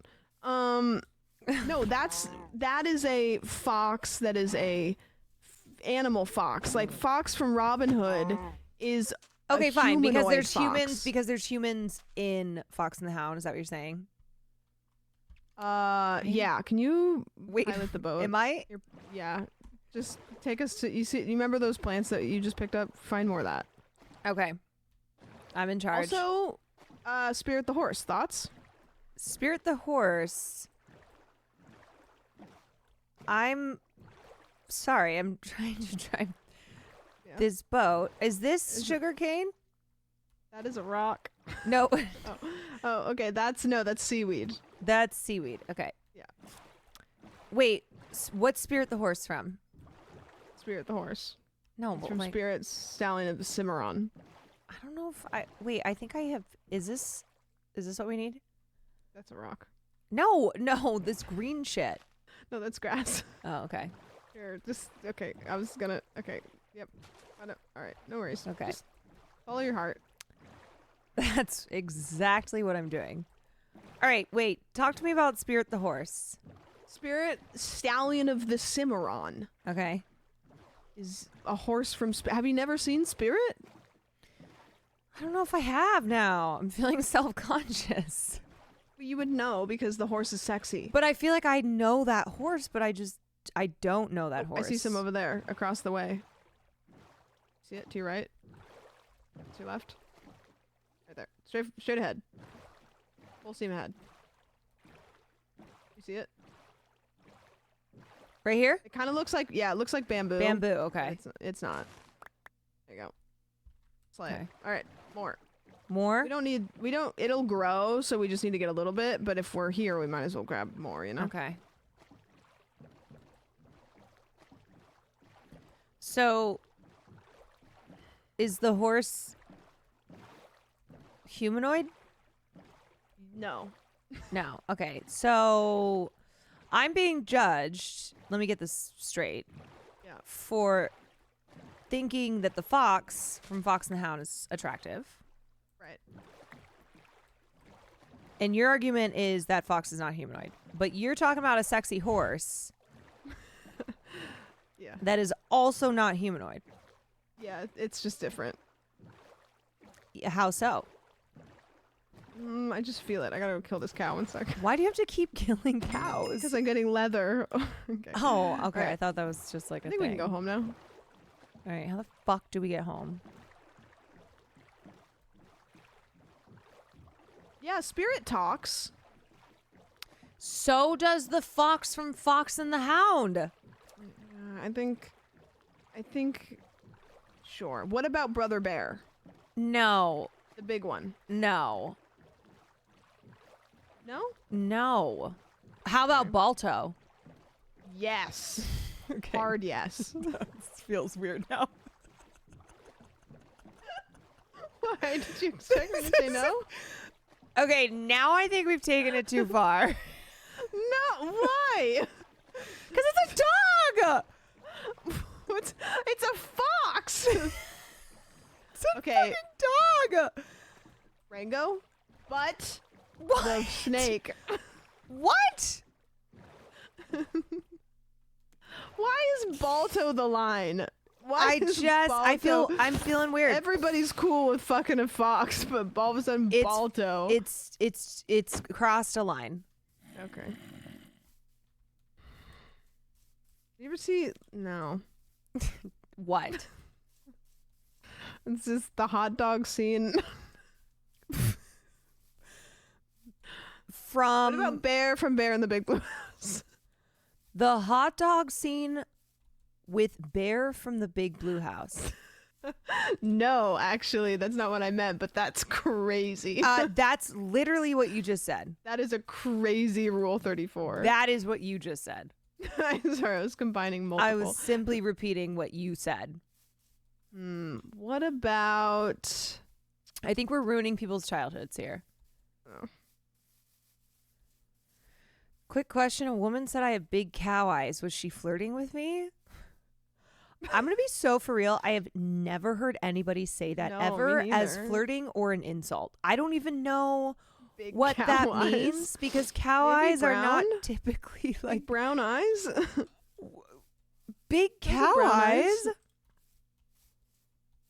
I don't know, actually. Did she say it like, wow, you have big cow eyes? That sounds like some shit that like one of the Colons would say. Yeah. Be I love your eyes. Big brown cow eyes. Remind me of a cow's. Didn't she have brown eyes in the books, but then they No, she had like the weird contacts in the movie. Oh, okay. All right. All right, I'm gonna make some books real quick. Where do I put this sugar cane? Paper. Why don't you give it to me? Do we have any water up here, or we really built our house on a weird spot? How do I give you this? Thank you. And I know that is seeds. Wait. That is not what I want. I have some. I have 5 sugar cane. Do you have any of it? It kind of looks like broccoli. Inventory. Hold on. Yeah, we have water back here, but I'll make a little water trough. Oh yeah, okay. Okay. I got it. Hold on. Maybe fill this with water. Our house is so big. Here you go. Oh. Excuse me. Here, I'm building a spot where sugarcane is going to grow. Oh, now it's raining. Do Wednesday. Thank you for the tier 1 and endorsing the subject matter. Is that snow? Yeah. Oh my god, it's snowing. It's magical. The way she said it was positive, I just didn't know how to respond after. Okay, that's good then. I Oh. guess you just say thank you. Okay, you're getting flirted with. Brag about it. Yeah, okay. Okay. Bragging about someone thinking you have God. cow eyes. Gosh. Okay, I'm gonna get a bunch of water. Oh my god, the snow is Damn, so girl, pretty. you got the big eyes of a warthog. That would be crazy. Okay, I'm gonna put water in here, and it's gonna take. Yo, Minecraft never stops being pretty. I know. That's what I'm saying. I love this game. What's the weirdest compliment you've ever gotten? You know what compliment I get that I don't consider to be a compliment? Well, I think it's trendy, but it's about something I was always insecure about. So, you know how American Girl teeth are like trendy? You heard that? No. American Girl teeth are basically just like you kind of have buck teeth. Oh. And they're kind of like trendy right now, which is like I don't get it because I always like was insecure about my front teeth. I think real teeth are trendy because everyone in Hollywood has like the whitest, fakest veneers. Yeah, true. So there's been an embrace of like Margaret Qualley and her teeth. Yeah. I think Margaret Qualley is really pretty. Oh, she's gorgeous. Do you need help? No, I think I just got I've it. just Okay, kind so of been now sitting in the snow. No, it's good. I'm gonna put these here. Oh, I'll move. And Sugarcane. We need to water it? Here? Nope, because it's next to the water. So sugarcane. Sugarcane only grows next to water. And so I put water up here and it'll grow. Okay. And it grows faster when you plant it on sand. Oh. Is that sand? Looks like fucking dirt. Snow. Okay, so people are like compliment your teeth. Yeah, so they like I've gotten the American Girl teeth comments, which is like nice, but also I'm like, oh, I used to get made fun of for my teeth. Isn't that funny how things that used to get made fun of you will then... Yeah. Now I know how people with freckles feel, I feel like. The never-ending righteousness, justifiably so, of people with freckles. Yeah. Or maybe glasses, because I'm wearing fake glasses today. I'm gonna do you something got the fake glasses here. on? I do have the fake glasses. So this is what I want. You see this line that I'm doing? Yeah. You want me to do I that? want you to walk on this when you walk near the sugarcane so that you don't hit it. Oh, you don't want me to build this? No, we're good now. So I'm creating kind of like a line here, you know? Okay. Okay, so that's gonna grow, which is good. So then we just sleep and then I'm just gonna block myself with that. Okay. Now we sleep. Oh, you know what? Smart, actually. Let's just do this. Wait, someone said you look like the Boston Marathon bomber as a compliment? What the fuck? Wow. Wow. Every once in a while I'll get like a celebrity lookalike and I'll be like,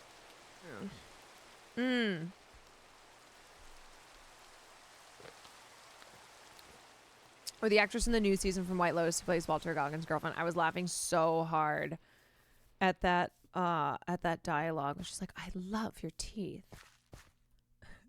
She's like, are you from end up London? inside of that. Okay, so this is the no walk zone. Okay. Oh my god, wait, is this snowing over? You're kidding me. How does that happen? Is it infectious? Or is it just because there's snow right here? The water's freezing. You're shitting my dick. Oh, put a torch down near it. Oh, okay. Wait, Walter Goggins is in White Lotus. Yes, he is.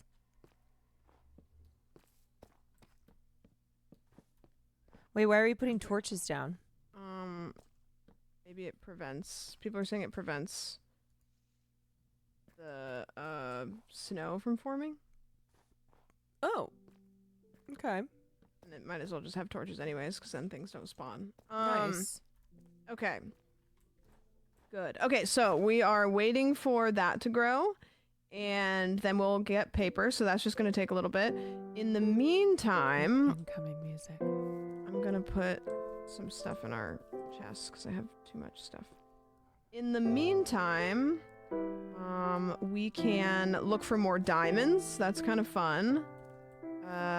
Chat, what's some stuff we can do in the meantime while we wait for that? Because we're making a enchanting table so we can make better gear.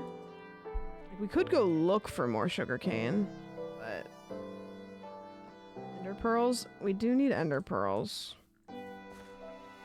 which we would probably need to get in the nether. Which is fine. We can go get ender pearls. I mean... Okay.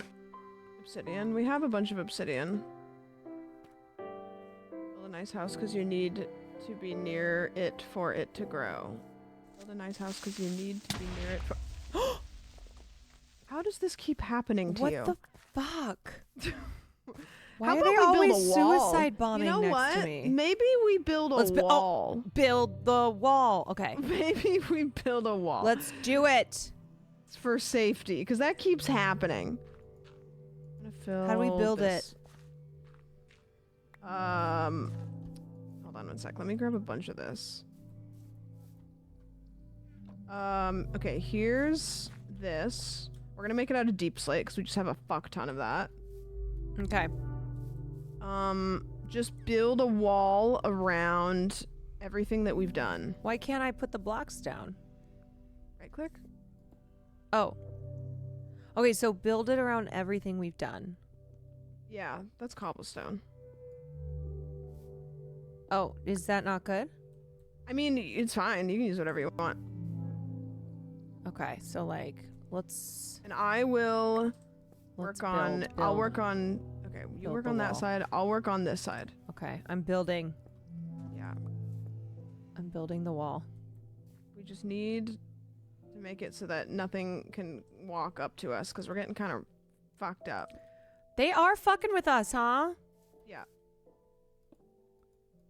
God, our house is so ugly. Are you bothered by the fact our house is ugly? I'm just happy to have a house. Okay, that's kind of how I feel. I'm not a big... Like, a house is a house. A house is a house. And again, this would be $10 million in. Exactly. I think something's going to jump off of that ledge. This is fun to build the wall. Oh. So you support it? Well, this wall. Do you think it needs to be higher? No, it just only has to be, if you can't jump up over it, they can't. So, like, we'll do this. It's all wall kind of ugly. Wait, are they saying our wall's ugly? No, I said it. Oh. It's not, it's functional. That's true. Should I put it all the way around? Yep. Grabbing more deep slate. If you need more deep slate, there's a bunch in here. There, these here. Yep, that's good. All right. Guys, how's the wall? How is it? Nope. It's functional. We gotta go get some more slate. How do we get into... Well, see, I'm putting doors. Well, okay. Doors. You got a door? Yep. Door there. And then where are you? Where do you want to get out of? Let's see. Let's put a door right here. There we go. There's a door there. Okay, nice. I gotta fill this, but maybe around here. There we go. Okay, and then I covered this with dirt, and this wall is a little bit of a narrow path, but that's okay. Why does a titty tat? Gotta go get more. Really? I heard the cat earlier. Yeah. There we go. And we can like put stuff on the outside of this wall. We just don't want them to creep up on us and like really fuck our shit up, you know? This is our house. Yeah, exactly. We're building a fortress. Mm-hmm.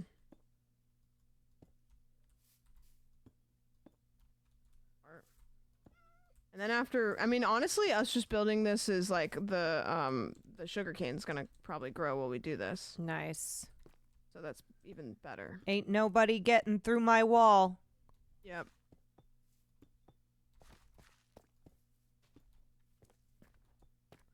Whoa.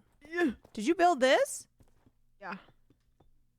So, oh, okay. Yours is taller than mine. It's, I mean, you know, just because it's bigger doesn't necessarily mean it's better. Okay. It's just, well, yeah, but yeah, you know. Yeah. Are you upset that it's bigger than yours? Well, I didn't know that you were gonna build a wall that was bigger. Mm-hmm. I'm just building. Yep. There we go. That's good. Get rid of this. Yeah, don't worry. Ice. I'm building too. Okay, perfect. The sizes and everything. Well, yeah, well, sometimes it is. All right.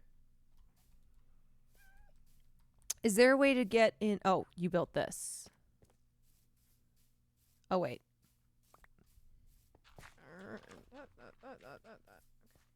It's looking much better. The floor can be dealt with. And this whole mess. Okay, I used two different materials. I'm realizing. Oh, there we go. I hear one of those fuckers. Really? Like the creepers? I hear it. But where the fuck is this guy coming creeper from? gets in here, I'm done. Did you hear that? You hear him, right? Oh, they're very skittish. Go make another. What are you doing? Okay. What do you mean? No, that's. Keep on doing your thing. I'm building the wall. You're doing I'm a building great job. the fucking wall. Yep. Are you getting shot at? Yeah. How? Did you just get shot at? How? Did he get Where in? did this guy come from? Wait, how did he get in? Do you have to build a bigger wall? I think it's this ledge. I knew it was going to be a problem. What ledge? Okay, I got this up here because they just come up over the ledge. We have to mine the whole ledge Stupid down. heads. Okay, we gotta do some mining. Yeah. We just got to get up here and like kind of just do some terraforming, like get rid of this whole shit. I'm gonna make myself another shovel.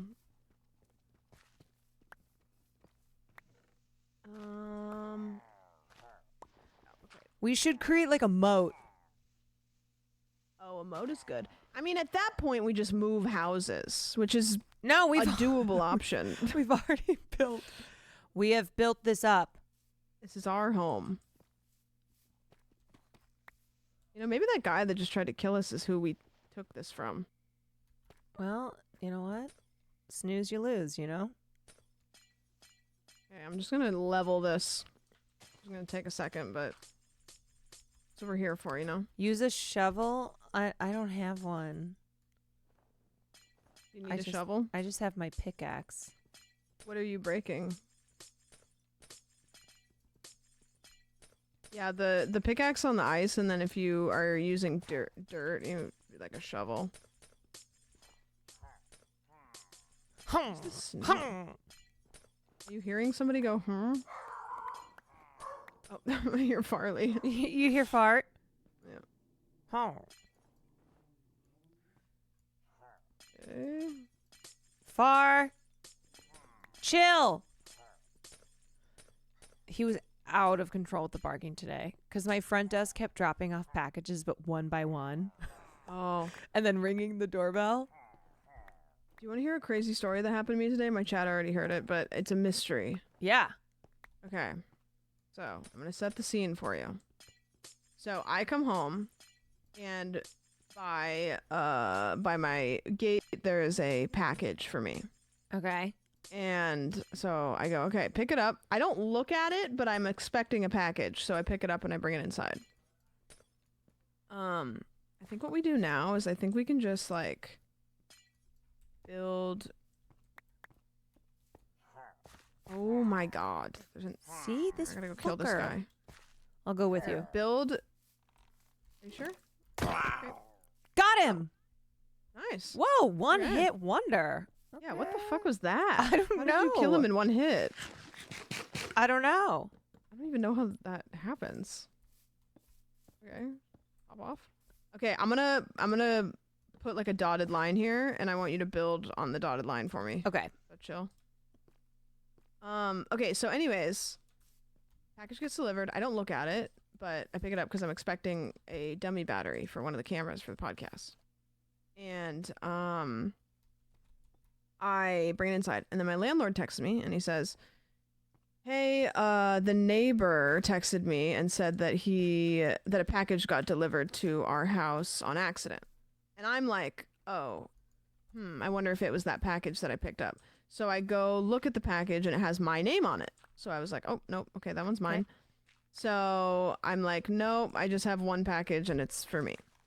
Okay. And my landlord, sends me the photo that, you know how Amazon will post a photo when they deliver?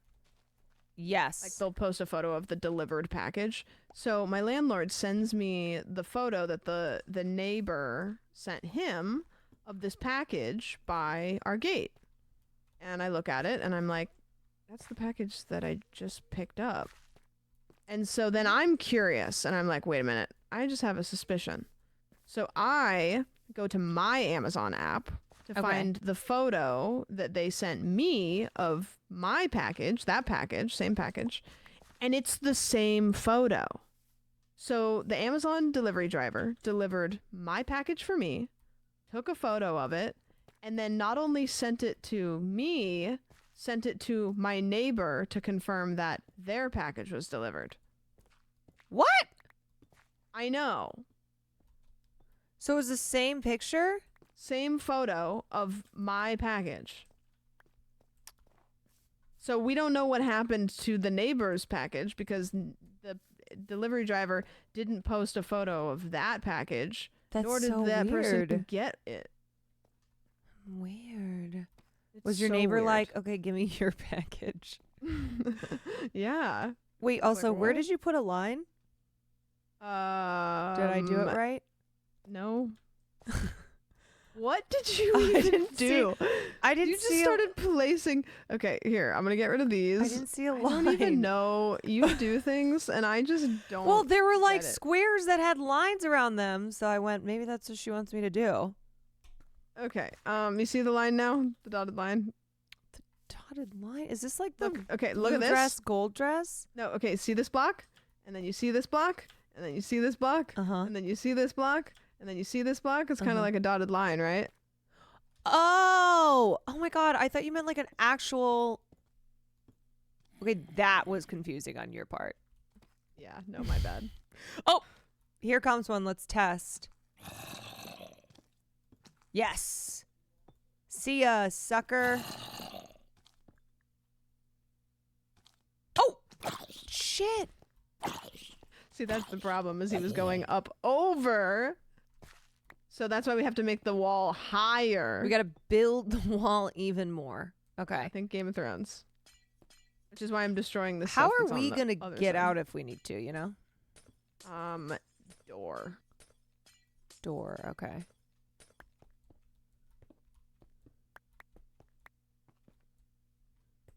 Get rid of the snow and stuff, all this shit. And this stuff. Wait, did you just make that line so I could do something? Like you literally could have just done it yourself? Yep. Okay. Yep. Throwing you a bone there, you know? Yeah, well. Yeah. Okay, this should be good. I don't think they'll be able. That's too far away. They can't like run and jump, you know? You would think. You would think. Okay, I'm gonna get rid of all of these snowballs.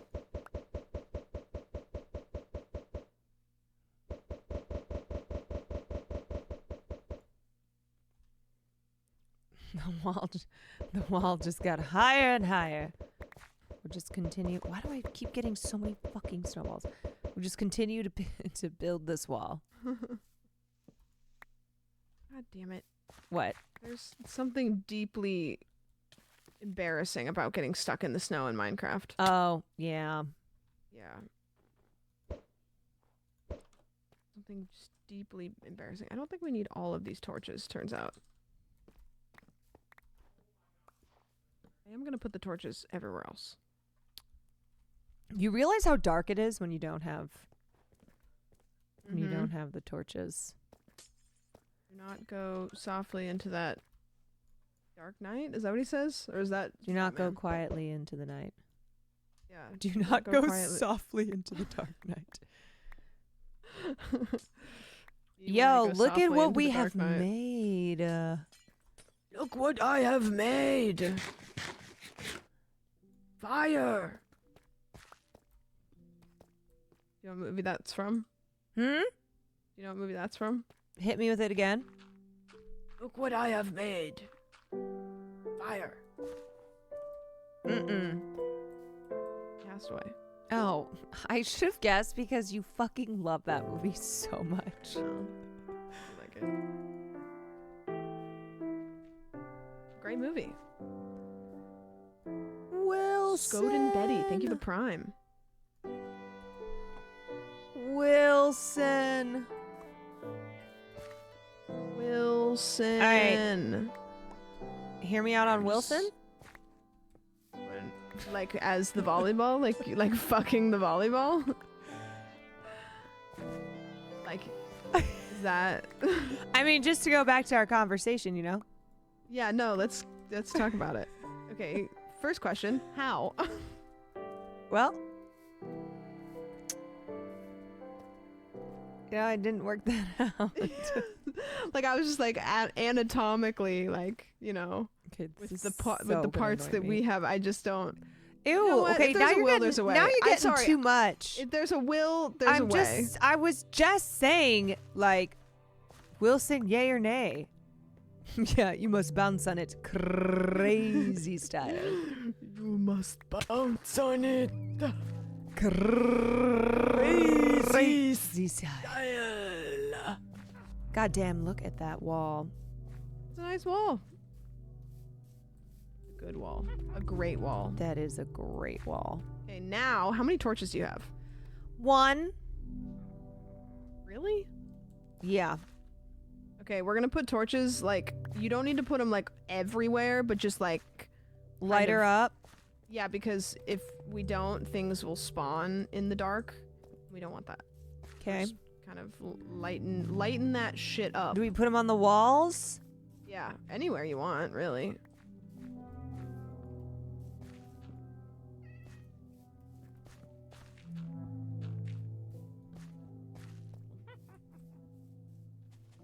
Okay, and then I'm gonna make some doors. Okay. Exactly. Why does this exist? I'm gonna make some doors so that way we can go in and out of the wall. I'm just gonna get rid of this because I don't even know why this exists.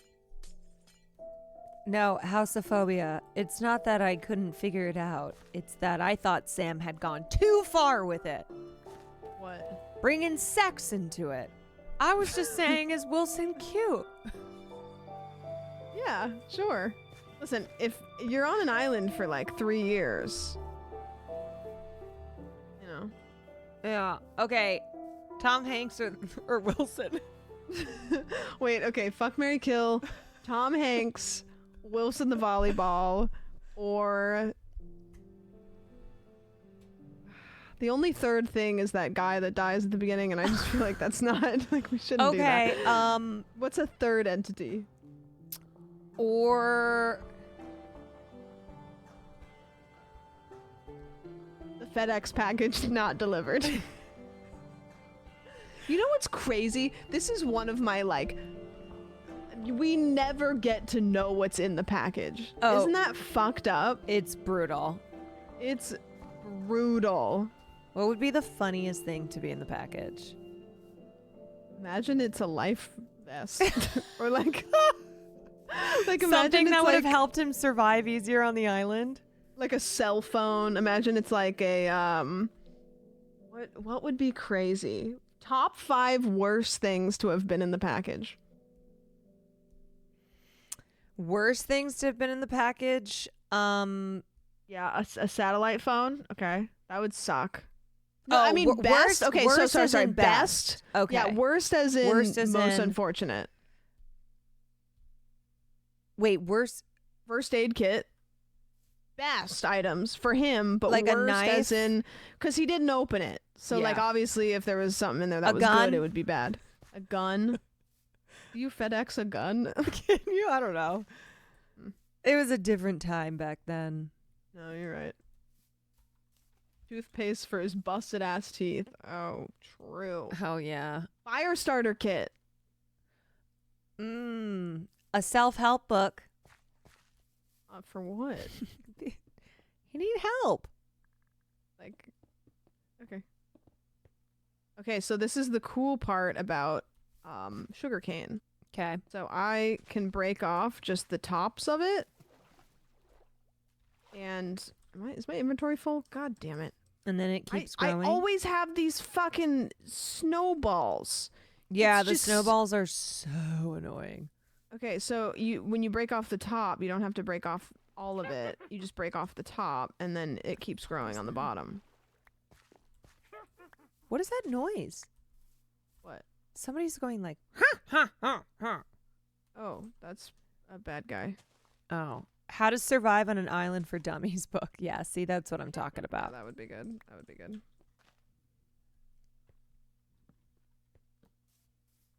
Now I'm planting this sugar cane that I just harvested, and it will grow. And so once we have a bunch of it, then we'll make a bunch of books, and then we'll use the books for the enchanting table. Oh, there's a witch over there. Wait, is that what that was? Yeah. Wait, where? Where? I want to see a witch. She's up. You see a little pointed hat? Wait, what? I didn't know there were witches here. Is she shooting at us? I'm shooting at her. I'm just bad aim. I hit her. That's who I heard going, Yeah. Maybe I'm she's gonna just kill her. trying to defy gravity. Okay, I'm gonna... Okay. Oh. I'm poisoned. Wait, killed her. I'm dying. You won't die. You'll just go down to half a heart. Unlimited.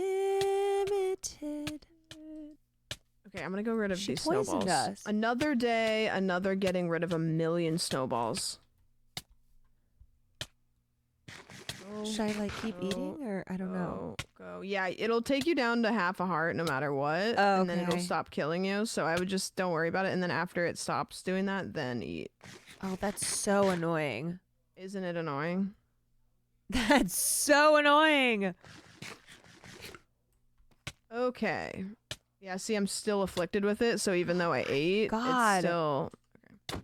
Oh. Get that one. Ow! What are you trying to kill me? I'm right here! I'm sorry. God! I'm sorry. It's too You know close what? I'm to going inside the wall. Left is too close to right. Yeah, people are saying this.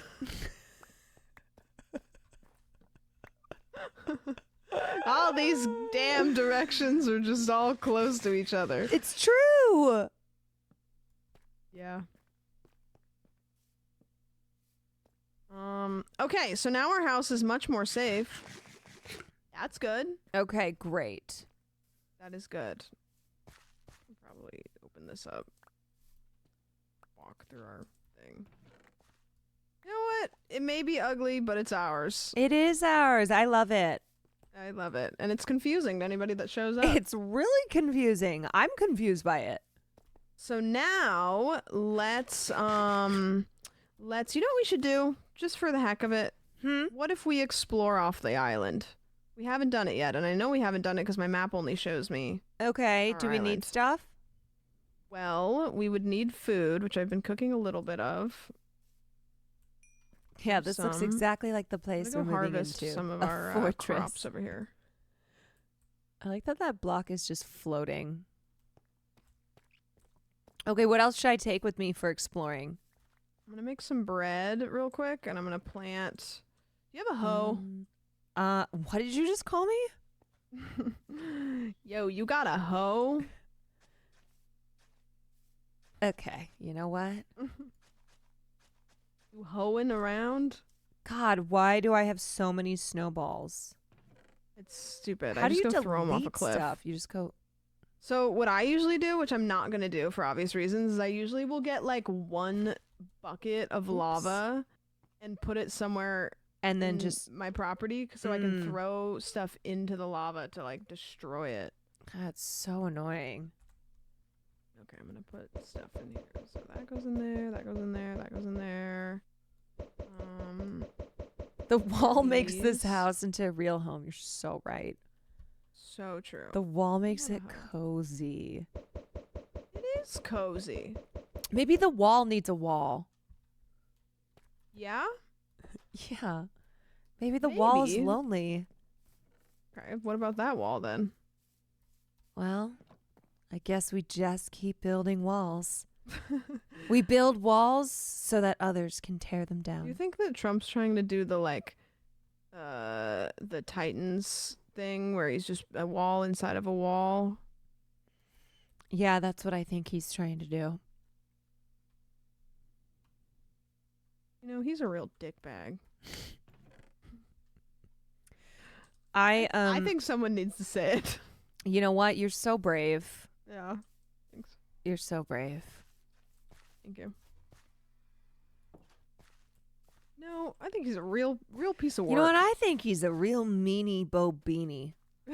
Real piece of... I don't think that guy's real nice at all. I think he's a real piece of crap. Yeah. You know what? Frick that guy. Frick that guy. I think he's doing things that aren't so cool. Pretty uncool. Cockadoodie. He's doing some real cockadoodie stuff. Real stinky butt. Real piece of dookie. Yeah, he's being a real mean jerk. Real big old butthole. He's a real poop. Ask me. Yeah, he's a poop. Big stinky butt. You know what? Do you think anybody's ever called him a stinky butt? I feel like maybe that would hurt his Melania feelings. has. You think? Donald, you are a stinky butt. No way.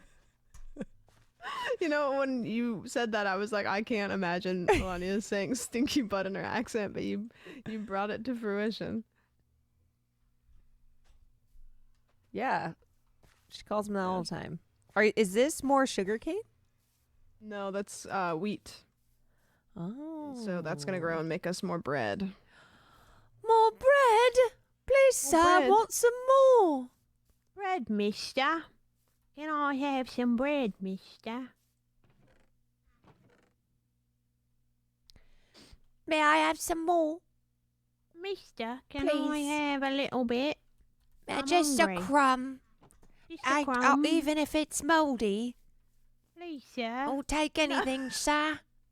Another Wilson, please. Please, I haven't eaten in days, sir. Do you think you could eat a volleyball? Like for money? Or just for fun? For joy. No, I don't think so. Okay. Could you? Maybe. You know what? I could only eat a volleyball if it was Wilson. Yeah. That makes sense to me. Okay, I'm consolidating the things in my pockets. What did you say? Huh? Love for I'm hot consolidating. Oh, is that a username? Yeah. And also just how I feel. Sometimes if somebody's username has something in it that I don't want to say, I'll just say, thanks, username. Yeah, there are there's some like, that I don't want to say. I'm like, oh. I'll be like, wow, look Not at you. love for hot daddies, though. I have love for hot daddies. I'm not ashamed. Okay. I'm not ashamed. Okay, what do we need from the inventory? Anything? Where are we going? Where are we going? I have some food and should I bring a everything crafting else. table? I have one. Okay. I have a furnace. I'm gonna grab some coal. I have way too many tools, I think. don't need that. I don't need that right now. Don't need that. Don't need that. I think I don't need that. We need some string. String? No. Okay. Unless you wanted to bring some. No. How much armor do you have? How's your armor looking? I don't think You I both need have pants. I don't think I. Oh, I've got an iron chest plate and I have gold boots. I'm not wearing any pants. Hee hee. Okay. All right, here's some pants. Oh. I'm making me pants too. Oh, here's my pants. Okay. You put your pants on? Nice. You don't have a helmet on either. No, I'm also not doing great in form of like, do I want a hoe? Do I want... You want a sword and a pickaxe, and I think those are the only two you really need because everything else I can have. Okay. Here, What you want a sword? What kind of pickaxe? I have a sword. I have an iron sword. Iron pickaxe would be best. Do you need one of those? Mm-hmm. Okay, I'll make you one. I will make you a iron. What was I making you? I already forgot. You were making me an iron pickaxe. Oh, pickaxe. And I gotta go pee. All right. While you're cooking that up. You go pee and I'll get everything ready. So we're going to... Okay, let me think for a second. So we're going to go... We should go get ender pearls. We could go get ender pearls, or we could go off the island and explore. However, I don't really know what we necessarily need off the island other than just exploring for the sake of what the heck. But we should probably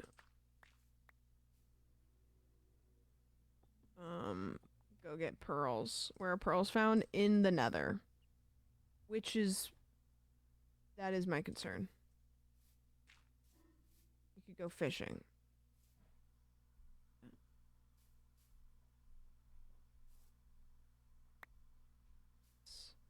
Yeah, I think we should go get some pearls, maybe.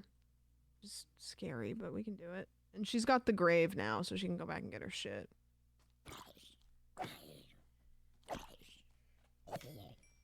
Maybe you should stay inside for the next 25 minutes. Oh, I see. You could always villager trade for pearls. Can they trade you pearls? I never do villager trading. Also, Caroline killed all of the villagers. Who did I kill? The villagers. Was that good or bad? Not great. Oh, okay. Why? Let's go into the Nether and trade for pearls. I give you a pickaxe and you have a sword. And you have food? I do.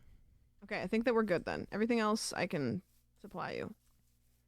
So we're gonna go in here. Oh god, okay. How do we do this again? You got it. Okay. Oh, what the heck? Isn't this hat cute, you camping, guys? So cozy. I should have grabbed more. Okay, so it's dangerous in here. So what we're doing... Do you know what Endermen look like? No. Okay. Oh, we need their eyeballs, right? And yeah, don't look at him in the eyes if you see one. Okay, how do I know, though, if it's one? I'm gonna go north. You'll know. He's just like a tall guy.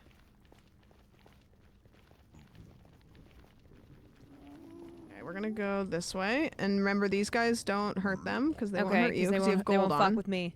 Yeah, because you have gold on. We're gonna go this way, which is the way that it looks like we've made before. Oh yeah, we've been really here fully before. remember. Wait, is this diamond stuff? We like this, right? Wait, no. That gives you XP, which is good. Yeah, we'll need that eventually. What is that again? XP. So you use XP for enchanting, which is the enchanting table we're making. That's what we're making. Mm-hmm. There we go. Okay, let's go this way. Minecraft, let's fucking go! Minecraft, are you with me? Minecraft. Minecraft 2025, are you still with me? Yep. Yippers. Oh my god, I could have almost died. We're on a really treacherous ledge, and That is treacherous. was worry. not ready. Got this. Women can do anything. Women can do anything. So what'd you do tonight for stream? Besides, I just talked. Do Minecraft without me. I just talked and thought about Jonas Con. Oh, hold on, I'm getting burned. Just keep eating. Okay. Why am I still on fire? It burns for a long time in the nether. Christ. Am I gonna die, Sam? Maybe. Sam. Oh no, I'm still alive. Okay. Okay, you talked about Jonas Con, which, spoiler, we talk about on the podcast. Yeah. Okay, we're going this way. We're going to, if you open up your map, there's blue. I don't know if you can see it on your map, but you probably can, because you probably went where I went. I'm just going to barrel through this, actually. Yeah, I don't remember. We just talked about stuff, but, what did we talk about, What's everything chat? that you said? Chat, what did we talk about? You know, like, I kind of get like amnesia. Oh, yeah. When I stream, where it's like, what'd you do? Like, Brody will be like, oh, what'd you do for stream? And I'll be like, I don't remember. Immediately, I don't remember. Usually I can base it off my stream titles, but sometimes I put my stream title something that I'm going to cover and then I don't. And then sometimes I cover something that's not in the stream title. Mine was just the letter A today. Oh, nice. So, yeah. Somebody actually wrote in my Discord, like, hey, like, could you make the YouTube VODs the same game that you played so we know what the VODs are? And I'm like, I don't know. Like, you're like, that goes against everything I believe in, which is organization. Yeah, Chris, I'm practicing. I'm actually helping. This is Caroline's Make-A-Wish. Huh? Women can do anything. I'm telling you right now, this would not be my Make-A-Wish. Did that hurt you? Do you remember when we went to Universal Walk? Mm-hmm. And for the stream, and I walked past a car, and I read the back of the car halfway. I didn't fully read it. I halfway read it. I just saw happy da-da-da, so I thought it was a kid's birthday. So I was like, oh, yay! And then it actually said, like, happy Make-A-Wish Day. Yeah, because you think cancer's happy. And I was, like, mortified because I already had said yay before I read the rest of it. Yeah, we know what you're all about. I need to go this way. You want to know something sad? My little cousin, when she had cancer, she did Make-A-Wish, and her dream was to meet Michael Myers. Okay. Like the horror guy? No, Michael Myers of Shrek. Oh. Heard of it? Right, okay. And she said he was really not fun. Like he wasn't mean, he was just not fun. He That's just worse. didn't seem into it. He wasn't into it? Wait, how old was she? She was 9. Like him being just not into it is worse than being mean. I know. Like, I he's just know. like- She was like, so "Alright." funny about it though, 'cause she's just a hilarious person. But she's 30 now, but it was back when we were kids, and she was like, he kind of sucked. So he just was like boring? Yeah, he just was like not into it. Like he was like, all right, kid. Yeah, it's like, can I get a refund on my Make-A-Wish, please? Yeah, no kidding. I would just like stay healthy out of spite.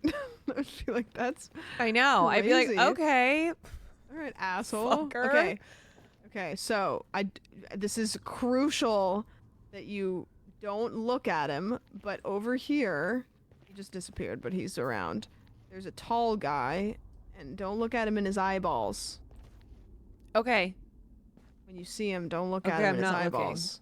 I'm not looking. He's 3 squares tall. So if we build a thing like this that's 2 squares tall, he can't get us. So I want you Okay. to come stand Right here, right next to this tree. Okay, I'm here. This is like that one scene in like Of Mice and Men. I'm like, just face the other way. Okay. I'm look at the stay there. rabbits. Yeah. Look at the rabbits, Lenny. Okay.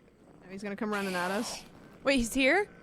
Yeah, he's turning around, but he can't get to us because he's too tall. He's a tall king. Okay. I think surviving you can- cancer is the you refund. can- Yes. You can kill him if you want. No, With your I. sword. No. You can do it. No. Wait, really? Yeah. No, I'm serious. This is not a gotcha. You just have to stay underneath this thing so he can't get to you. Okay. But you can hit him. I'm trying. He's fast. He's fast. Oh shit! Oh god, okay, this is too scary. No, you got this. I have not managed to hit him one time. Sam, he has He's right there. moves. Okay, wait, there we go. Nice. Wait. Okay. Okay. If you have full health and he hits you once, he won't kill you, so. Are you sure? This is crazy that this is actually happening because usually they just walk up to the edge and just stand there and like, yeah. Okay, I got him. Nice. I got him. Okay, Do I did you get something? An eyeball. Did you get an eyeball? Let me check. No, I just got some more warped fungus. They don't always drop them. So, we just gotta try again. Okay. Shit. So you just keep your eyes peeled. I hate Another one that of those saying so fuckers. much. It is gross. It's so gross. I just hate eyeball things. Yeah, I don't like eyes. Yeah. I can see on my map. This is kind of cheating, but if you can look where the enemies are on your map, but they move so quickly and they could be above us too. Oh yeah, if you don't like eyes, then why are you wearing glasses? So now you have 4 of them. You are just the worst. Oh wait, there's one behind you. Yep. I'm making this little thingy. Oh no, I think I looked at him. It's okay. He can get you. Okay, you do that. I'm gonna make another pickaxe for me. It's okay, sweetie. Just kill the monsters. Okay, I got him. I'm just making a I'm little getting 'em. pickaxe here. Okay. Yeah. Just tear it up. I'm hitting them. Wow, you got a lot of them. Okay. Another one. Oh shit. Okay. I don't think I've gotten any eyeballs though. Yeah. Well, bad drop rate maybe. There's another one over there. I'll go look at him. Okay, now he's mad. Oh fuck.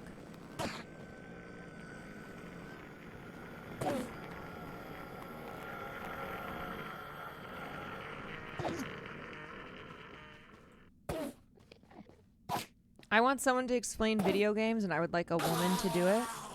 Oh, okay. Look, eyeball. Oh, you got one? No, it's right there. You can pick it up. Oh. Okay, so that is a ender pearl. There's another guy right behind you if you want to kill him. There's 2 of them right behind you. They're flocking. Yeah, of course, it's the one Sam kills. I know. She gets an eyeball. So those are called ender pearls, and we combine those with blaze rods to make these things called eyes of ender. And if you throw the eyes of ender, they go in the direction of the end. So then we will go on an adventure to find the end with them. So we're collecting these and blaze rods, which we might have gotten a couple. I can't remember. That one didn't have one. God damn it. You have to kill him. I don't want her to throw an ender pearl because they're valuable. Another guy over here. They also don't like water.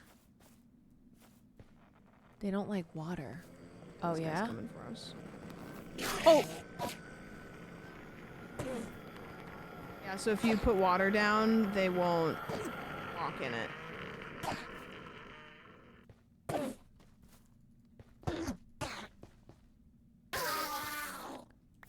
Pearl.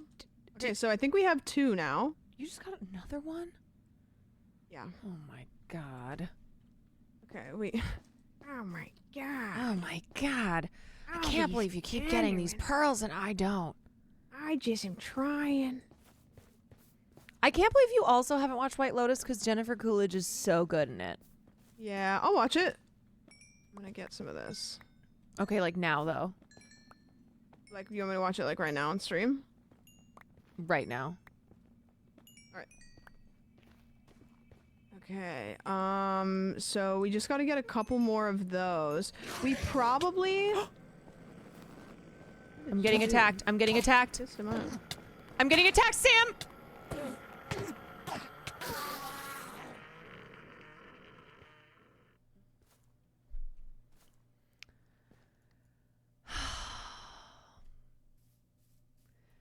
Hello, darkness, my old friend.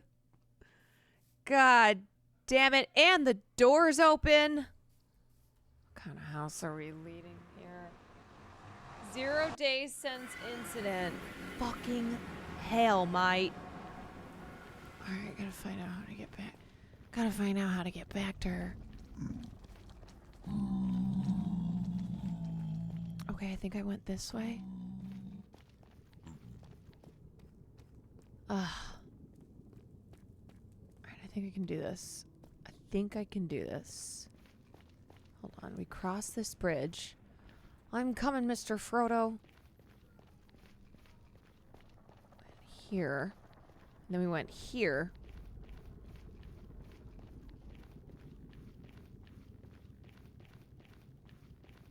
Okay, shit. Farts.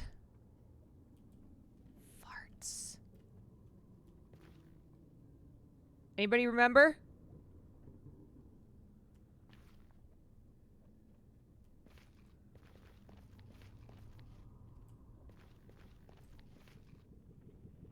Straight through the lava.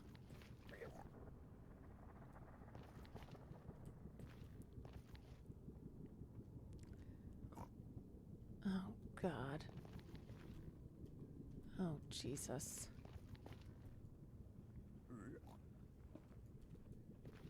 Through the opening on the right. This way. Farley, hold on. Mom's Minecrafting. Okay, this way. Hold on.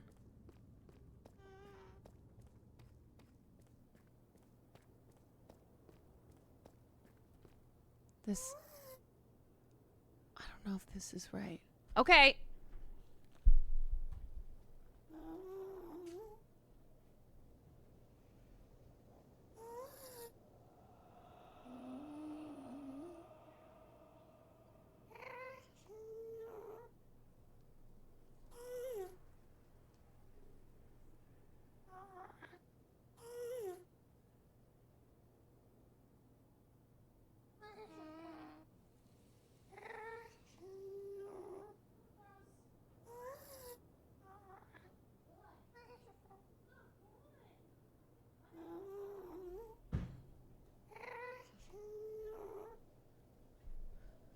Okay.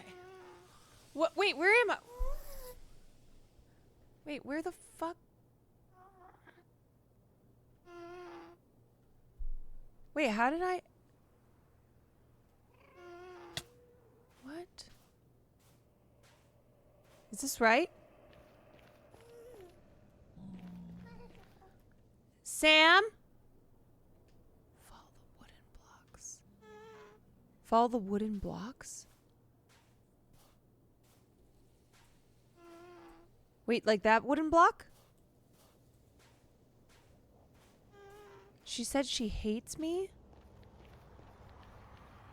Oh, wait, I remember this. Okay, hold on. Okay, wait. She hates us. There's a wooden block. Oh my God, I don't remember this. Bruh. Bro.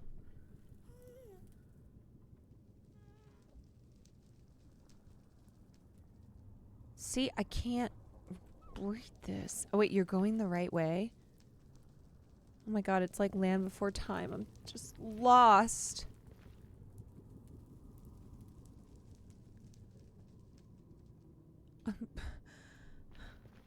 You're going the wrong way. This is a cliff. Turn on the last death mark? Yeah, how do I... Okay. Waypoints. But I think it's now... I don't know if it's gonna work. I know, I'm close. I'm so close to a ledge. Too close. I am, really? Wait, are you back? Oh, yeah, I died too. Wait, you died? Okay, we gotta go back. That's okay, we're really close. Come this way. Did you die for me? Uh-huh. In solidarity. 'Cause you miss me so much? Mm-hmm. I just wanted to help you find your way back. Helping me find my way home. Yep. That's what I do. It's a team effort. Okay, we are close. I marked your death. And mine's probably nearby. We're very close. Sam is a girl's girl. I am. Okay, I got my stuff. Your stuff is over here. Don't tell me your mama. You know what's great about this mod pack is it not only does it give you your stuff back, but it puts it all back on for you, you know? Yeah, it's so nice. Okay, your stuff is over here. We love that. We do. Me. Okay, I'm gonna go kill this guy. Okay. He's coming for me. Come on, big dog. Where's Oh, the if you beanie look at from? him- You wearing a beanie? I'm wearing a cute cozy hat. Oh, cute. How many ender pearls do you have? 1. It's from Gelato Peak. We're gonna get a couple more. How many do we need? Think it's kind of tough because if the end is really, really far away, we might need more. However, I feel like we could find it with like 10. Okay. It's doable. Yeah, there's some guys here, allegedly. There's one over there. Blocks. I don't know. Yeah. You're very unlucky in the portal. Yeah, so we need a bunch to find it, but then we also need some to put in the portal, but we'll probably need like a couple to find it. And then a couple to use it. It kind of depends, but I think we can get away with like getting like 10 of them and then go from there. And then we'll probably have to get more, but... Where are you? Where did I go? In the trees. In the trees? I'm in the trees. I'm trying to figure out if I want to jump down or not. I'm gonna climb down. Oh, you climbed down. Nice. Where you Do go, you have your I minimap go. turned on? Huh? You have your minimap turned on? Yeah. Okay. You see the guys on the minimap? Yeah. Okay. We started out with no map. I started out with no minimap, and then I turned it back on because I was like, fuck it, you know? There's a guy over there. I need to make a little fortress, which you can just dig in. Oh. Shucks.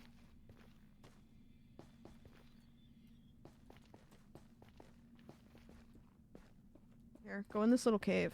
Okay.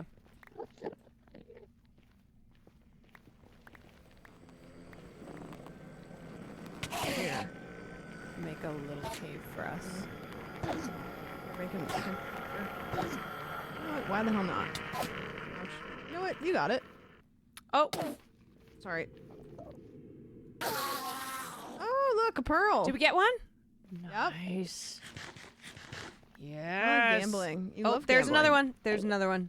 Yeah, just look at him and then go in your cave. Look at me. Look at me. You can look at him from far. Okay, that works. Oh, Sam, go. Get him.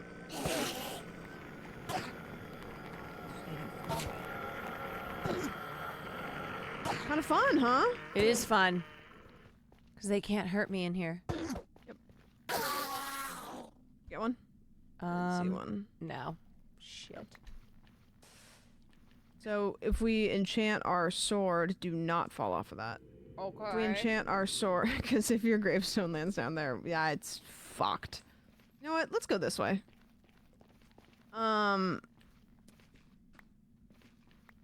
Yeah. What was I saying? Something about enchanting a sword. Don't fall. What are you eating? A green bean. Hi. I'm hungry. Dude, I hate that I only get so hungry at night. I get so hungry, like, at the tail end of my stream, and I just, like... It's right after I end stream, and I'm, like, ravenous. Dude, when I end stream, I'm, like, I will just go into my kitchen and eat anything. Like, it's so dangerous if I just went grocery shopping, because after stream, I'm just like, bleh. It's like I'm literally sitting here doing nothing. I'm talking, but it makes you so hungry. Oh. Oh, God. Oh, Jesus. Go in that cave. I'm dying. I'm dying. No, you're safe. You're safe. I can't get you. Just go in here. Oh, God. There you go. You hit him. I almost died. Yeah.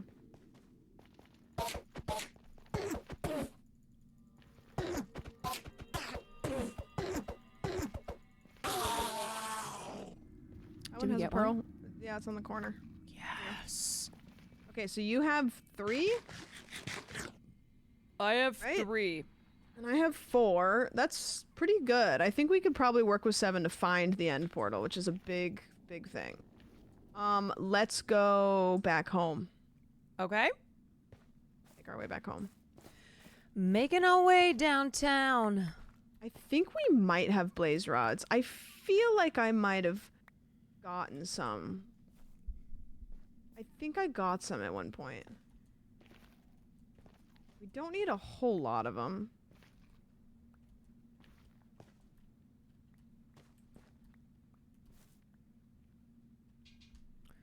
Wait, slow down. You're moving too fast. All right. Kill this guy real quick. Oh, there's a bunch of them in here.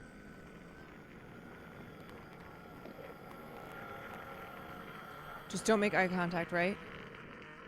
Yeah. There's another one over here. There he is. Not get a pearl from that guy. Surely a pearl from this guy. Surely. Please, sir. And they just run away, you know? Ooh, yep. No. No? I did. I thought I saw one, but I didn't get one. All right. We'll keep headed home. We'll just kill him along the way. Okay. If I just go through this way.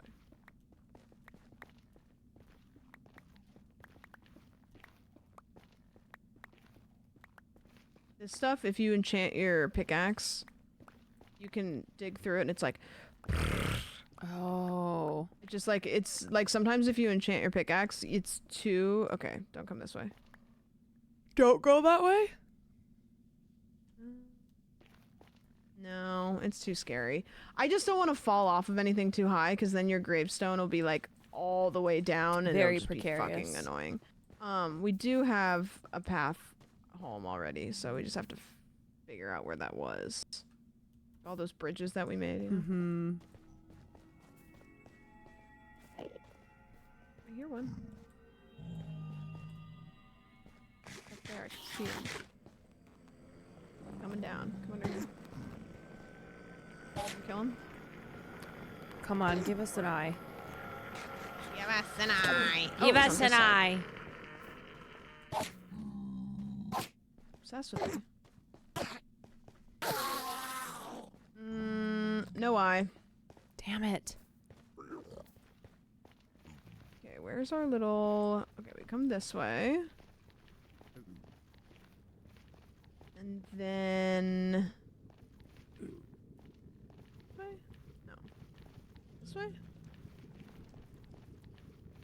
mean, it's gotta be this way. Yeah. Yep. This sounds right.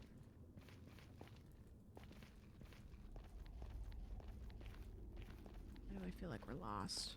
I'm lost. I mean, This doesn't feel right. I want to kill this guy real quick.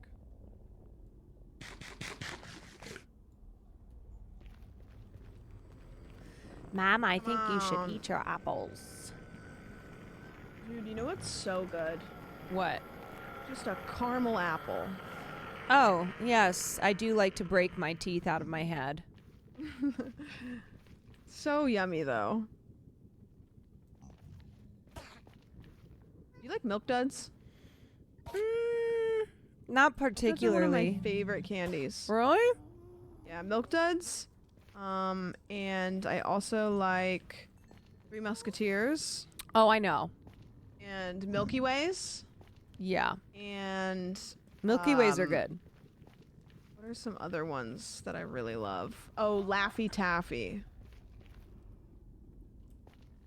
You have some interesting candy choices. It's like I have a bunch of favorite candies that are like decent to most people, but they're my favorites. You know where our portal is?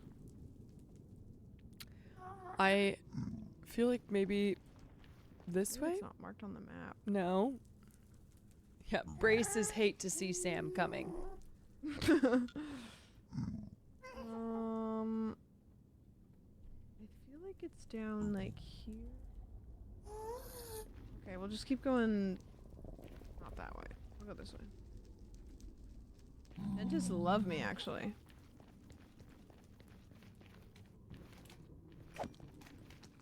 Okay,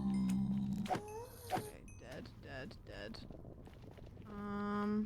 Just gonna go through here. So easy to Lost get our path. lost. Oh yeah, it's terrible. That's why I usually play keep inventory on, because then I can just die and it takes me back to my house and I'm like, oh, okay. And then you keep all your stuff. Like, I don't see anything that's familiar. I'm gonna come through here. Yeah, I should have looked harder for our path back, but I didn't. You just come through my hole. I think we're like... I have no idea. Wait, where the fuck? Hold on. You'll find it. Yep, there we go. Yeah, I'm literally just like barreling through, because I know the general location of where our portal is, and I think we'll see it. Surely. Have you had the chocolate cowtails? Yes. Wait, I think I've had the caramel apple cowtails. Do you like cowtails? What are those? What? You get them at like gas stations and stuff. They're like long. I don't know. How do you describe them? Like Charleston shoes? So good. They're probably in the same ballpark.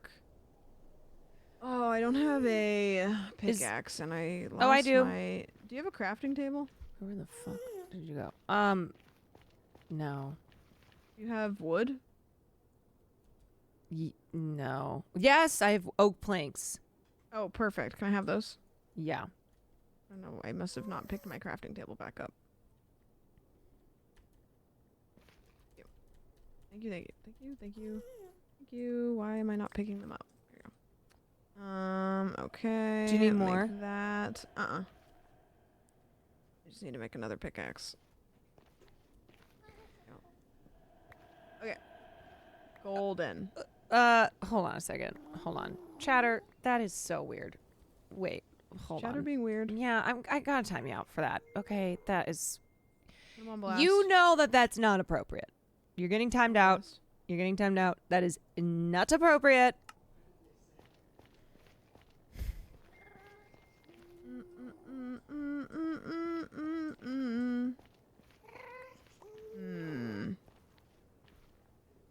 Okay. I think we're in the right ballpark.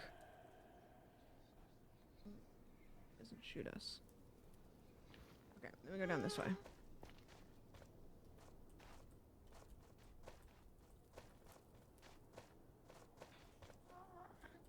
Okay, we're close-ish. Yeah, let's stick to banging boxes around here. What the heck? Oh, that thing's shooting you. Something shooting me? Oh, fuck. Oh, Jesus. Oh, did you attack him? No, I didn't do You don't have anything. full shoes on. Oh, it's just a skeleton. Okay, we're gonna go this way. Oh god, I don't want to die. If you jump and hop, it's a little easier to walk. That soul sand is really hard to... I'm out of food. Here, I have some. Here, eat that. That's bread.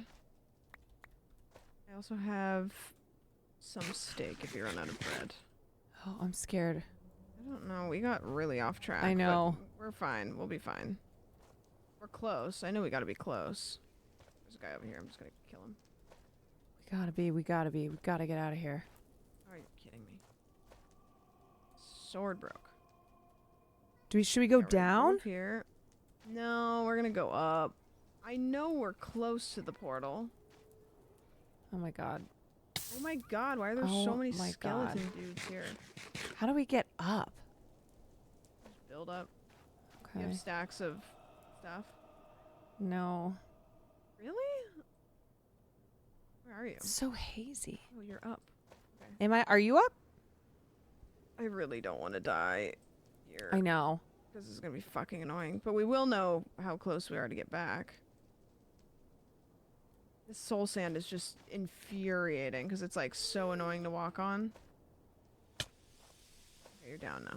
Okay, let's just keep going this way. You have so many arrows in you. Really? Yes. Okay. Here?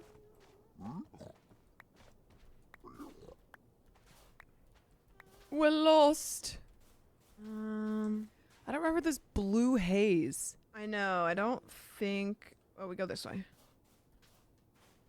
I need to mark it on our map when we get to it. I hate the soul sand. Hate it. Oh, there's one of our bridges. Okay, this is good. Okay, be very careful. Okay. We're gonna go here. So this is the spot where we died a bunch. Okay. That. That's a lot of spots. Okay, so we're gonna tower straight up. Oh, there's our bridge. I know. We have to tower straight up. I'm just trying to figure out a place to start from. Because then we can tower up and over. Okay, take this stack of, like, these. And then we're just going to tower straight up. Was it supposed to be more than 2? Nope. That should be enough.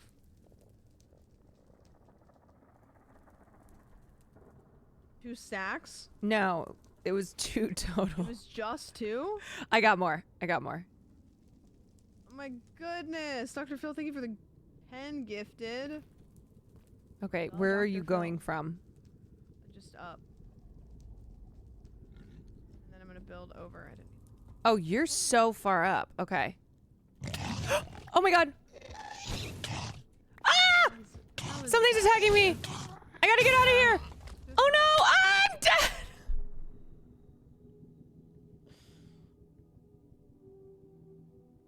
Fuck. Oh no, I should have given her my pearls. Well, that's one way to get back. Oh, fuck. God. You know what happens is I start freaking out. And then it just goes to absolute chaos. God damn it. Oh, fuck. Yeah, the pearls are gone, you guys. Oh, I don't know what to do. Wait, That's okay. We're like right next to it, so you just have to be able to get down to get your stuff, and then you can just come right back How did up. you make it back? Because we're right here. Oh. Like, come over here. Your death will probably be just like right down here. Oh, I thought we were so far. Remember, you crouch by the edge and you won't fall. You don't have deaths. Do you have deaths on? Do you know where it is? Yeah, I see it. Okay, cool. So you're going to back up. You're going to pick that boat up. You're going to put the boat on the ground. Nope.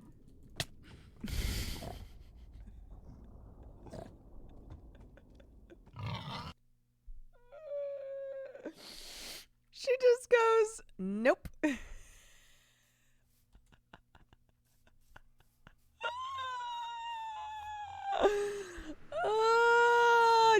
Jesus.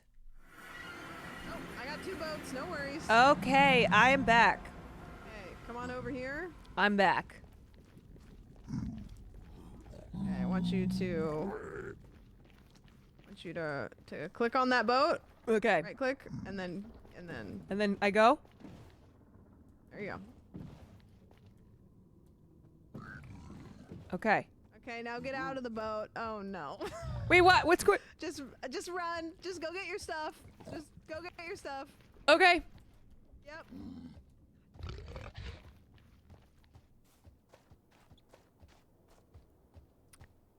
Oh no. Oh, farts. Fuck.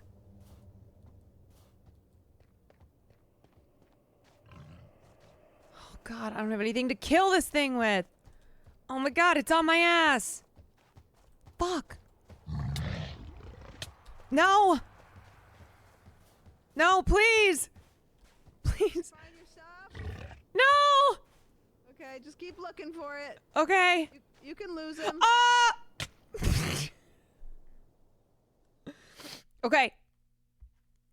Here we go. Let's do it again. Here we go. All right, Sam, I need another boat. Okay.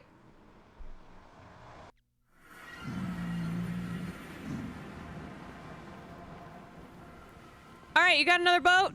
Yeah. Okay. I'm getting in the boat with you this time. All right. Let's get it. Hold on. Oh no!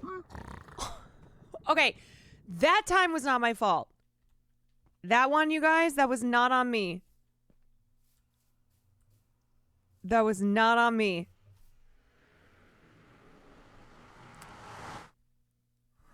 It's like so unlucky. Okay. All right. That was just unlucky. Right, that one was Okay, not my so fault. Guy's, okay, quickly come over, get in my boat, we'll go. Okay. Are you in the boat? Oh my god, he's killing me again. Nope, we're good. Okay. Okay. Fuck, I have so Where's your stuff? Caroline, it's right here. Wait, where? Right here. Oh. Okay, is that all your stuff? No, that was just the boat. Okay, let's find your. Oh my god, I think your other one is I have over 1.5 here. hearts. I have 1.5 hearts. Okay, just don't I'm die. dead.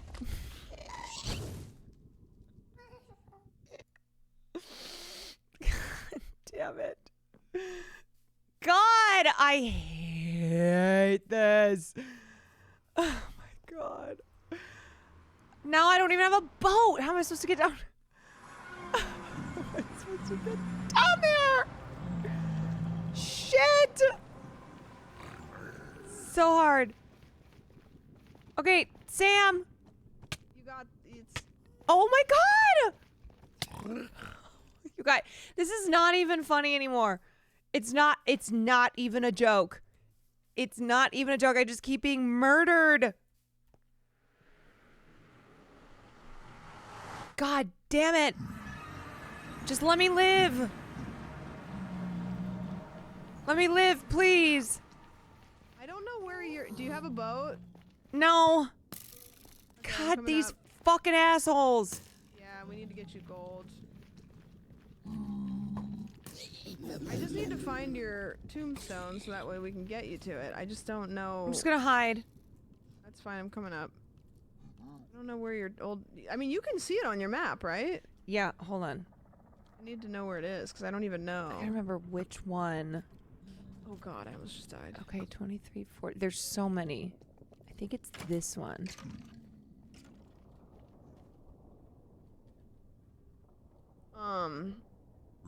Okay, let me go. Delete. Where are you? Which one? Where are you? Delete this one. I'm hiding. Hold on. Okay, I'm just gonna protect you. You guys, when did it happen? I don't remember.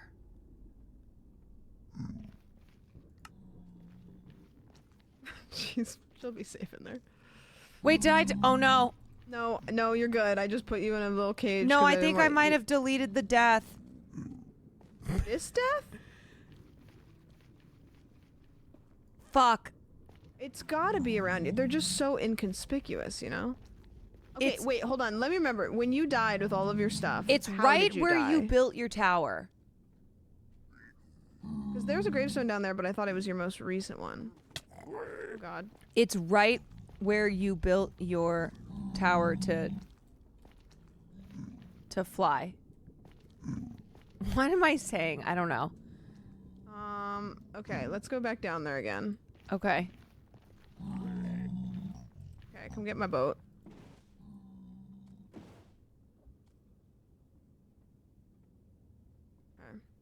Okay. Okay, so here's what we're gonna do. We're just gonna, we're gonna build. We're gonna be slow.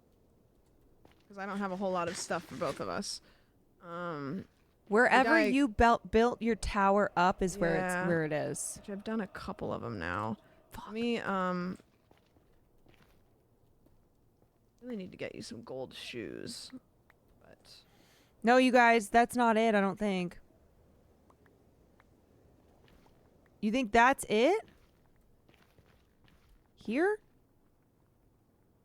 there's one right here. Okay, hold on. Come up and see if this is it. Wait, let me grab. Oh, there's one right there too. Yeah, I'm gonna grab. I need to. You want me to build over to it for you? Yeah, fuck. Here, let me. It's okay. Oh, that's it. Wait.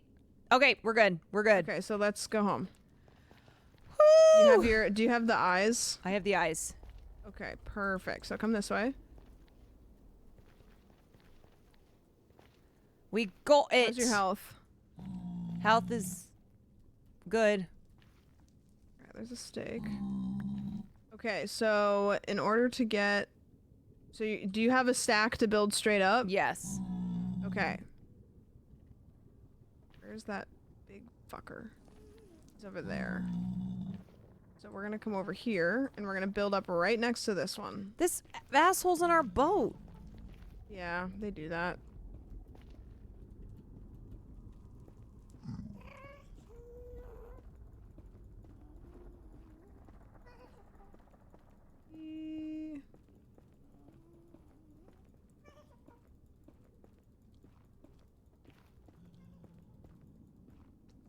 Okay, so we're gonna just run to the portal. Ready? Okay, okay. Go. 'Cause there's guys over here that are gonna try to kill you, so just keep running. I'm going. Run, Forrest, run. Yep, just go home. Okay, I'm going. Yep. Did it. Made it. Oh my god. God damn it. God damn it, it took us to this one. Why does it keep doing this? Why does it do that? It keeps trying to take us to this other portal. There are things happening. Well, I mean, it's not that far from our house. But I just don't understand why it keeps trying to take us to that portal. Our house is over here. And luckily, if we die here, we're okay. Let's just get in this boat real quick. Oh! Did I leave you behind? Right. Did you do that on purpose? Nope. Sure didn't. Oh, look, fish. Okay, it's kind of crazy that I didn't die in the nether until the last 5 minutes and I died 100 times. Yeah. Improvement.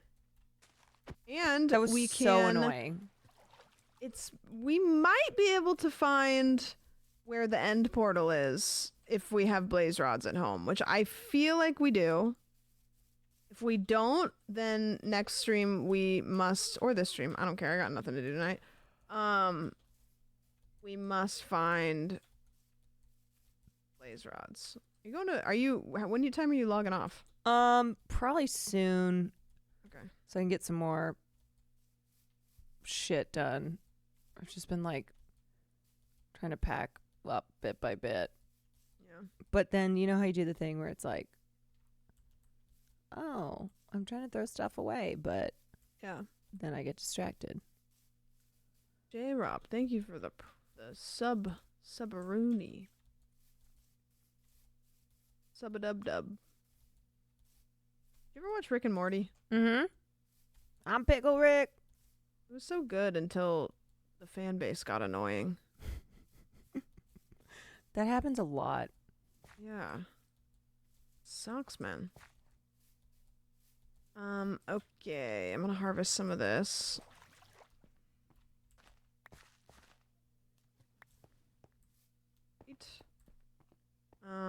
Okay, now we're gonna go in here, and moment of truth, do I have blaze rods?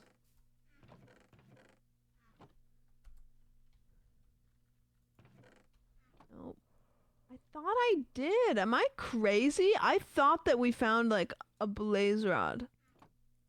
I have no idea what the hell that is. Maybe we never did. Maybe we'll have to get some. Okay, so we do need to find blaze rods. So why don't you put your eyes of Ender up in this top chest right here? Okay, the tippy top? Yeah. Put those in there. Oh, that's the good stuff in there. That's the good stuff, yeah. Ah. Some of this meat. And then we do need blaze rods, which we can do next time. Okay. Next time on Minecraft with Sam and Caroline. Yeah, next time we get blaze rods, then I think next stream we could get blaze rods and then find the end portal. Ah. I think we could do that in one stream because we have a good setup here. We got a good thing going. Yeah. Which we could do that. I think that's doable. Definitely doable. Okay. And then once we find, so the way this works is we find blaze rods to combine with the pearls, and then once we combine those, we throw them. They tell us which direction the end portal's in, so we just will travel by boat, probably, like throwing it, picking it back up, throwing it, picking it back up, and eventually it'll show us where it is underground. And then we'll dig down, we'll find it, and then we have to put a couple of those pearls into the end portal to activate it. And then once we activate it, it takes us directly to the dragon. So then what we'll do is like stock up a bunch of shit to fight the dragon. Okay. And the end portal could be like really far away. Or not. So we'll probably end up building like kind of like a new home wherever it is, so we don't have to go all the way back. Wall. Yeah. But I would say we're like doing pretty good. No, it's not going to be in 3 months, I swear. No, I'm Minecraft pilled right now, so yeah, we're back in it. We're back. Yeah, we can do this. I mean, we can do it again this week if you want. Yeah. Yeah, no, don't hit me with the copium emote. No, we got this.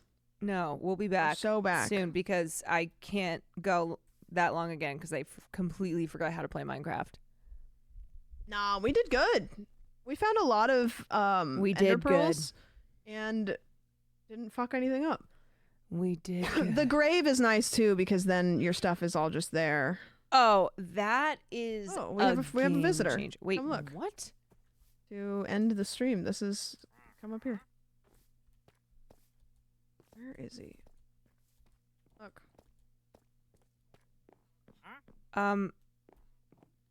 A llama? Yeah, there's a trader. Wait, should we kill them? You know, looks like you're already... Oh, that's a bunch of leather. Nice! Oh. And he's just gone. Oh, he's right here. Does he want to buy anything? He doesn't have anything good. Yeah, kill him. Sir! You're trespassing. You're trespassing, sir! Sir! He's killing all of our crops! He's destroying our crops!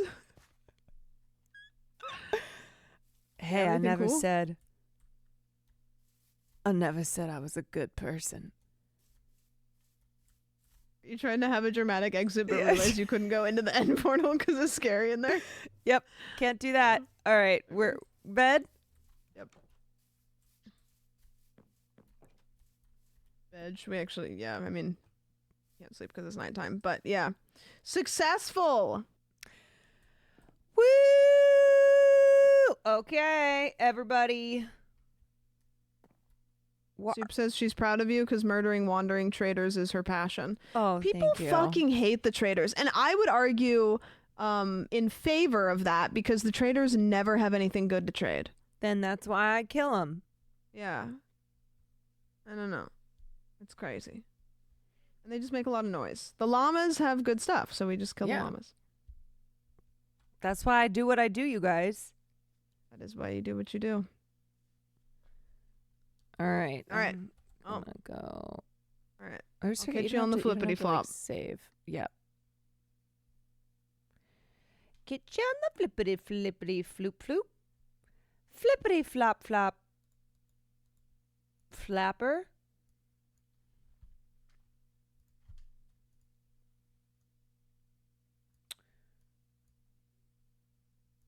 Okie dokie. Wait, Sam, are you in here? Fuck, I was gonna scare you. I didn't think You that you thought that can't we were. scare me. I thought that you didn't know we were still in a Discord call, and I was gonna sit in here for like 5 minutes, and then I was gonna go, yeah. You want to try anyway? No, because that was not a surprise. Just try. Okay, I'll put it. Sam. Oh, because now you're asking if I'm there still. Okay, wait. Ah. All right, guys. So anyway, thank you so much for joining. Wait, was that it? Yeah.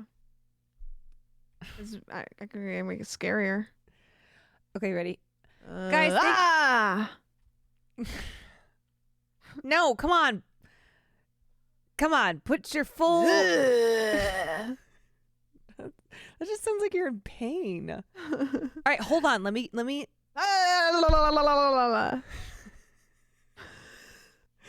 Was that what your plan was? I don't know. I just know it's do the roar. Now you have to scare on command, and you're shy. Yeah. You're so shy. You're so shy. Are you... Wait, what the fuck? I just saw your stream title. Getting through this game with an idiot? It's not. I didn't write that. Caroline Kwan? That could be anybody. An idiot. Who else is in the game? I don't know, man. God works in mysterious ways. Yeah, all right. Okay. Well, are you going to keep streaming? Since now you're not with an idiot? Yeah. Why are you in? Why are you emphasizing an? An idiot. An idiot? An idiot. When do you want to play Minecraft next? Oh, let me look at my schedule. I kind of had a good time. Well, chat, what do you guys want? They're like, right now? Yeah. What do you guys want? 4 months from now. Okay. Shut up. Tomorrow's My good chat's for me. screaming tomorrow. Well, okay. Tomorrow's what? Someone said in chat, tomorrow's good for me. So, we're going to do tomorrow then. Tomorrow works for me. What time? Do you want to do it earlier so that way we can play longer? We did like 2.5. We did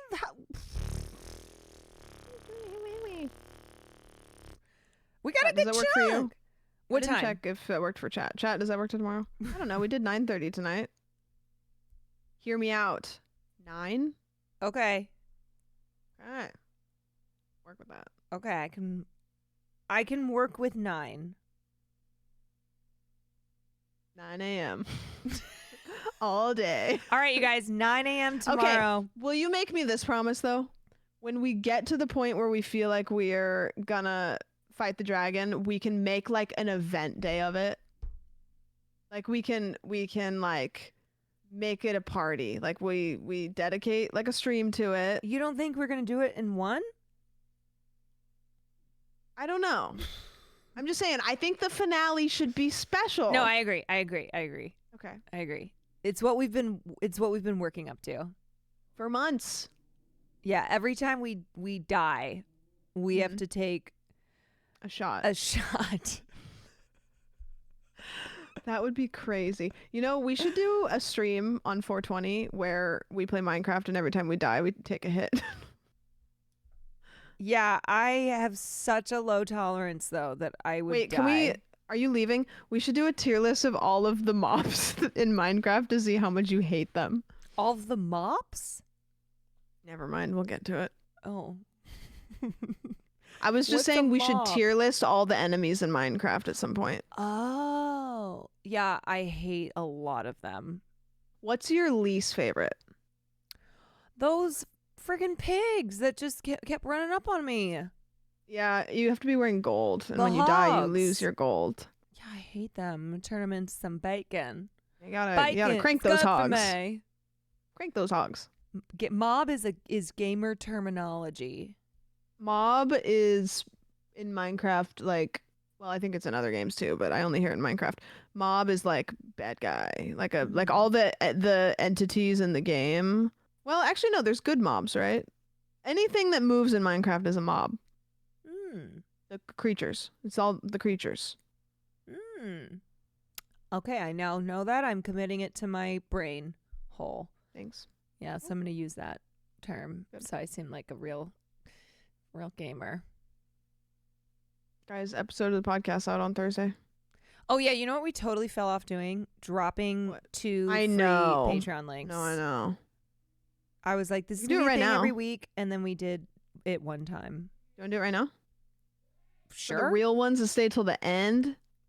Yeah, the Minecrafters. The Minecrafters? Yeah, who wants a link to the Patreon? I want some Who free wants content. Who wants some free Patreon content? Okay, let me go. How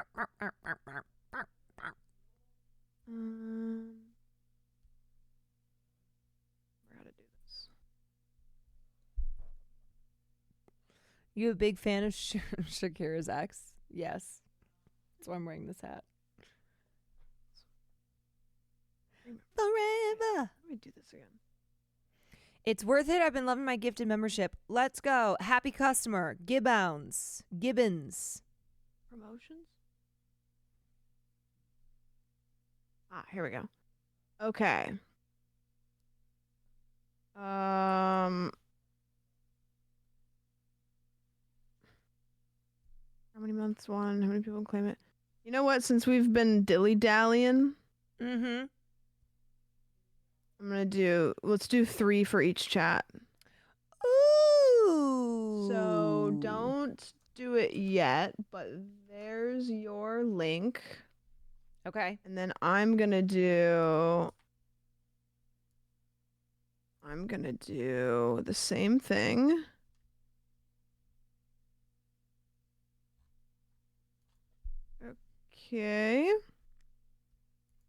Okay, so on 3, do you have that link I just sent you copied?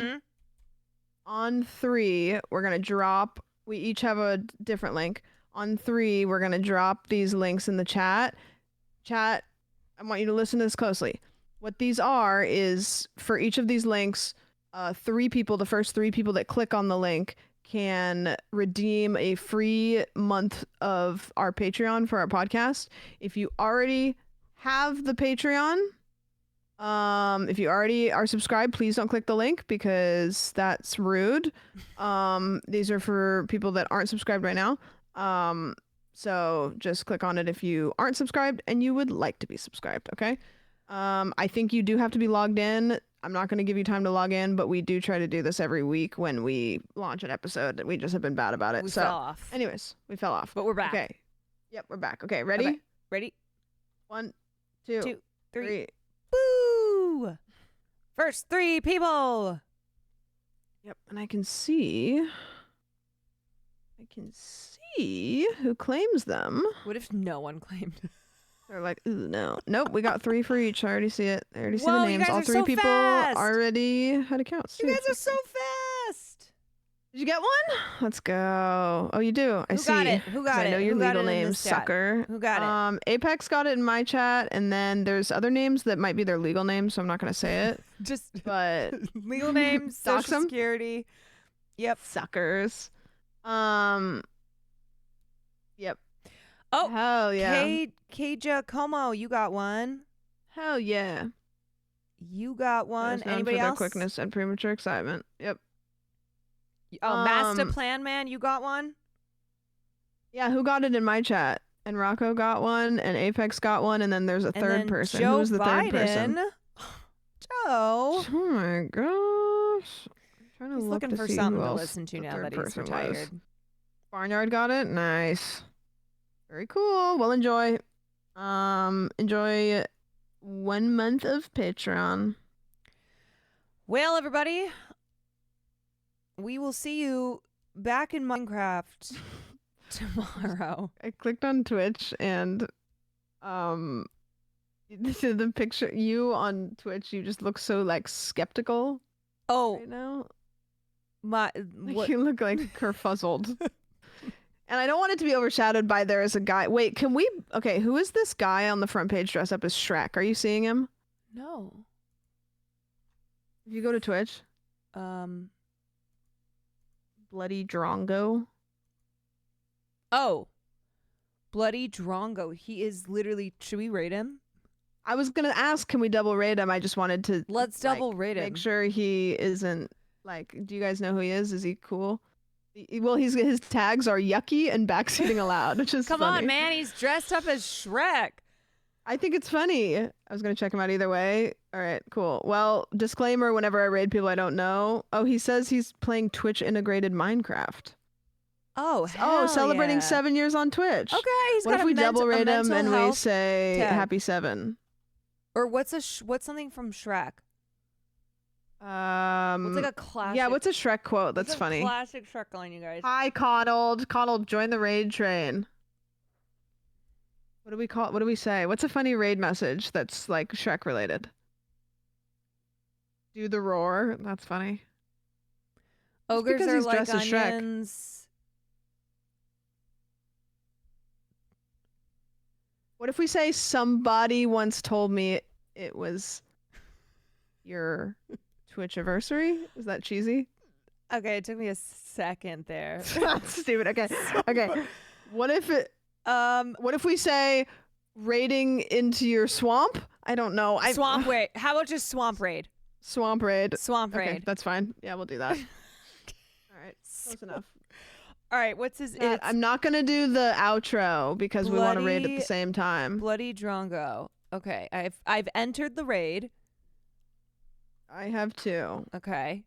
Okay. I'm going to do this, but you probably won't see the end of it. Okay, they can't hear you anymore, so I'm going to hang up. On Twitch. Oh, they can't hear me? No, because I don't have the Discord on my outro scene, but Oh, okay. Wait, you could but say then anything. How will we know to send the raid? I can hear you. Oh, yeah. Duh. Yeah. Okay, I gotta get off before I say something. It's so fucking stupid. Yeah, let's do that. Okay, we're gonna raid. Wait, the raid's still filling up. Hold on. Raid's okay. Wait, so I need everything I can get. Okay. All right, we're gonna raid on 5. Ready? Okay. Bye, community. 5, Thanks for joining me. I'll see you guys 4, tomorrow. 3, 2